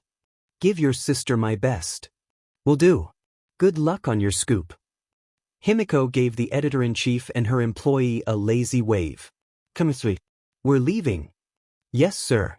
Mina muttered, following close behind. They were barely round the corner from the agency before Himiko transformed back and the two broke down laughing. "I can't believe how easy that was." "But, no, right?" Zuko was right. "These journalists will eat up anything to do with heroes." Himiko grinned. "So, how did stuff go on your end?" "Recorded and sent already. By tomorrow, I imagine every news agency in Muzutafa and beyond will know where All Might's hiding. This is gonna be such a fun sheet show to watch." "I know, right?" Himiko stretched. "So, since we have the time, wanna do something? Business or pleasure?" Mina asked slyly. "Can't we do both?" Himiko smiled darkly. Mina nodded excitedly. The day wasn't out yet. They still had some personal errands to run before returning to the bar. It's not like Mina was going to share all the fun she and her girlfriend had after all. Toru watched from afar at the crowd of reporters gathered in front of the UA campus at lunch the next day. It was amazing. Every major and minor news agency was there. Apparently, a recording between the editor-in-chief of Jaku News and a private informant had gotten around, saying why All Might was in town. And everyone was excited to see if this was the truth. Toru was impressed with how meticulous these vultures were to tear into fresh meat. She unseen through the crowd towards the gate. The outfit Jiren had gotten tailor-made for her was ingenious. It incorporated parts of her DNA into the fiber of the suit. When she activated her quirk, the suit turned invisible with her. The suit itself wasn't much. A skin-tight bodysuit and flat shoes she wouldn't be caught dead wearing if it didn't turn invisible. She had asked Jiren to make a better design that she felt comfortable wearing visible as well as invisible for the real event, which the man agreed to do what he could for her. Passing through the gate, she heard the alarm go off. But, to the reporters, this was just a signal. Some of them came in with her, sending the entire campus into lockdown. Tor didn't care though. It was just the distraction she needed. When she got there, because of the security alarm, every teacher was gone. It let her work without interruption. Thanks to Jiren again, Toru was given a hacking tool to bypass the password on Aizawa's computer. Then she put in Izuku's USB stick and downloaded all of the Pro Heroes files into it, removing it safely and logging back out. However, as she tried to leave, 2 teachers entered the room. Geez, can you believe these reporters? Midnight sighed, collapsing to the staff room sofa and putting her feet up. Breaking in like that. I knew having Toshinori here was gonna be trouble. I'm more concerned they know he's here. The other hero, 13, said, sitting opposite to her. Nedzu and the commission went to great lengths to stop the media learning that. It just makes UA more of a target. I wonder about that. Probably some of those DMN vultures used a tracking quirks or just stalked him to the gates.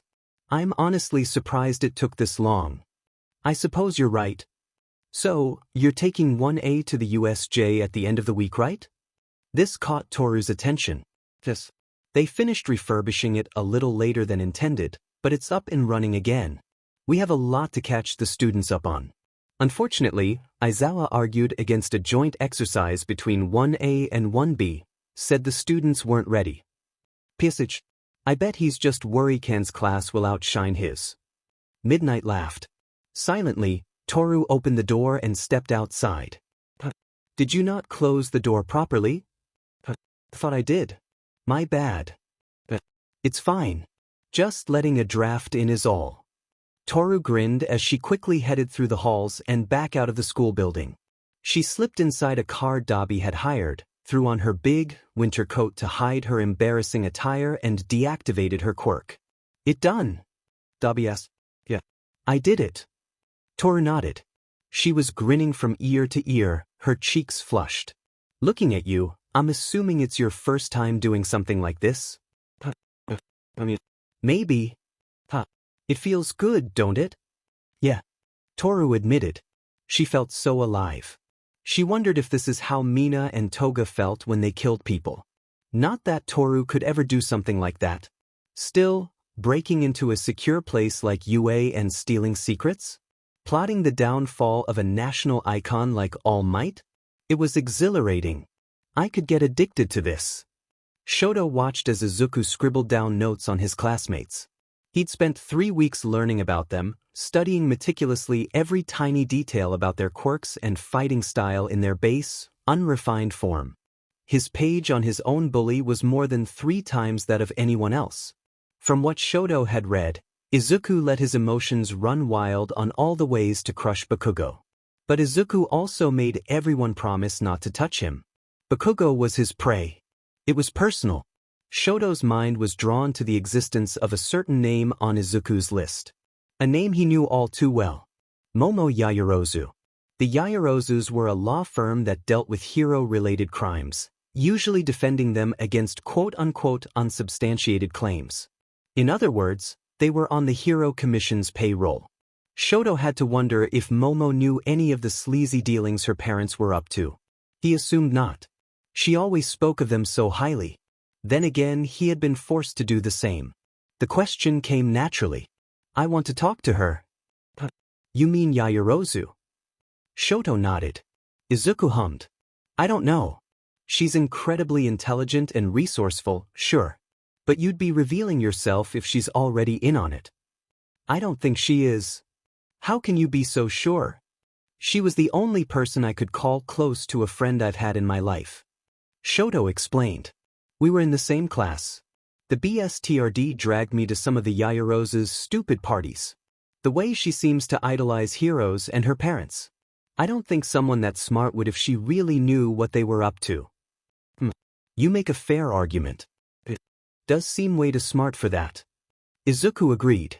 But she also seems way too smart to be that naive. You'd be surprised. She's smarter, but that just means she underthinks things a lot. Can't see the forest for the trees. Izuku nodded, understanding. I can see that actually. So. Izuku tapped his finger on the bar counter before nodding. I suppose you could if you want. There's always the risk she tells other people though. That's fine. I'm happy with being here. I'll take the fall if this decision falls through. Then I'll trust you, Shoto. You know Yaoyorozu better than I do. Izuku gave Shoto an earnest look. I'll convince Tamura to let you and Dabi deal with Yaoyorozu. Do what you want. Just don't compromise us too much. Don't worry. I know where I stand. Shoto nodded. Thanks, Izuku. Trust in me. I'll get results. Jiren let out a heavy sigh as he leant back in his seat. Ochako looked up from the paperwork they were sorting. Problems? I know I'm getting a lot of work from Tamura and his league, but this is getting exhausting. Jiren complained. Want to take a break? Ochako shrugged. Sure. You're the boss. Jiren took this moment to get out of his chair and stretch. The two headed up to the open roof of the warehouse. Jiren pulled out a cigarette from his jacket and offered Ochako one, but she held a hand out, refusing. Maybe one day she'd get wrapped up in some kind of moment and accept his offer, but not now. She just leant against the roof's railing. So, how've you acclimated? You mean to being a villain? Ochako chuckled. Not the career path I envisioned for myself. But it's fine. Working with you has been fun. And I think meeting Izuku at the entrance exam may have been one of the better accidents in my life. So this is all a happy accident. I suppose so. But honestly, I don't mind it. Ochako looked up at the night sky. My parents are making good progress in that mall job. They always did pride themselves over being quick and efficient. A rise in villain activity tends to mean more damage to property. If they do a good job, I suppose they'll be called more often for that. So you'll break the world just so your folks can fix it right back up for a profit? As bad as it sounds. Well, think the guy who deals shit to villains is going to judge you for being selfish. Yeah, I guess you're right. Ochako smiled. She was nervous before, back when everything was first explained to her. But that feeling had long since vanished. Ochako felt free when she was working with Jiren, Izuku and the League. Free to do whatever it took to help her parents. Nothing came before then. Not the world. Not the people living in it. Definitely not any sort of hero that would try and stop her. Breaking the world didn't sound too bad if it meant her parents coming out better. Maybe she should change her goals. Hitoshi joined the others in the bar. After a week of planning, Izuku and Tamura were finally ready to share their ploy with everyone.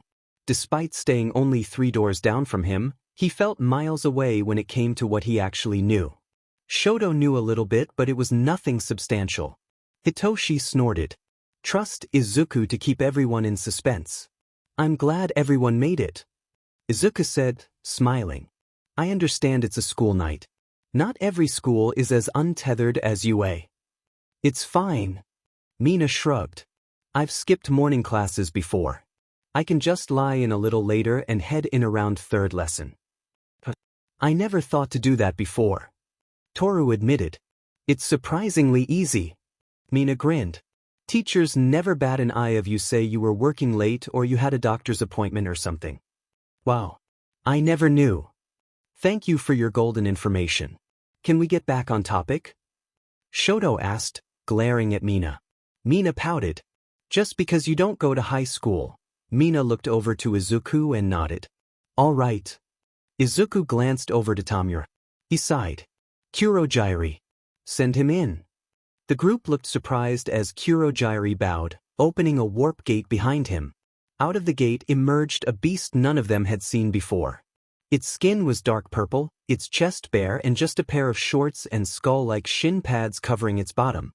Its face was a bird-like beak around sharp teeth pulled into a permanent grin, matching perfectly with its crazed eyes.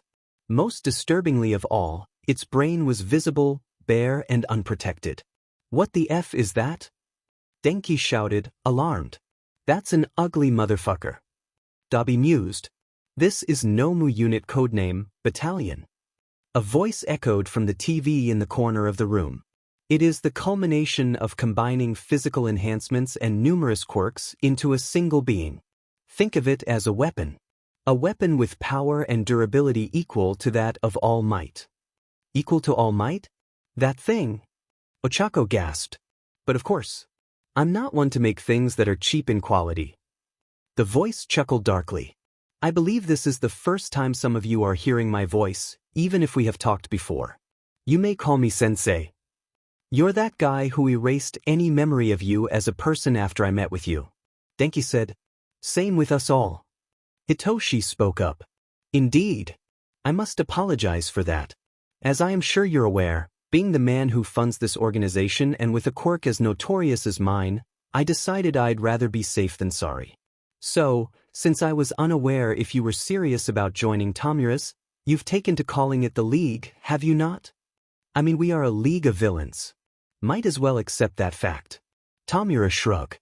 The League of Villains. I see. Sensei laughed. As I was saying, since I was unaware how you would react following our meetings, I decided it would be safe to simply erase myself from memory as such that no one makes heroes or the police aware of my presence.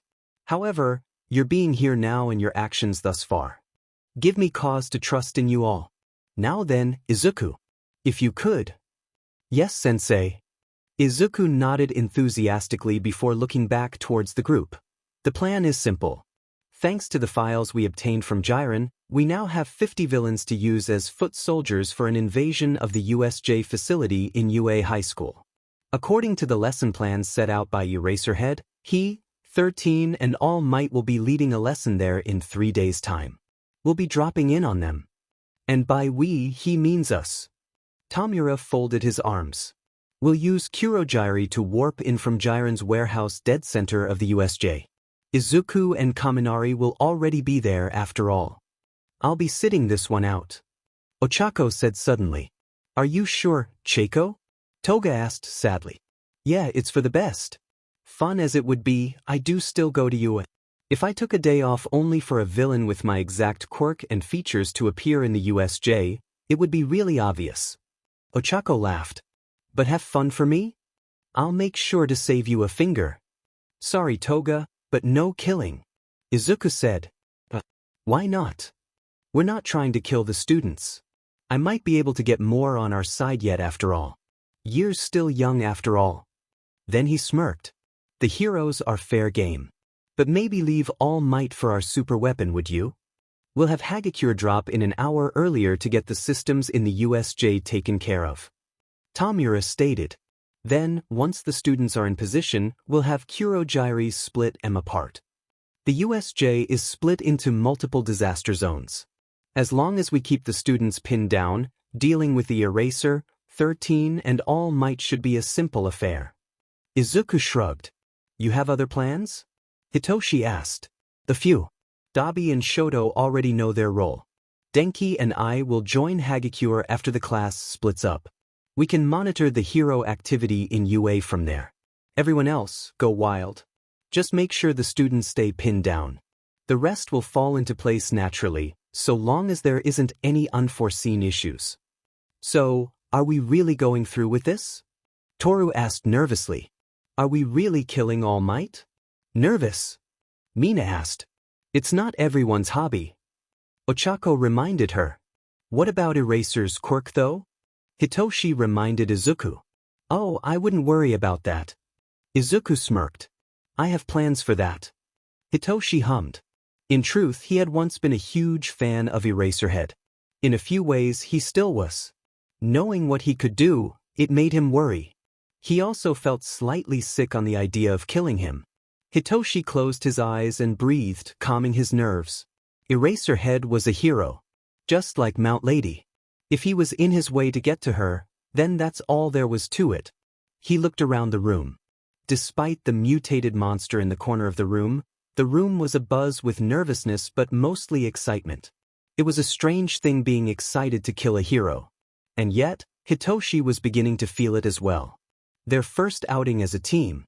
Making their mark. Revealing themselves to the world. Perhaps the act was heinous, but Hitoshi was past the point of caring. He was going to avenge his father. That was all that mattered. Anyone who got in the way of that was just collateral damage. Izuku laid back in the seat of the bus as it traveled to the plans were set. Nothing could stop it now. By the end of the day, something would happen. Either a hero would leave the building in a body bag or their first plan would end in failure. Either way, it didn't really matter in the long run. Winning or losing was secondary at best. They needed to draw some attention for the future. And besides, Izuku thought watching Yaoyorozu talking with Jiro at the front of the bus. Maybe there was a prize to get out this ordeal at the end of the day. He'd just have to wait and see. The drive to the USJ couldn't have taken more than 5 minutes yet. To Izuku, it felt like an eternity. The anticipation was building up inside of him. He couldn't wait much longer. It was getting harder to hide his excitement for what was going to happen as the bus pulled up for what was going to happen. As he got off the bus, however, he noticed something was wrong. Someone was missing. Someone integral to the entire scheme. All Might was missing. Izuku racked his brain. That couldn't be. All Might was supposed to be there. It said so on the lesson plan. That couldn't have changed in less than a week. Then it dawned on him. He'd only half listened to the chatter of the classroom that morning, but someone had said something about All Might taking down a villain that morning. And with All Might's injury lowering the time he had in his buffer form. Izuku silently cursed. Of all the days. As 13 led the class into the USJ, Izuku kept his head down as he tried to calm his nerves in case any anger he felt was reflected in his expression. Denki walked close by him as they trailed behind the rest of the class. This wasn't part of the plan. He muttered. All Might was always secondary. But the fact he's not here derails a lot of my planning. Izuku whispered back. So what now? We'll keep to the schedule. If he isn't already en route, the news that the USJ is under siege will have to coax him out. Toru should already have control over the security office. We can't stop now. Denki nodded slightly. The USJ was far larger than Izuku had been expecting. Instead of one large area that shifted props and problems depending on the situation, it was comprised of several, like some kind of indoor amusement park. Izuku had to admit, it was impressive. Seeing the various zones spread out from the stairs, he could only imagine what sort of exercises and tricks each of the 5 areas held. Shipwreck, landslide, fire, storm, mountain rescue. 13 began. These grounds hold everything you'll need to understand and perfect your responses to natural disasters and scenarios you'll come across in your tenures as pro heroes. Welcome to the Unforeseen Simulation Joint Facility. All Might was supposed to be here, but it seems he's running late. Aizawa announced. It's SCKS, but he's an idiot. It can't be helped. Allow me to say a few things before we begin.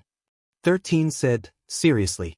As you may well know, my quirk, Black Hole, allows me SCK in and destroy objects and individuals. It is a quirk that has allowed me to save many people. However, it could easily kill people if I'm not careful. I know some of you are the same.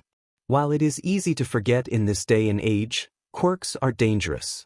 One wrong step and you could hurt or possibly do worse things to someone you may try and save. You're young. That's why we're doing the best we can to make sure not just you but your quirks are ready. That is the purpose of the USJ. To make sure you're ready for the all-too-real situation you'll get where you'll have to regulate your quirks or harm the people who need you the most. That is what I hope you'll learn in my facility the most. That is all. There was cheer of agreement from the students. Izuku remained silent. That was obvious. A quirk could hurt as it could save. They were about to find that out firsthand. Toru put her feet up as she observed the entire USJ from the security cams. She took out 3 glasses she borrowed from Kurojiri's bar and poured herself a small glass of soda. Man, she thought. What is with all those stupid outfits? Armor? Spacesuits? Some of them are even walking around half naked. These people must hate fashion. With a shrug, her eyes fell onto the console. Let's see. Doors. Doors. Toru smiled as she found it, pressing it down. The doors behind the heroes clicked shut, locking. And now, the first part of every good movie. The lights. Before everyone could even calm down, the lights above flickered and were snuffed out. Outwardly, Izuku acted just as surprised as everyone else. Internally, he was laughing. It was starting. His plans put into motion. Let's see how heroes handled the plans of someone they scorned one too many times. Hey! Kirishima shouted. What's going in the plaza? Izuku watched as Aizawa spun around in panic. He took notice down in the plaza below as Kurogyari's portal opened up. 13, get ready to protect the students. The space hero gave him a small nod. First out of the portal, dressed in his usual all-black outfit now just covered in a number of hands, was Tamura Shigaraki. Seeing them, Izuku never did ask if they were real or just props. All he knew is that Sensei had given them to Tamura after adopting him. Others quickly followed, many of them being villains Jiren had contacted for this job. None of them had met him in person, though admittedly, that was the point. They moved to surround the leader of the league. 20 villains standing around. He assumed Kurogyari already had the others stationed in the 5 zones. The last one out was Battalion, the giant, muscular Nomu, before Kurogyari himself, retaining himself as a large black fog. Eraserhead's capture weapon began rapidly flying around him, ready to begin combat as the villains began their advance. Tamura and Izuku's eyes met. He raised an eyebrow as if to ask where All Might was. Izuku shook his head slightly. He wasn't with them. Tamura's eyes narrowed in anger. Force All Might out of hiding. He ordered the army of mooks. The villains? Real villains? Here. Komori gasped. How can this be? Ida asked. 13. What of the intruder sensors? Of course we have them. However, it seems we've been cut off from the main campus. They won't know. So you're saying no one's coming? Izuku asked. 13 nodded sadly. No way. But if that's the case then, this plan was probably premeditated. This wasn't just some hideout point before raiding UA properly. They knew we'd be here. Yaoyorozu realized, shocking the others. Aizawa hummed in thought. So these villains have a way to knock out the security system, do they? He clicked his tongue in annoyance. 13, start evacuating everyone. Get outside and try contacting the school. Before anyone could voice any concern, Eraserhead leapt into action against the villains. Izuku watched as he erased the quirks of 3 villains and knocked them out in a single move. 13 began trying to get the students to the door. However, before they could, the second plan began. Kurogyari warped in front of the escaping party. My apologies, but I cannot allow you to leave. The group slid to a halt, looking up and the shadowy mass. It is nice to meet you. We are the League of Villains. Sorry to drop in unannounced, however, in order to remove All Might from the board, this was a necessity. Kurogyari hummed, his eyes slowly looking over the students who were frozen in shock and fear. We thought All Might would have been here today. However, it appears someone made a mistake. No matter. I suppose we shall have to entertain ourselves in another way. Izuku watched as 13 moved to stop Kurogyari. However, before she could, Kirishima and Bakugo launched forwards. Hey! He shouted. What are you dash? Izuku was cut off by a loud explosion, making him flinch on instinct. You won't beat us, you Bisudi. Bakugo shouted. We'll beat you down. Kirishima backed him up. Izuku fought from sighing and shaking his head in disappointment. He didn't expect any of his classmates to be that reckless. Then again, this was Bakugo he was talking about. As the cloud of dust settled, Kurogyari was revealed to be unharmed. My, how dangerous. That won't do. Move. 13 shouted at the 2 bots. Seeing one of her finger caps off, the 2 nodded before falling back so 13 could activate her quirk. My apologies, but I can't allow that to happen. Suddenly, a powerful black fog swept through the class as Kurogyari expanded his quirk. Even Izuku was surprised by this. As used to his regular warp gate as Izuku was, he'd never actually seen Kurogyari warp out a group this large. He forgot just how much Kurojire's body could expand for his quirk. As the gate swept past him, Izuku found Denki in the crowd and nodded. The two passed through fog, teleporting. So, nothing's really going to plan, huh? Izuku heard Toru say as he arrived in the USJ security booth. Denki shook the feeling of disorientation from his head as he arrived next to him. Toru poured the two a glass of soda each. Izuku took up a chair. How is everything? Aizawa is handling himself pretty well in the plaza. Kurojire took care of 14 students, though some got out of range. Everyone else has begun moving on the students that were warped. Toru looked up. Why did you ask Kurojire to scatter them randomly? You know their weaknesses. 'Cause if they put 2 and 2 together, they'd figure out there's a traitor in UA. Izuku shrugged. I decided to make it look like we don't know what the quirks of the students are.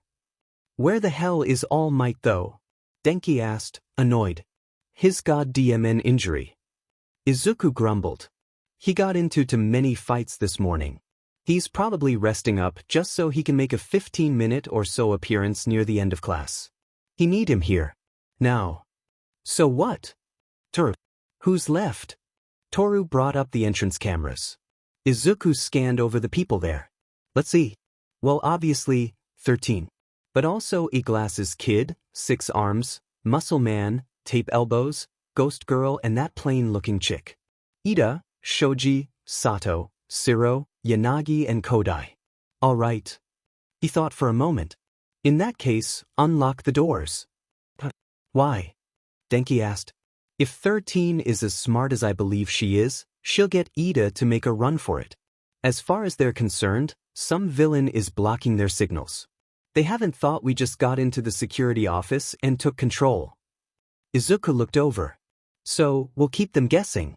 If they can get Ida to the main campus, All Might is bound to charge in, injury be dmed, instead of letting the other pros deal with the situation. He's that type of idiot. Toru smiled before nodding. She released the door locks. So, now we wait. Yeah. We can sneak into the landslide zone pretty easily from here, so let's kick back and watch the show. Sorry, but there's no sound. Toru said, messing with the keyboard. Where's everyone? Denki asked. Toru hummed, moving from camera to camera. Sho and Dabi are in landslide, Toshi's in fire and Mina's in collapse with Himiko. The students are scattered all over the place with 2 in each of the 6 zones. Toru explained. Who do you want to check in on first? Hey, is anyone else out there? Kaminari. Is that Dash? Hitoshi chuckled as the jet black hero student went slack, switching off this voice-changing mask that Jiren had procured for him. Man, are you all that stupid? He wondered. So, what are we going to do with him? Hitoshi looked up at the trio of villains behind him. He sighed. How'd he get stuck in charge of one of the raid teams he just didn't know? He hoped the others were having a better time of it. He'd already had to remove his jacket, sending it back to the bar via Kurojire, just from stepping into the fire zone. There should be one more student here. Some kid with a big tail. Find him and take him down. Don't kill him. I want another puppet for when All Might arrives. The trio grinned, moving on. How do people have so much energy? After a few minutes of waiting around for the few villains they brought along to report back and failing to do so, Hitoshi made the jet black hero student follow him before moving out himself. It didn't take too long of walking down the burning main road of the fire zone to encounter the problem student in question. Upon seeing Hitoshi, the tail kid raised his fists. Are you another villain? I don't know. Am I? Don't toy with me. The kid growled. Hitoshi chuckled. If he wanted to, perhaps having another doll to use later would be interesting. But that wasn't what Zuko had wanted from him. Instead, he just made a motion with his head. From the shadows, his current thrall leapt, punching at the tail kid. The tail kid looked both confused and betrayed. Kurwaro? What are you doing? The hero student, Kurwaro, didn't answer, just staring ahead blankly. Hitoshi just laughed. What did you do to him? I'm sure you can figure it out for yourself. Hitoshi said smugly. Well, Kurwaro was it? Deal with him. At his command, Kurwaro sunk back into the shadows. Hitoshi thought back, thinking about what the boy called Kurwaro could do. Something about the color black? He didn't remember. However, he watched silently from the background as the two classmates fought. With a smirk, he thought back to the name he was called in middle school. They were right. His quirk really was the perfect quirk for a villain. He was happy to have it. Mina laughed as she leapt backwards, spreading more of her acid across the zone while avoiding her opponent's attacks. Slow as ever I see. She laughed. Eijiro Kirishima grit his teeth. Echoing around them, explosions from Bakugo's quirk and his angry shouts rang out as he was locked in his own battle with a group of villains led by Himiko. Eijiro had already dealt with Mina's entourage. Mina flicked some acid at a nearby support pillar before flipping out of the way before the place crashed down. A few seconds later, Eijiro emerged from the rubble. Mina! What the hell? He growled. Why are you with a group of villains? Well, my quirk always was scary and deadly, right? Mina said nonchalantly. Figured I might as well stopped pretending. This isn't you. Excuse me, Mr. Most Popular Guy 2 years running, but what the hell do you know about me? Last I checked, we only ever interacted during group tasks. Don't act like you're my friend just cause we were in the same class. Mina, you know how lonely it is? Watching. You all from afar? You boys being all rough and tumble in sports while I was forced to sit out in PE in case my quirk melted the ball? To see everyone having friends, elbowing each other and patting each other on the back while no one dared even come within a few feet of me in case I somehow melted their finger off or something? Mina scowled. You had everything I ever wanted, Eiji. Awesome friends. Awesome quirk. Awesome prospects. I had none of that. You had friends. Could you call them friends if they treated me like I had some sort of highly contagious disease? Mina grinned. But then I actually made friends who'd actually treat me like a normal person. They weren't scared of me. They didn't do what you did and activate their quirk before giving me a high five. Eijiro looked guilty at the accusation. I have actual friends now, Eiji. I have a girlfriend. I'm actually happy. And you, Mr. More Holy Than Thou, thinking just cause you're a hero, think you have a right to try and trample that happiness. Well, screw you, Eiji. Mina spread acid in her hands. I'm gonna melt you down to size. Mina. I'm sorry. I wish I noticed. Eijiro said, getting into a fighting stance. But you're in the wrong here. And as a hero, it's my job to take you down. Then come on, hero. I'm waiting. With a shout, Eijiro charged. Mina smirked. This was turning out to be a very fun day. Shoto had one job in the USJ attack.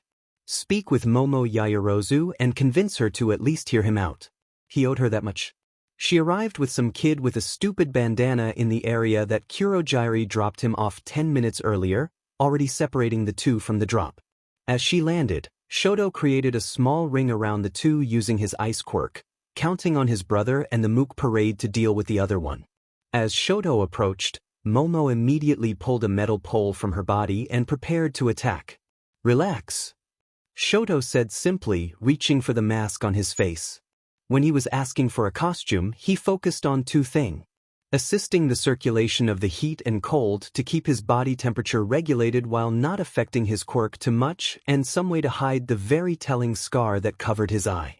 Having something that so obviously gave away his identity wasn't something he wanted. One day, he and Dabi planned to reveal everything. But the league needed to be bigger first. As his mask folded into the collar it was built into, Momo gasped. No way. Shoto. Hey Momo. Been a while, huh? Shoto smiled. Momo looked shell-shocked, barely keeping the grip around her weapon.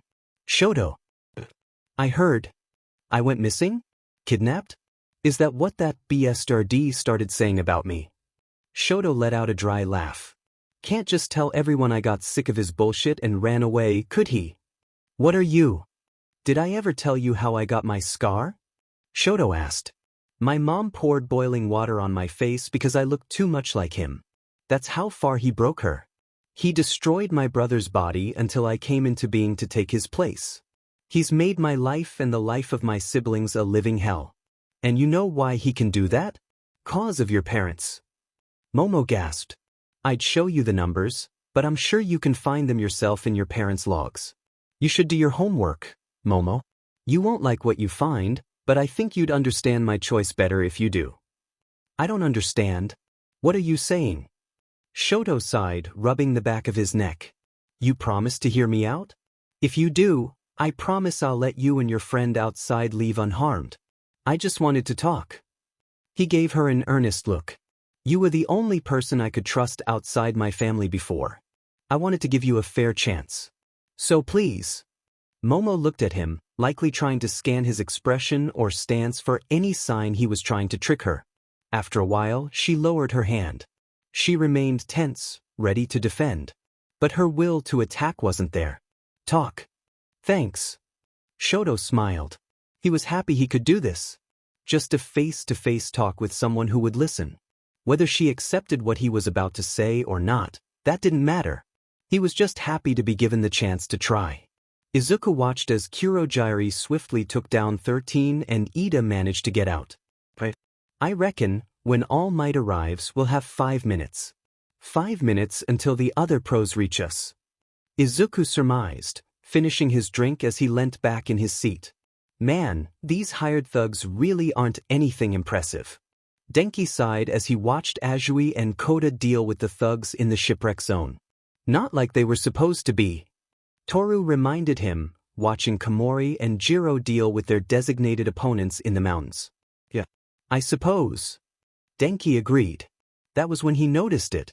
Izuku's eyes furrowed, looking up at the small screen detailing Eraser's fight. Toru. Mid-cams? He asked. Toru nodded, flicking the cameras over. The three gasped in shock.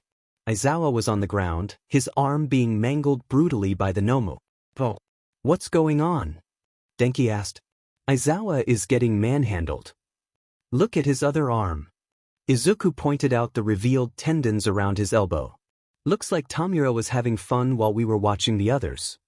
Izuku held his hand out. Toru. Comms. But what about Aizawa? I doubt he can hear us anymore.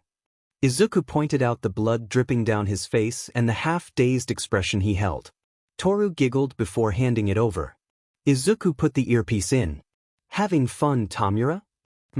Oh, it's you. I thought you weren't talking to me anymore. Hey, it's not like anyone can hear us. I suppose not. Still, I hear a kid got out. So it's game over for us. Tamura grumbled. Wasn't Hagakure supposed to be on that? Don't worry. I had her unlock the doors. Tamura took a double take at that statement. Excuse me? All Might's not here. So to get him here, we had to give him a message. Izuku shrugged. Think of this as a one-up. The second chance. It's not like All Might is our main goal, but taking the final boss out early is always useful. Hacking the game, I see. Tamura let out a dry laugh. So, how is everything in the other locations? Mountain, Squall, and Shipwreck were always free wins. The hero course is finishing up and heading your way. As for Fire, Collapse, and Landslide, our actually party is handling things well. I'll have them head back your way when All Might arrives. Good. This was a mess, but at least we're starting to clean up. Tamura sounded happy. Then, suddenly, a loud crash eshed from the entrance. Everyone went quiet. Toru zoomed the cameras in on the entrance as All Might stomped on in, throwing the jacket of his suit off and tearing of his tie. Izuku looked at him and was suddenly gripped by fear. Because All Might wasn't smiling. He was always smiling. But not now. He connected his feed to everyone's earpieces. Everyone. This is Usagi. All Might has arrived. Return to the central plaza for evacuation. He called before removing his earpiece. Toru, I'll leave the rest to you. The girl nodded. He glanced back to Denki. So? Back to class. You mean with him here? Izuku watched the screen. He swallowed hard. Unfortunately. Hitoshi watched his thrall and the UA student fighting each other, neither giving each other time to breath. It was entertaining to watch. He was lucky he was able to control someone so easily able to avoid getting hit. Hitoshi had never really relied on his own physical strength. Against bullies, he used trickery to get out of getting ganged up on. In the end, heroes were the same. Bullies. Criminals. Whatever. and watching them fight was quite the spectacle. He was brought out of his thoughts by an explosion from the main plaza and a sudden voice on his ear. Everyone! This is Usagi. All Might has arrived. Return to the central plaza for evacuation. Hitoshi sighed. On my way, he replied before turning to leave. Where do you think you're going? The tail kid shouted. Hitoshi looked over to see him leaping at him.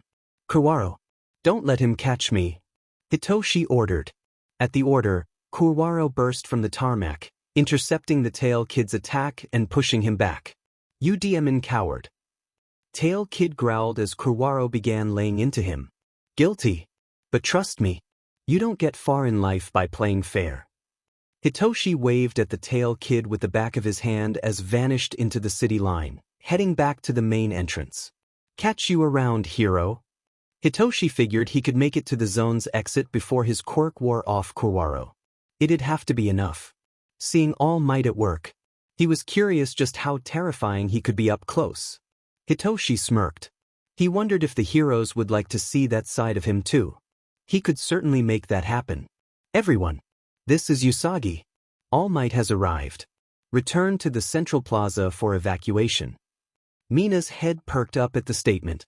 She sighed. She was having a lot of fun catching up with her old schoolmate, but all good things had to come to an end at some point. As Ijiro wasted time looking for the source of the echoing explosion from outside, Mina leapt backward, firing large amounts of her acid at nearby structures. Well, Eiji, it's been fun, but it looks like it's about time for me to bounce. Hey! Ijiro stepped forwards only to immediately jump backwards as two buildings came tumbling down between the two. Mina laughed out loud. She gave him a salute and a sly grin. Let's play again later, Eiji. I'll be waiting. She broke off into a sprint. Behind her, all Ijiro could do was shout her name and try and smash through the rubble to chase her down. As she reached the end of the zone, she met up with Himiko being chased by the blasty prick Izu warned them about. Giggling, Himiko grabbed her hand and the two ran. They had bigger fish to fry. A loud bang echoed around the zone. Everyone! This is Usagi. All Might has arrived. Return to the central plaza for evacuation. Izuku's voice echoed in his ear. Looks like time's up. Shoto said, putting his mask back up. Thanks for listening. Means a lot. How much of what you said was true? Momo asked warily. All of it. If you want, you can find out for yourself. Your parents have records of past cases, right? Momo didn't answer. I'd check them out if I were you. You might find out being a hero is nothing to be proud of. If you want to learn more, find Venality. Stay safe, Momo. That was his last words to her before he burnt through his own ice structures and made his escape. Dabi met him at the foot of the landslide zone. All good. Yes. All good. Shoto nodded. I just hope she listened. That's not up to us. Come on. Dabi smirked. We have a hero to meet. The final battle between All Might and Nomu was well underway when everyone met back up at the central plaza, with the two titans of physical strength punching away at each other. Azui and Koda had already been given the task of getting the broken body of Aizawa back to the entrance. From Tamura's count, it had been 3 minutes. This is getting close. He muttered to Kurojairi, scratching at his neck nervously. Where are the others? All Might, won't you help me? A female voice echoed. Young Komori. Stay dash, All Might froze up. Nomu slammed a fist into his face, sending him crashing into the ground. Shinso walked up next to Tamura. Predictable. Shinso complained. Should I finish this now and just have him transform? No. Let's give him some humility. Tamura grinned. Tell him to finish off Eraserhead and 13. The next to join them was Ashido and Toga, explosions echoing behind them. Incoming. Himiko said in a sing-song voice. Tamura growled. You're enjoying yourself too much. He glanced over to Shinso. Change of orders. Make him tear this kid apart. How cruel. Shinso said, chuckling. Still, knowing who it is, I'm sure Zuku won't mind, Shinso sneered at the number one. Where's all that fight gone, All Might? Vile villain. I'll show dash again, All Might froze. Shinso laughed. Muscleheads like you just don't learn. He said mockingly. Now then, All Might, get up and smash this annoying, explodey brat for us. The three watched as All Might slowly rose from the ground. He took one stiff step towards the student chasing Toga and Ishido. Then another. Bakugo. Ardadan, he gasped out. Bakugo stopped, looking surprised as All Might walked towards him, clearly trying to hold himself back. All Might? Bakugo asked in disbelief. You're so cool, All Might. Fighting against a quirk like brainstorms to save one of your pathetic pupils. Tamura began scratching at his neck furiously. You're so cool it makes me sick. It's why I hate people like you. You can't just accept you've lost so you fight against it with all you've got. It's pathetic. The five villains watched as All Might struggled against his own body. He rose his fist, readying a mighty smash, and then the ground beneath his feet shattered as he brought it down. He panted as the spell came undone. Shinso widened his eyes in shock. I lost control of him, he said in disbelief. What? How dare you? All Might growled. How dare you try and make me harm one of my students? Shinso staggered back at the angry shout, falling on his butt. Mina flinched at the volume. Even Toga stopped smiling, looking genuinely intimidated for once. But Tamura just kept scratching as All Might charged, only to collide head-first into a wall of ice. Dabi and Shoto ran over to them. Bad timing? Dabi asked slyly as All Might shattered through the ice. Explosions echoed behind them as Bakugo went on the attack only to be rebuffed by a plume of blue fire. Noma, kill him, Tamura ordered. Immediately, the beast was back in actions, slamming into the number one. As they watched, Dabi and Shoto pushing back Bakugo behind them, a voice filled their ears. The heroes are here, Hagakure announced. You got 30 seconds. Tamura's scratching became faster. He watched as All Might turned his attention back to the Nomu. Around them, the mooks were starting to wake back up. One last push is all they needed. There were multiple loud thuds, like miniature explosions echoing from the Nomu's body now as All Might sped up. He's no more weaker than ever. Did he lie to me? Tamura wondered. Or is there something more to it? It's his state. He's currently as strong as ever. Shinso reminded him. In time, he'd be weaker.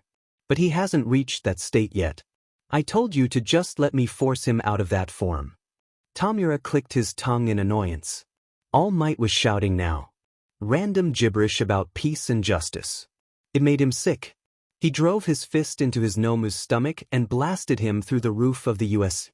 Tamura growled. Game over then. Kurogyri. A black mist began surrounding the lead members of the league. I hope Izuku's primary objective worth this feeling of humiliation.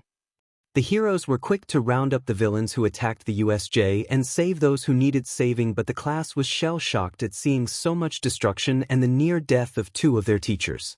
This was a villain attack. The type of thing they'd have to get used to if they wanted to continue in their profession. It made Momo nauseous. Not just because of the ferocity of their opponents, but of who one of the villains ended up being. She kept quiet about Shoto's identity. She didn't know why. She knew she should have told the police about that. She knew the identity of one of the escaped members of this League of Villains like Kirishima had. In the end, out of the 57 known villains who had attacked the USJ, 7 escaped. 2 of them were known criminals. One was Himiko Toga, a well-known serial killer. However, now they had a name to follow up on regarding her rumored accomplice, Mina Ishido. The second was an anti-hero activist known as Dabi who appeared a few years ago. Other than that, there was a warp villain, Kurogyri, from what the leader had said, Brainstorm, someone who had a quirk powerful enough to control All Might himself, Shoto Todoroki, with a frightening dual quirk utilizing both ice and fire, and their leader, Tamura Shigaraki, from what the warp villain had said, a man who could disintegrate matter at a touch. There was also the matter of how they got in.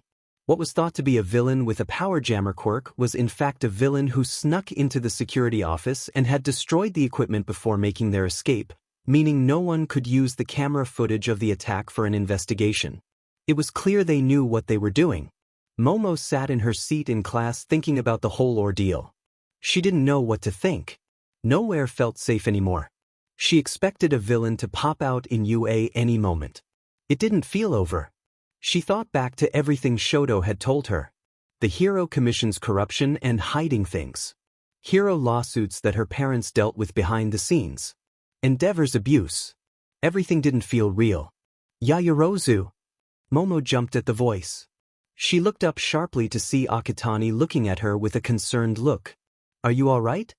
Oh, yeah. I'm fine. It's fine to say no, you know? I don't think anyone is all right after today. Momo looked down at her desk. Yeah. You're right. She glanced back up. Where were you and Kaminari, by the way? You just seemed to show up when the heroes arrived. Oh, that. Akutami laughed.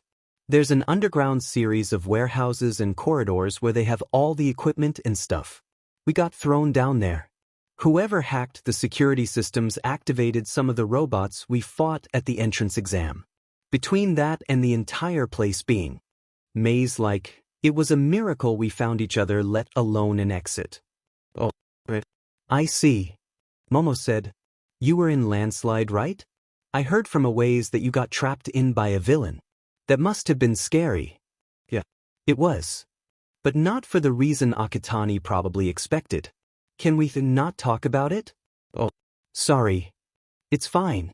Anyway, I'm going to go home. I'll see you later. Bye. See you, Yaoyorozu. Stay safe. She nodded before heading home. Even still, the USJ never left her mind. Neither did Shoto's words. She had 3 days off to recover from the USJ. She had a lot of time to think about it. Momo knew she shouldn't be doing this. Her parents never let her into the study. When she was young, she was always amazed by the thought of what wonderful treasures could be hidden away in the walls of bookshelves. Nowadays, she knew that most of them were just records and law books. She'd asked her father about a year ago, and that's what he told her. She admittedly never really cared about her parents' jobs. Because of their jobs, she met a lot of pro-heroes, which got her on her current path. And yet, here she was at 1 a.m. at night. She couldn't sleep. She left it alone for a day, but Shoto's words kept running through her head over and over. She looked into it online too. She found a lot of lawsuits in papers she'd never heard of in years. Endeavor. Mount Lady. Ryuko. Midnight. That one hurt. It had been that very hero that had put her up for recommendation in the first place. Said she had spunk. Talent. She could do anything she put her mind to. According to the papers, she had far too many SXL allegations. The amount that would bury a politician or movie star. All Might having lawsuits was a strange thing to wrap her head around. The man just saved the lives of her classmates and 2 of her teachers, yet there he was. Not as many as the likes of Endeavor or Midnight, but there was several for him too, mostly regarding damaged property or near-lethal assault on petty thieves. It wasn't all her parents, of course. Some agencies had their own personal lawyers, and there were other agencies who specialized in hero law. However, out of all of them, the Yaoyorozus were one of, if not the most known of these. They'd earned a reputation as an iron stalwart that defended the heroes of justice in the courtroom like those heroes did out in the streets. As a child, she was proud to share the name. It was like a fairy tale to be attributed, so this entity that was like a faithful knight or a Prince Charming or whatever.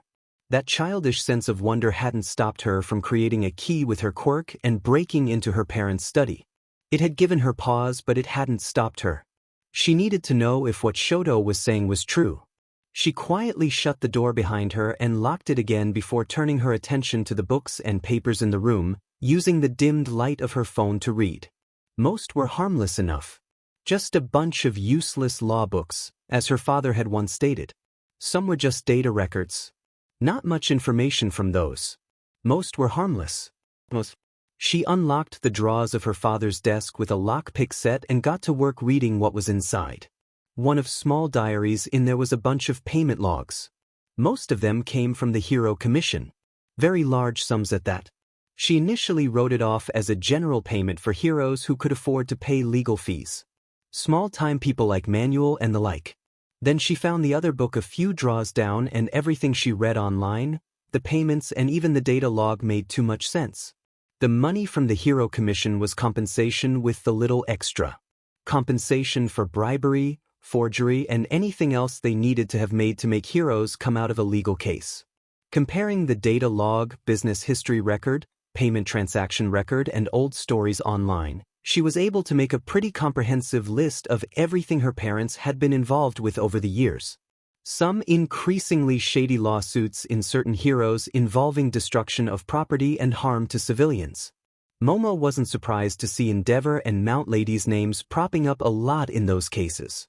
The hero commission simply couldn't let heroes be seen as having any kind of faults, so these lawsuits always came up in their favor. Forging of evidence and bribing of judges at best. The hostile takeover and forcible shutting down of news companies and the silencing of reporters at worst. And it could all be sourced back to two groups: the hero commission and her parents. Momo was left feeling cold and sick. She replaced the documents and left the room, wishing she'd never entered. It was 4 a.m. when she returned to her room, but she didn't sleep. She tried, but her mind was overflowing with the consequences of the knowledge she'd gained. Her parents were criminals. Corrupt lawyers facilitated by the hero commission itself. The very commission she would eventually work for. The heroes she idolized and met? Broken the law more times than she could bear to count. And Shoto, the villain who attacked the USC. He was right. She remembered his last words to her before he left her in the landslide zone. Seek venality. Momo's thoughts froze at the reminder. She went for her computer. Venality. The idea of being willing to be corrupt or immoral for money or other payment. It became quickly apparent to her that Shoto hadn't meant the meaning was about the League of Villains but rather those they opposed. It took her almost all day of following various avenues of reasoning and, admittedly, passing out from exhaustion around 8 a.m. to reach what Shoto actually meant for her to find. It was pretty hard to find, being buried 10 or so pages down in the search engine, but she eventually found a small blog called Venality. A blog for those suffering under saviors. It was a bit on the nose, but she empathized with those who had already found solace from the blog. But the names of those on the blog? Toxicity outright called herself Mina. Crucible was obviously Shoto from the story, and Brainstorm's quirk matched perfectly with the villain who brainwashed Kurwaro and tried to do the same to All Might. It was clear what this actually was. Even if all the League wasn't on here, some if not all of them were part of it. This was what Shoto wanted her to find. The second she noticed activity, she made an account and talked. Forge has entered the chat. Usagi, hey. It's been a while since we've had a new member. Forge, I know who you are. Usagi, I'm sorry I don't follow. Forge, the League of Villains. Forge, I know it's you. She didn't know what to expect from being so forwards. Frankly, she didn't care. She was sick of being scared and worried. In the last few days, everything she knew seemed to be flipped on its head. She didn't know what she knew anymore. This blog was her last line of inquiry. So she was going all in. She was surprised at Usagi's next message. Usagi, Momo Yayorozu. Not gonna lie. Didn't actually think you'd show up. Usagi, didn't seem the type. Forge, and what do you know about me? Usagi, more than you think I do, believe me. Usagi, even if you don't know it, we've actually met a few times before. Usagi, I didn't think you'd go along with all of this, but Shoto insisted we try. Forge, I'm not going along with anything. Usagi, sure you're not. Usagi, so wanna meet up? Forge, what? Usagi, you want answers. I can do you one better. Usagi, I can introduce you to the entire League. Forge, you're lying. Usagi, what reason do I have to lie? Usagi, you came here of your own free will. I'd rather not explain what you want to know on something as easily accessible as the internet. Usagi, your choice. She shouldn't. She really shouldn't. Trespassing in her father's study was one thing, but meeting with villains? Villains who had tried to kill her not 3 days earlier? She shouldn't. But she wanted to know. Needed to know. She'd risked a lot to get this far. Wasted too much time. Learned too much cursed knowledge. She needed closure. So she agreed. Shoto met her outside a barber shop in Yokohama City and silently led her to a bar around back. Momo kept her head down. It felt wrong interacting with known villains. And yet, here she was regardless. The Warp Gate villain welcomed the two in, now dressed in a bartender's suit that seemed out of place from what she saw of him a few days prior when he teleported her across the entire length of the UAE. Thinking back, he did have that sort of polite, servile way of speaking she had grown used to in her household. She didn't say anything to his greeting. Shoto simply gave him a kind smile and a nod before leading her around back. He knocked on one of the doors along the corridor behind the bar and let Momo in. Momo glanced around the room. It was simple. A bed. A desk with a laptop open on it. Wardrobe. A completely loaded bookshelf. A TV attached to the wall. A typical, if somewhat bare room. She expected this to belong to the head of the league. Tamura Shigaraki. The villain who destroyed their teacher's elbow with a touch. However, the kid who had his back to her was familiar in another way. He had dark hair, a small frame, and was muttering to himself. Izuku. Shoto said, getting his attention. Momo's here. She is? The boy? Izuku looked up. Earlier than I thought. Oh well. Momo gasped as the boy spun around on his swivel chair. Wait. Akitani? She exclaimed. Akitani laughed at her surprise. Hey, I told you, didn't I? We'd met several times? What, you thought we bumped into each other at the mall or something? He asked slyly. I never thought that your classmate would be a mole. No, I understand. Completely reasonable assumption. Though come on. You had to find it weird that Denki and I just vanished for the entire USJ incident. Kaminari too? Not at first. Akitani shrugged. But enough about that.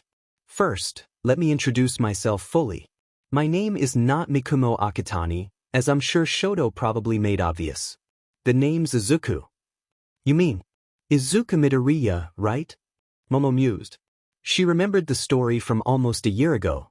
It was a minor story, but a child going missing was a problematic affair. She remembered asking some heroes her parents worked with about it, but all just said not to worry about it or that it was out of their jurisdiction. It was a case that everyone forgot but never closed. Ah, you remember my case. That saves time. Izuku stretched. Then let's talk about you. What did you find? Momo bit her lip. I won't force you to rush it. Shoto was right. Momo said sullenly. About the court cases? Shoto asked. Yeah. It took a bit of comparing dates and some online research, but Momo sighed. Did you know about all of this? All this time? Not many people want to look into it. Izuku admitted. But no piece of data is ever gone for good when we're talking about the internet. I'm sure you found that out, right? Momo didn't answer. Not that she needed to. Izuku knew. But it could just be fake, right? I don't know. Vengeful families of villains trying to make up a story on a hero that brought in a loved one. Izuku nodded. Some of them are, don't get me wrong. There are false allegations flung around all the time. He leaned in. But then why would the hero commission silence people? Defamation. Momo said, yeah, that's part of it. But they wouldn't be so scared if it wasn't a little bit true. Everything you read about the BSTRD is completely true. Shoto stated. Momo didn't have to ask who he was referring to. Endeavor was always a contentious figure. But he was a hero and a surprisingly intelligent detective. People overlooked his violent streak because of that. I don't doubt anything from what I've been through. Okay then. You want concrete proof then? Izuku hummed. He turned back to his computer, typing away. Momo watched him rapidly switching through windows of his laptop, barely able to keep up with his high-speed research.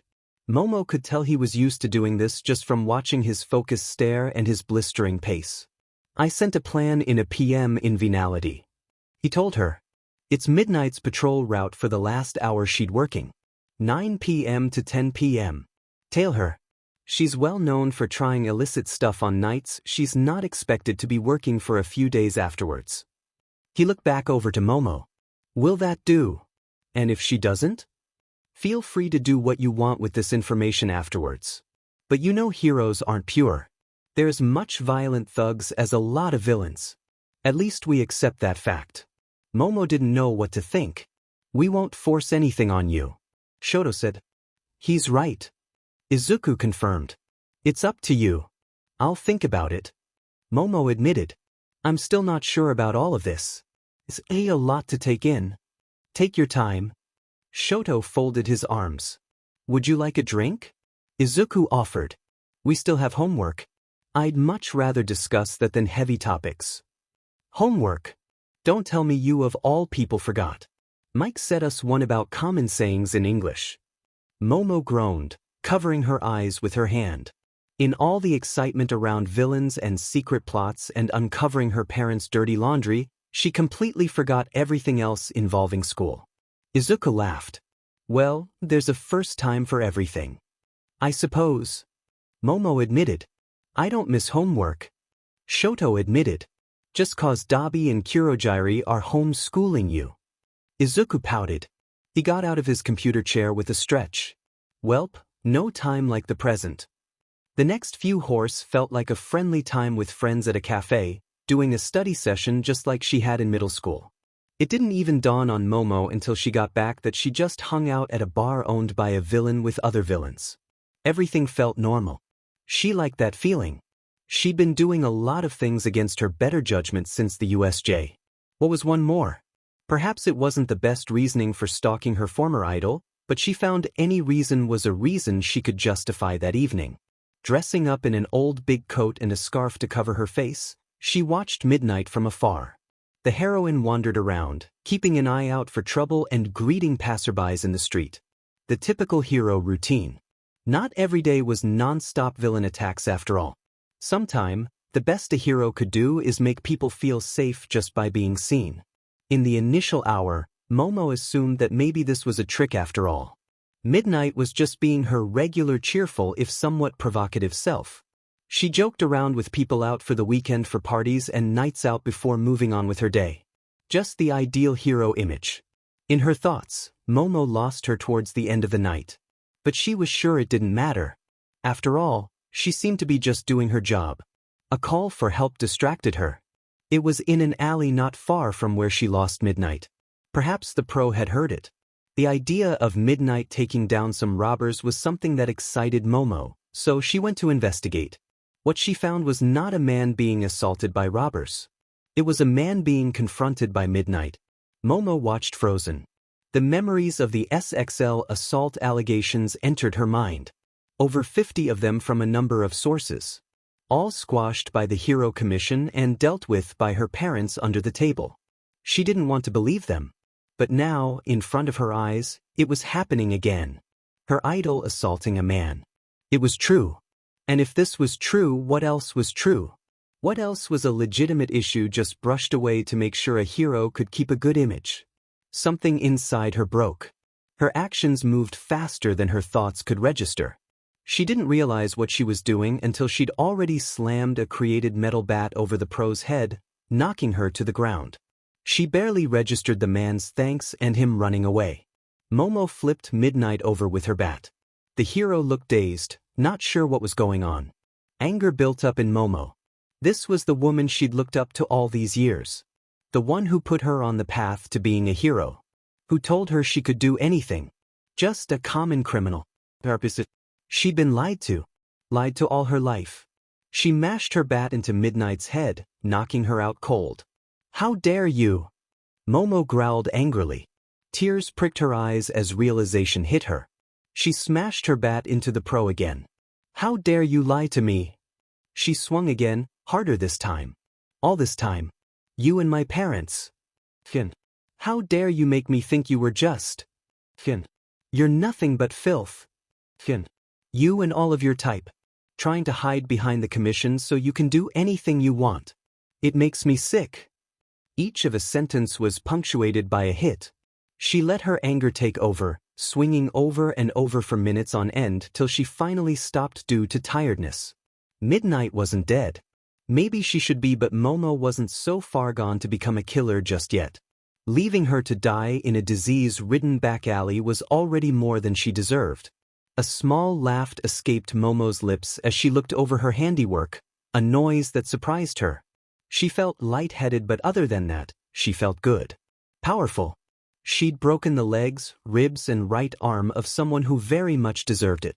She dropped her bat, listening to the low clang as it hit the ground, delivered a last swift kick to the hero's side and staggered away. She couldn't go home after that. She knew, the way she felt, she'd probably end up doing something she might regret. So, instead, she got on the train and headed for Yokohama. Not half an hour after she'd finished, she half collapsed through the doors of the league's bar. Breathing heavily. Her eyes were burning, her vision blurred. There was the sound of a scraping chair as Shoto got to her side, kneeling down and putting a careful hand on her shoulder. "Momo? Are you all right?" It was true. She sobbed. It was all true. Midnight, she was no hero. I couldn't just. Hey, it's all right. Just breath. Momo grabbed tightly to her old friend, tears falling from her eyes. I didn't think I just. It's all right. Shoto repeated. Easy. She deserved it. I know. Shoto nodded. The two remained in silence for a few minutes before Momo got her composure back enough to let go. A glass of water was placed on the floor beside her. She looked up at the bar-tending smoke villain. To help calm your nerves. He said simply. She nodded. Thanks. Not a problem. The man bowed before heading back behind the counter. Momo and Shoto never moved from the floor, but they did move to a different part of it, just out of the way of the door. They remained silent, Shoto waiting for Momo to talk. Sorry. She finally said, sullenly. After tonight I just. It made the news, you know? Huh. Midnight's assault? It made the news. She was rushed to hospital. Haven't mentioned if she'll recover. I hope she doesn't. Momo said bitterly. I couldn't bring myself to become a murderer. But a part of me wishes I had.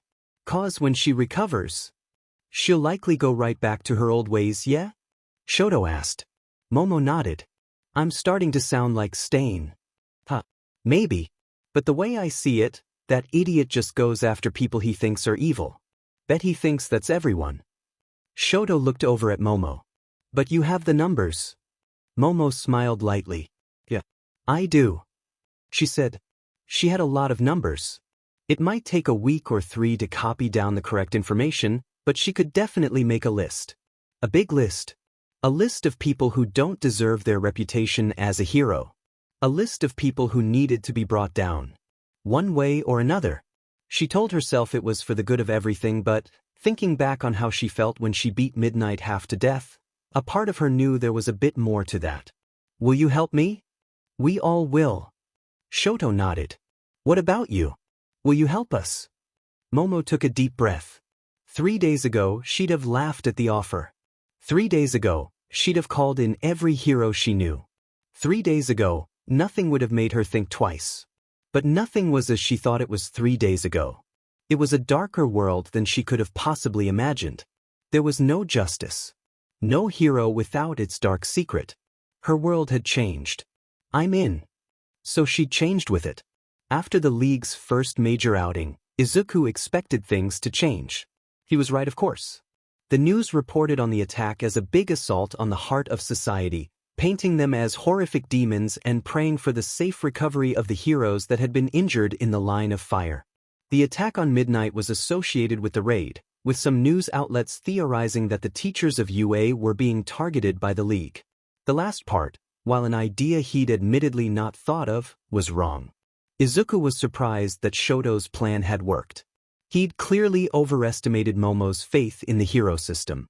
But a new ally was always welcome. Especially one with such a powerful quirk, vast array of connections and incredible intelligence as she had. The bar also had a new permanent resident, alongside himself, Tamura, Shoto, Dabi, Hitoshi, Kurojairi and Himiko. A side effect of the order to teleport people randomly that neither Izuku nor Kurojairi had anticipated was that Kirishima and Mina would come into contact. While Mina didn't care in the slightest, even going as far as it being the most fun she's had in months, it did mean her secret was out. She had Kurojairi warp her valuables from her room to a vacant room in the bar, leaving a message on a mirror written in pink lipstick for the cops. Catch us if you can, with a small drawing of her and Himiko under it. She'd shown the picture to the others on Venality, laughing about it. However, other than that and beefed-up security in UA, nothing had really changed. Izuku had thought it would have resulted in some new, powerful members interested in the group after such a daring attack or some new groups looking to provide them with resources, but nothing of the sort came. It was almost disappointing. Apparently, they needed something a bit bigger. But Izuku couldn't plan for that yet.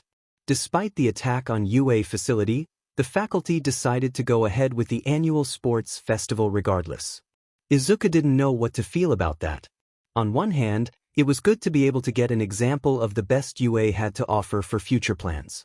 On the other, he didn't like how they were prioritizing publicity over the safety of their students. The sports festival was a prime opportunity for someone to attack after all. Tamura had suggested it. Thought they weren't being taken seriously. Izuku was inclined to agree with the latter statement but still decided against it. Even being stealthy, they couldn't win against the entire hero community. Not without higher numbers of skilled individuals. The day of the announcement that the festival would go ahead ended with a large crowd of students crowding the doors of Class 1A. There was an annoyed clamor from a few of the students in the classroom. They couldn't get out while the crowd was there. The usual suspect decided to fix that. Izuku sighed as Bakugo strode forwards. "Out of the way, extras!" he shouted, releasing a small explosion from his hands. A few scattered at his threats, but most stood their ground. "He's gonna give us all a bad name at this rate," Jiro complained. "Leave him be," Izuku said. Violence is the only thing Bakugo knows what to do properly. That and being extremely unlikable. "I can agree to that," Yanagi admitted. "Man. So this is the type of garbage they let into Class 1A, is it?" A loud, snooty-sounding boy said before laughing bitterly as he approached the head of the crowd. "How pathetic." Bakugo grunted. "I'm just saying a class overrun by a group of simple thugs shouldn't get their hopes up that they can beat Class 1B. The blonde-haired boy declared. "We will crush you with every fiber of our beings. You utter useless weaklings will rue the day that you thought you dash." "Useless, huh?" Izuku asked, cutting him off, a dark edge to his tone. "Your name is Nito Minoma, right?" "Huh." Minoma looked over at him. Izuku looked down at his notebook, making sure he had his data in order. "I'll take that as a yes. Your quirk is copy. It allows you to use up to 3 quirks of anyone you touch but only for 5 minutes at a time. In the hero entrance exam, you came 36th.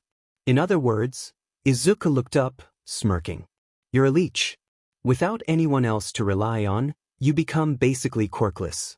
In fact, you barely scraped by stealing what you could from others. And you are calling us useless?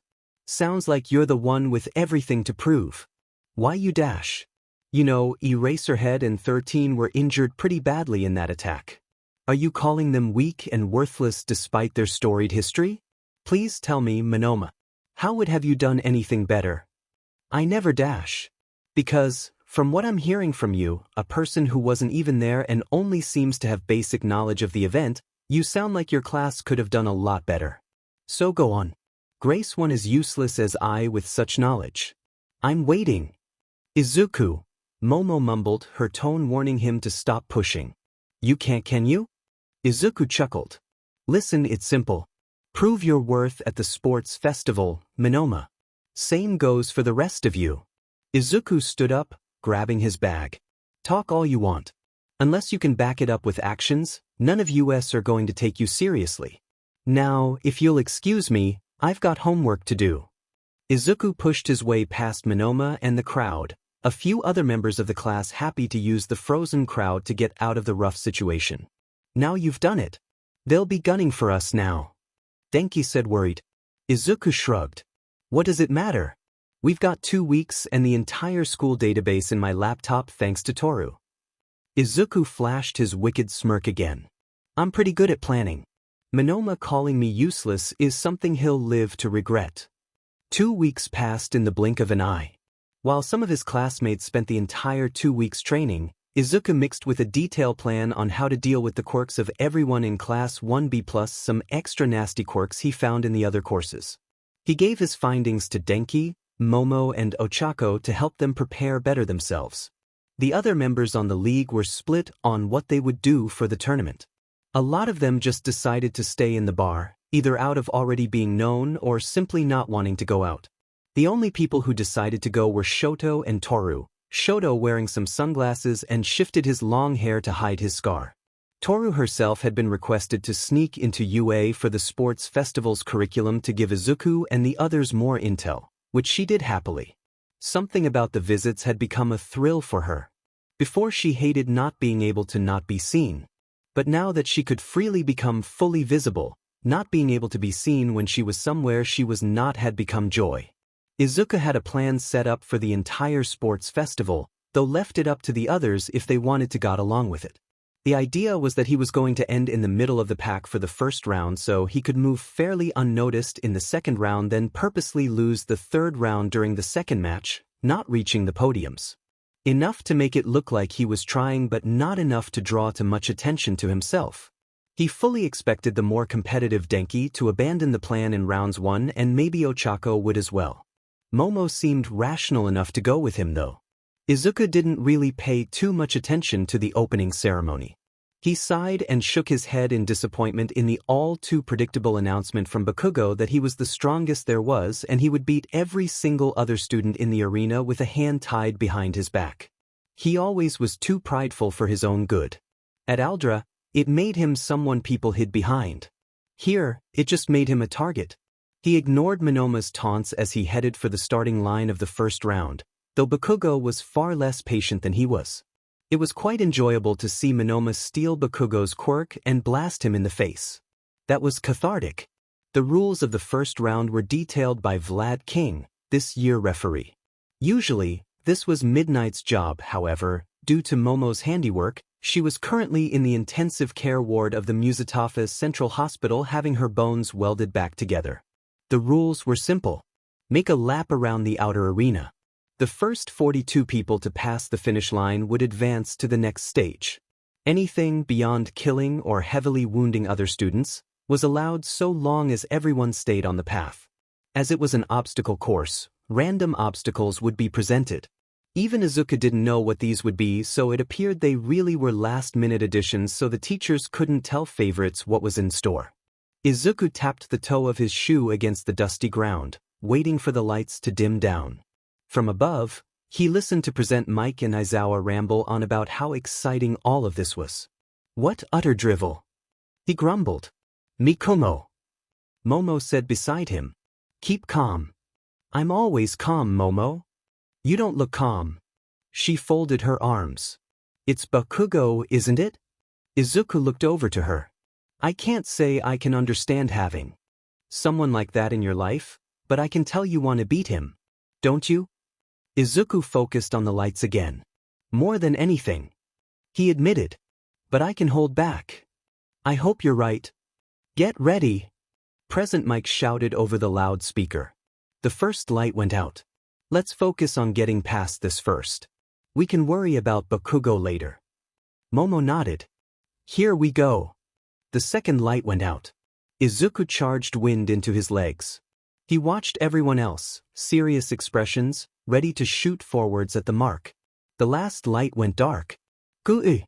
Toru and Shoto watched as half of the student body was almost blown away by Bound as Izuku launched forwards.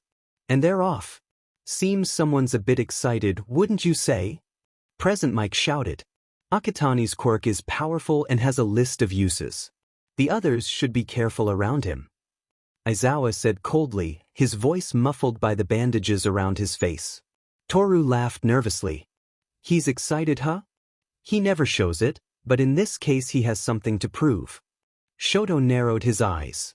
If we're competing against the BSE, I'd be the same. That Bakugo guy really is a sore spot to Aizu. To unleash a powerful blow right out of the gates even with his plans to not get too noticed. He's in two minds about this. That's what worries me. Shoto admitted. You saw what Bakugo was like in his little pledge. That must have hit a nerve. He really is something. Toru grumbled. Sing off an entire student body with a few words is a talent not many people have. And seeing as the person who despises him the most is competing, Shoto stopped himself. Toru got it. She was a bit worried. The first time Izuku and Bakugo interacted in UA, Izuku lost control of his emotions.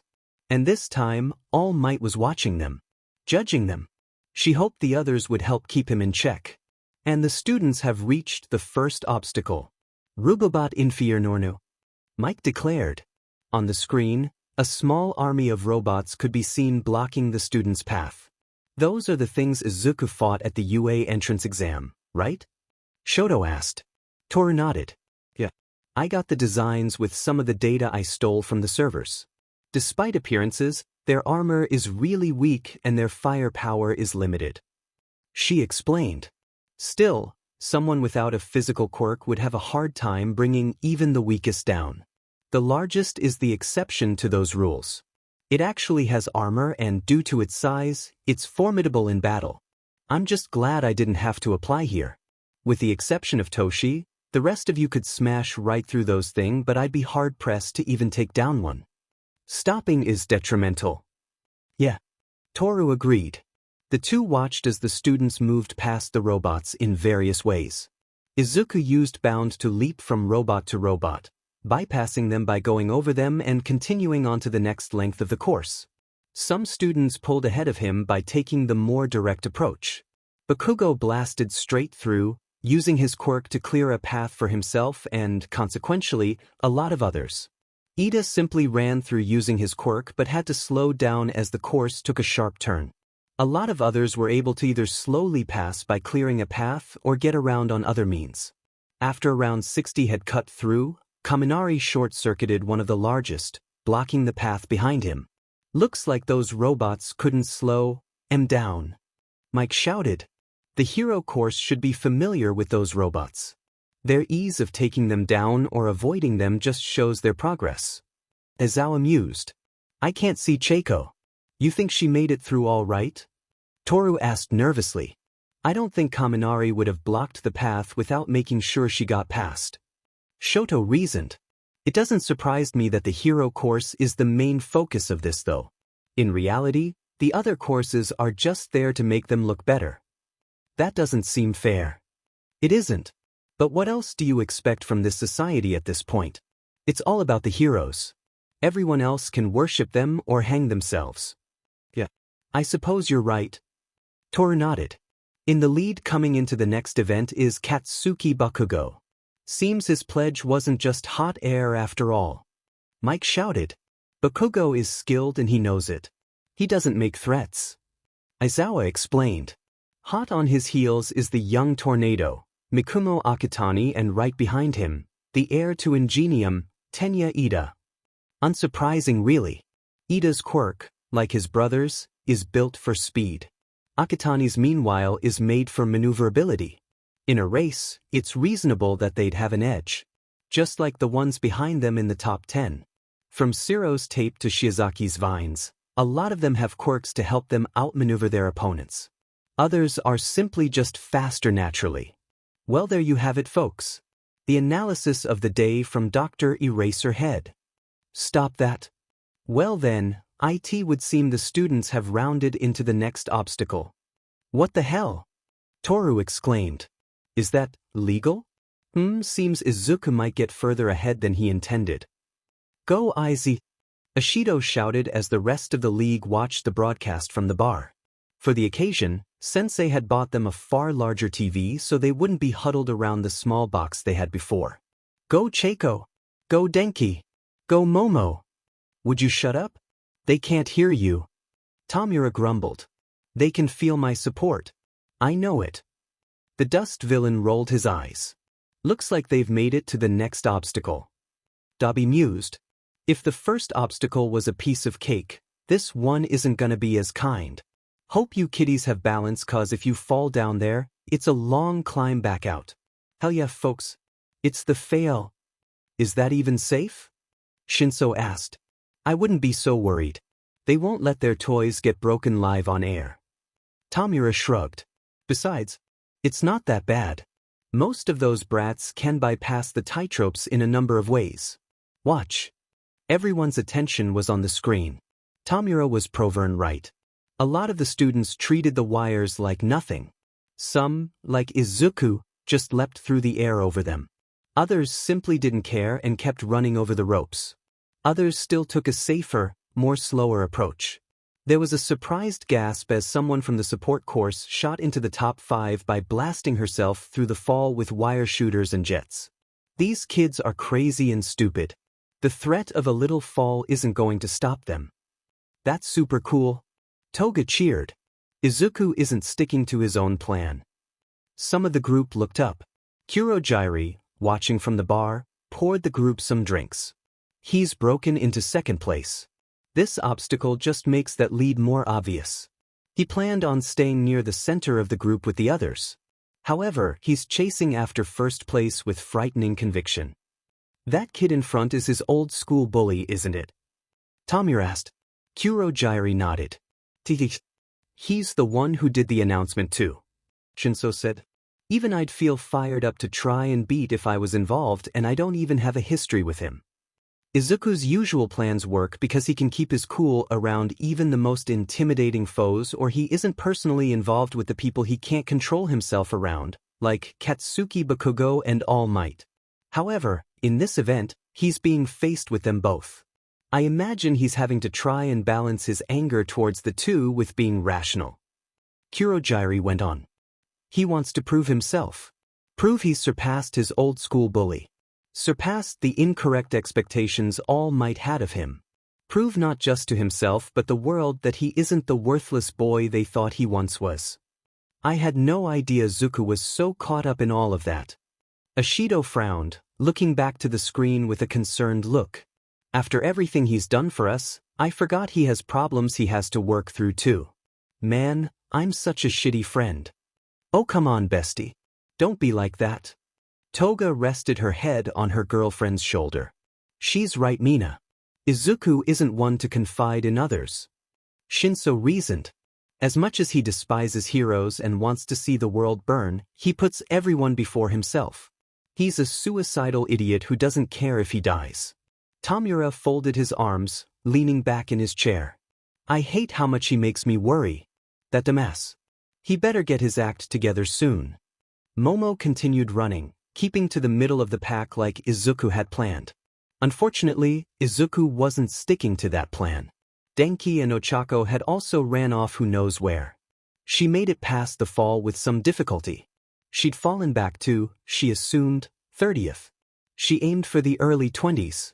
Perhaps it was a bit stupid, but the competitive air was starting to get to her. She listened as Present Mic's voice echoed around. Ahead of her, some of the students had stopped again. Everyone has begun arriving to the final hurdle.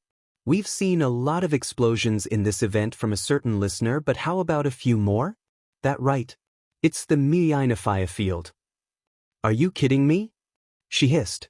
It didn't deter her though as she broke through the stopped crowd without fear. She quickly ran through her mind about the specifics of the item she needed to make before pulling a mine detector from her body and holding it out in front of her. At every beep, she sidestepped and kept running. Looking up, she spotted Izuku and Bakugo flying through the air ahead of the group. Explosions rocketed ahead as Ida burst through the crowd, the mines activating just barely too slow for him to get caught. Looking around, she saw others. Class 1A had all made it through. So did 1B by the looks of it. She saw a few from the general course, including Ochako, as well from other courses as well. The support course girl from before speed through the arena, her hover boots making the mines useless. There were a lot of impressive contestants racing alongside her. But it wouldn't be enough to stop her. Suddenly she felt a strong weight on her back. Her speed slowed slightly. Had someone used their quirk on her to make her feel sluggish? She wrote that idea off. She didn't feel slow mentally. It was just like she was being weighed down. Like something was stuck to her. She looked over her shoulder. Huh! She exclaimed. Attached to her back was a small, purple-haired thing, clutching to her like a baby gorilla. What the hell are you doing? Catching a ride, sweet cheeks? The boy said, grinning. Momo gave him a disgusted look. Like I'm gonna win without a lift. You see these mines? I'm not dying here. They're non-lethal. Stop being such a baby. Momo growled. Who even are you anyway? Huh. Don't know? I'm Minoru Mineta. Class 1B. 1B again. You people just loving getting in our way. Hey, we're not all like Minoma, you know. Not all of us care about your supposed sense of superiority he keep parroting on about day in and day out. He has a complex. I just want to pass this stupid round and you were just the closest girl I could find. Closest girl? Yeah. Best there is. Pig. In a swift motion, Momo shrugged the jacket of her school uniform off her back, already just resting on her shoulders so she could have access to her quirk more readily and leaving her in just her sleeveless shirt. She pushed back with her mind detector in a swift motion, pushing Mineta backwards. An explosion echoed from behind her, the force pushing her forwards slightly. She snorted. Serves you right. Too fast, Izuku muttered. They were closing to the end now. He was still in second place. Bakugo was right in front of him. With a bit more speed. He shook his head. Get control of yourself, he thought. Izuku landed, breaking into a slight jog. He couldn't get too much attention in the next round. He knew that the next round was a cavalry battle. The likelihood is those who placed higher in this would find the next round far more difficult. He needed to slow down. Oh? It seems after being in the front the entire race, Akatani is slowing down. He heard Mike scream. He's probably hit his quirk's drawback. He's done well enough. Aizawa said dismissively. He felt a slight breeze as Ida passed him by. A few others followed, the support course girl, some of Class 1B and Tokoyami. Izuku crossed the line just after them, landing him a solid 8th place. Higher than he wanted, but it would have to do. Mikumo. Izuku looked over his shoulder. Coming in behind him was Momo and Ochako, finishing around the same time. Oh. Hey guys. Sorry. I didn't mean to get so far ahead. No worries. Momo reassured him. This is a contest after all. You deserve a little fun. Yeah. Ochako nodded. Still though, I thought they were trying to kill us there. Robots, a big drop into nothingness and then a minefield. Are they crazy? No crazier than the other students. Momo grumbled, rolling her shoulder. Oh yeah. What happened to your jacket? Ochako asked. I'll explain later. Momo sighed. Hey guys. Wait up. Denki shouted, running up to them. He bent over, panting. His gym uniform was covered in dust. Man. You look like hell. Izuku joked. Effing landmines. Denki growled. I was doing well until I reached there then. Man, I wish I could fly like you, Mizuko. I didn't realize how effective my quirk was until I saw the obstacles. Izuku rubbed the back of his neck. A loud shout from the stage caught his attention. Vlad King raised an arm to the screen. Faces and numbers flashed across the screen. The winner was Katsuki Bakugo, followed by Tenya Ida and Shiozaki Ibra in third. Izuku ended up in 8th place. Momo finished 15th with Ochako right behind her in 16th. Kaminari ended up in 24th place. Overall, all of 1A got past the first round alongside most of 1B, with the exception of Mineta who got blasted back to the beginning of the third stage after his encounter with Momo and couldn't catch back up, and a few members of the other courses, most notably the support course girl who had made waves among students and spectators alike, and Ochako. Overall, 57 students finished before they decided to move on. Most gave up after being blown away or their path was blocked after the first obstacle. Some stopped due to exhaustion. Others didn't want to risk a broken bone or several from the obstacles. The next round was a point-based cavalry battle. As Izuku expected, the places that everyone got in the obstacle race determined the points they got in this event. The lowest points went to the last place, with 5 for 42nd place slowly growing in intervals of this meant, at 8th place, Izuku had a score of fairly high but not anywhere near the top spot. Bakugo in first place was saddled with a very rich 10 million points. Anyone with that was all but guaranteed to claim victory. So everyone would be targeting it. Between him, Denki, Momo and Ochako, the group's count came to 525 points. Despite being on the higher end of points to take, Izuku doubted that many people would be willing to try with the 200-point top 5 on the field. Even if Bakugo was terrifying, people would still be gunning for him the most. The goal was to end in the top 4 to qualify for the next round. So, the simplest idea would be to ambush others while they were hunting for the top pointers and take the points of the teams with the least score. Even if they finished in 4th, that was a victory. There was no seeding in the tournament, so coming in first likely had no benefit other than a personal feeling of superiority. So, how's this gonna work? Denki asked. I'll be one of the, what do you call the bottom people again? Izuku asked. Horse. Ochako said.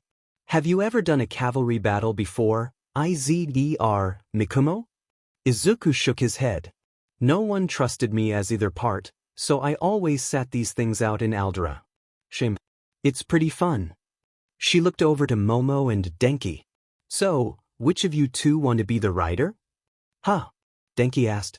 You're not gonna do it? You're probably lighter. Yeah, but with my quirk, I'm better suited as a carrier. I can float the rider if needed. I'll do it. Momo said confidently. Kaminari can use his quirk with his legs if needed. I can do my best work if I have both my arms free. That makes sense. Izuku agreed. You can make a shield to protect our points or a grappling hook to snatch points from afar. You probably are the best bet for a rider. Then the team is sorted then. Denki shouted, punching the air happily. There was a chattering of agreement. Oh, I guess this is a bad time. The group looked over.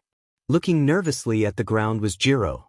I was just wanting to see if Yamamo wanted to team up with me. Looks like I was a bit late though. Yeah. Sorry, Kyoka. Momo rubbed the back of her neck. It's cool. Good luck or whatever. Jiro sighed, walking off dejectedly. Izuku raised an eyebrow. Was she disappointed that she couldn't work with her friend? Well, that didn't matter right now. Now they had a game to win. The 12 teams gathered around the arena. Toru smiled as she saw Team Izuku together. Momo riding high on top, Izuku in front, Kaminari to the left and Ochako to the right. They look ready to go. With Momo on top, I don't think we'll have to worry about Izuku trying to target Bakugo this time around. Shoto mused. His quirk's also pretty good for moving fast.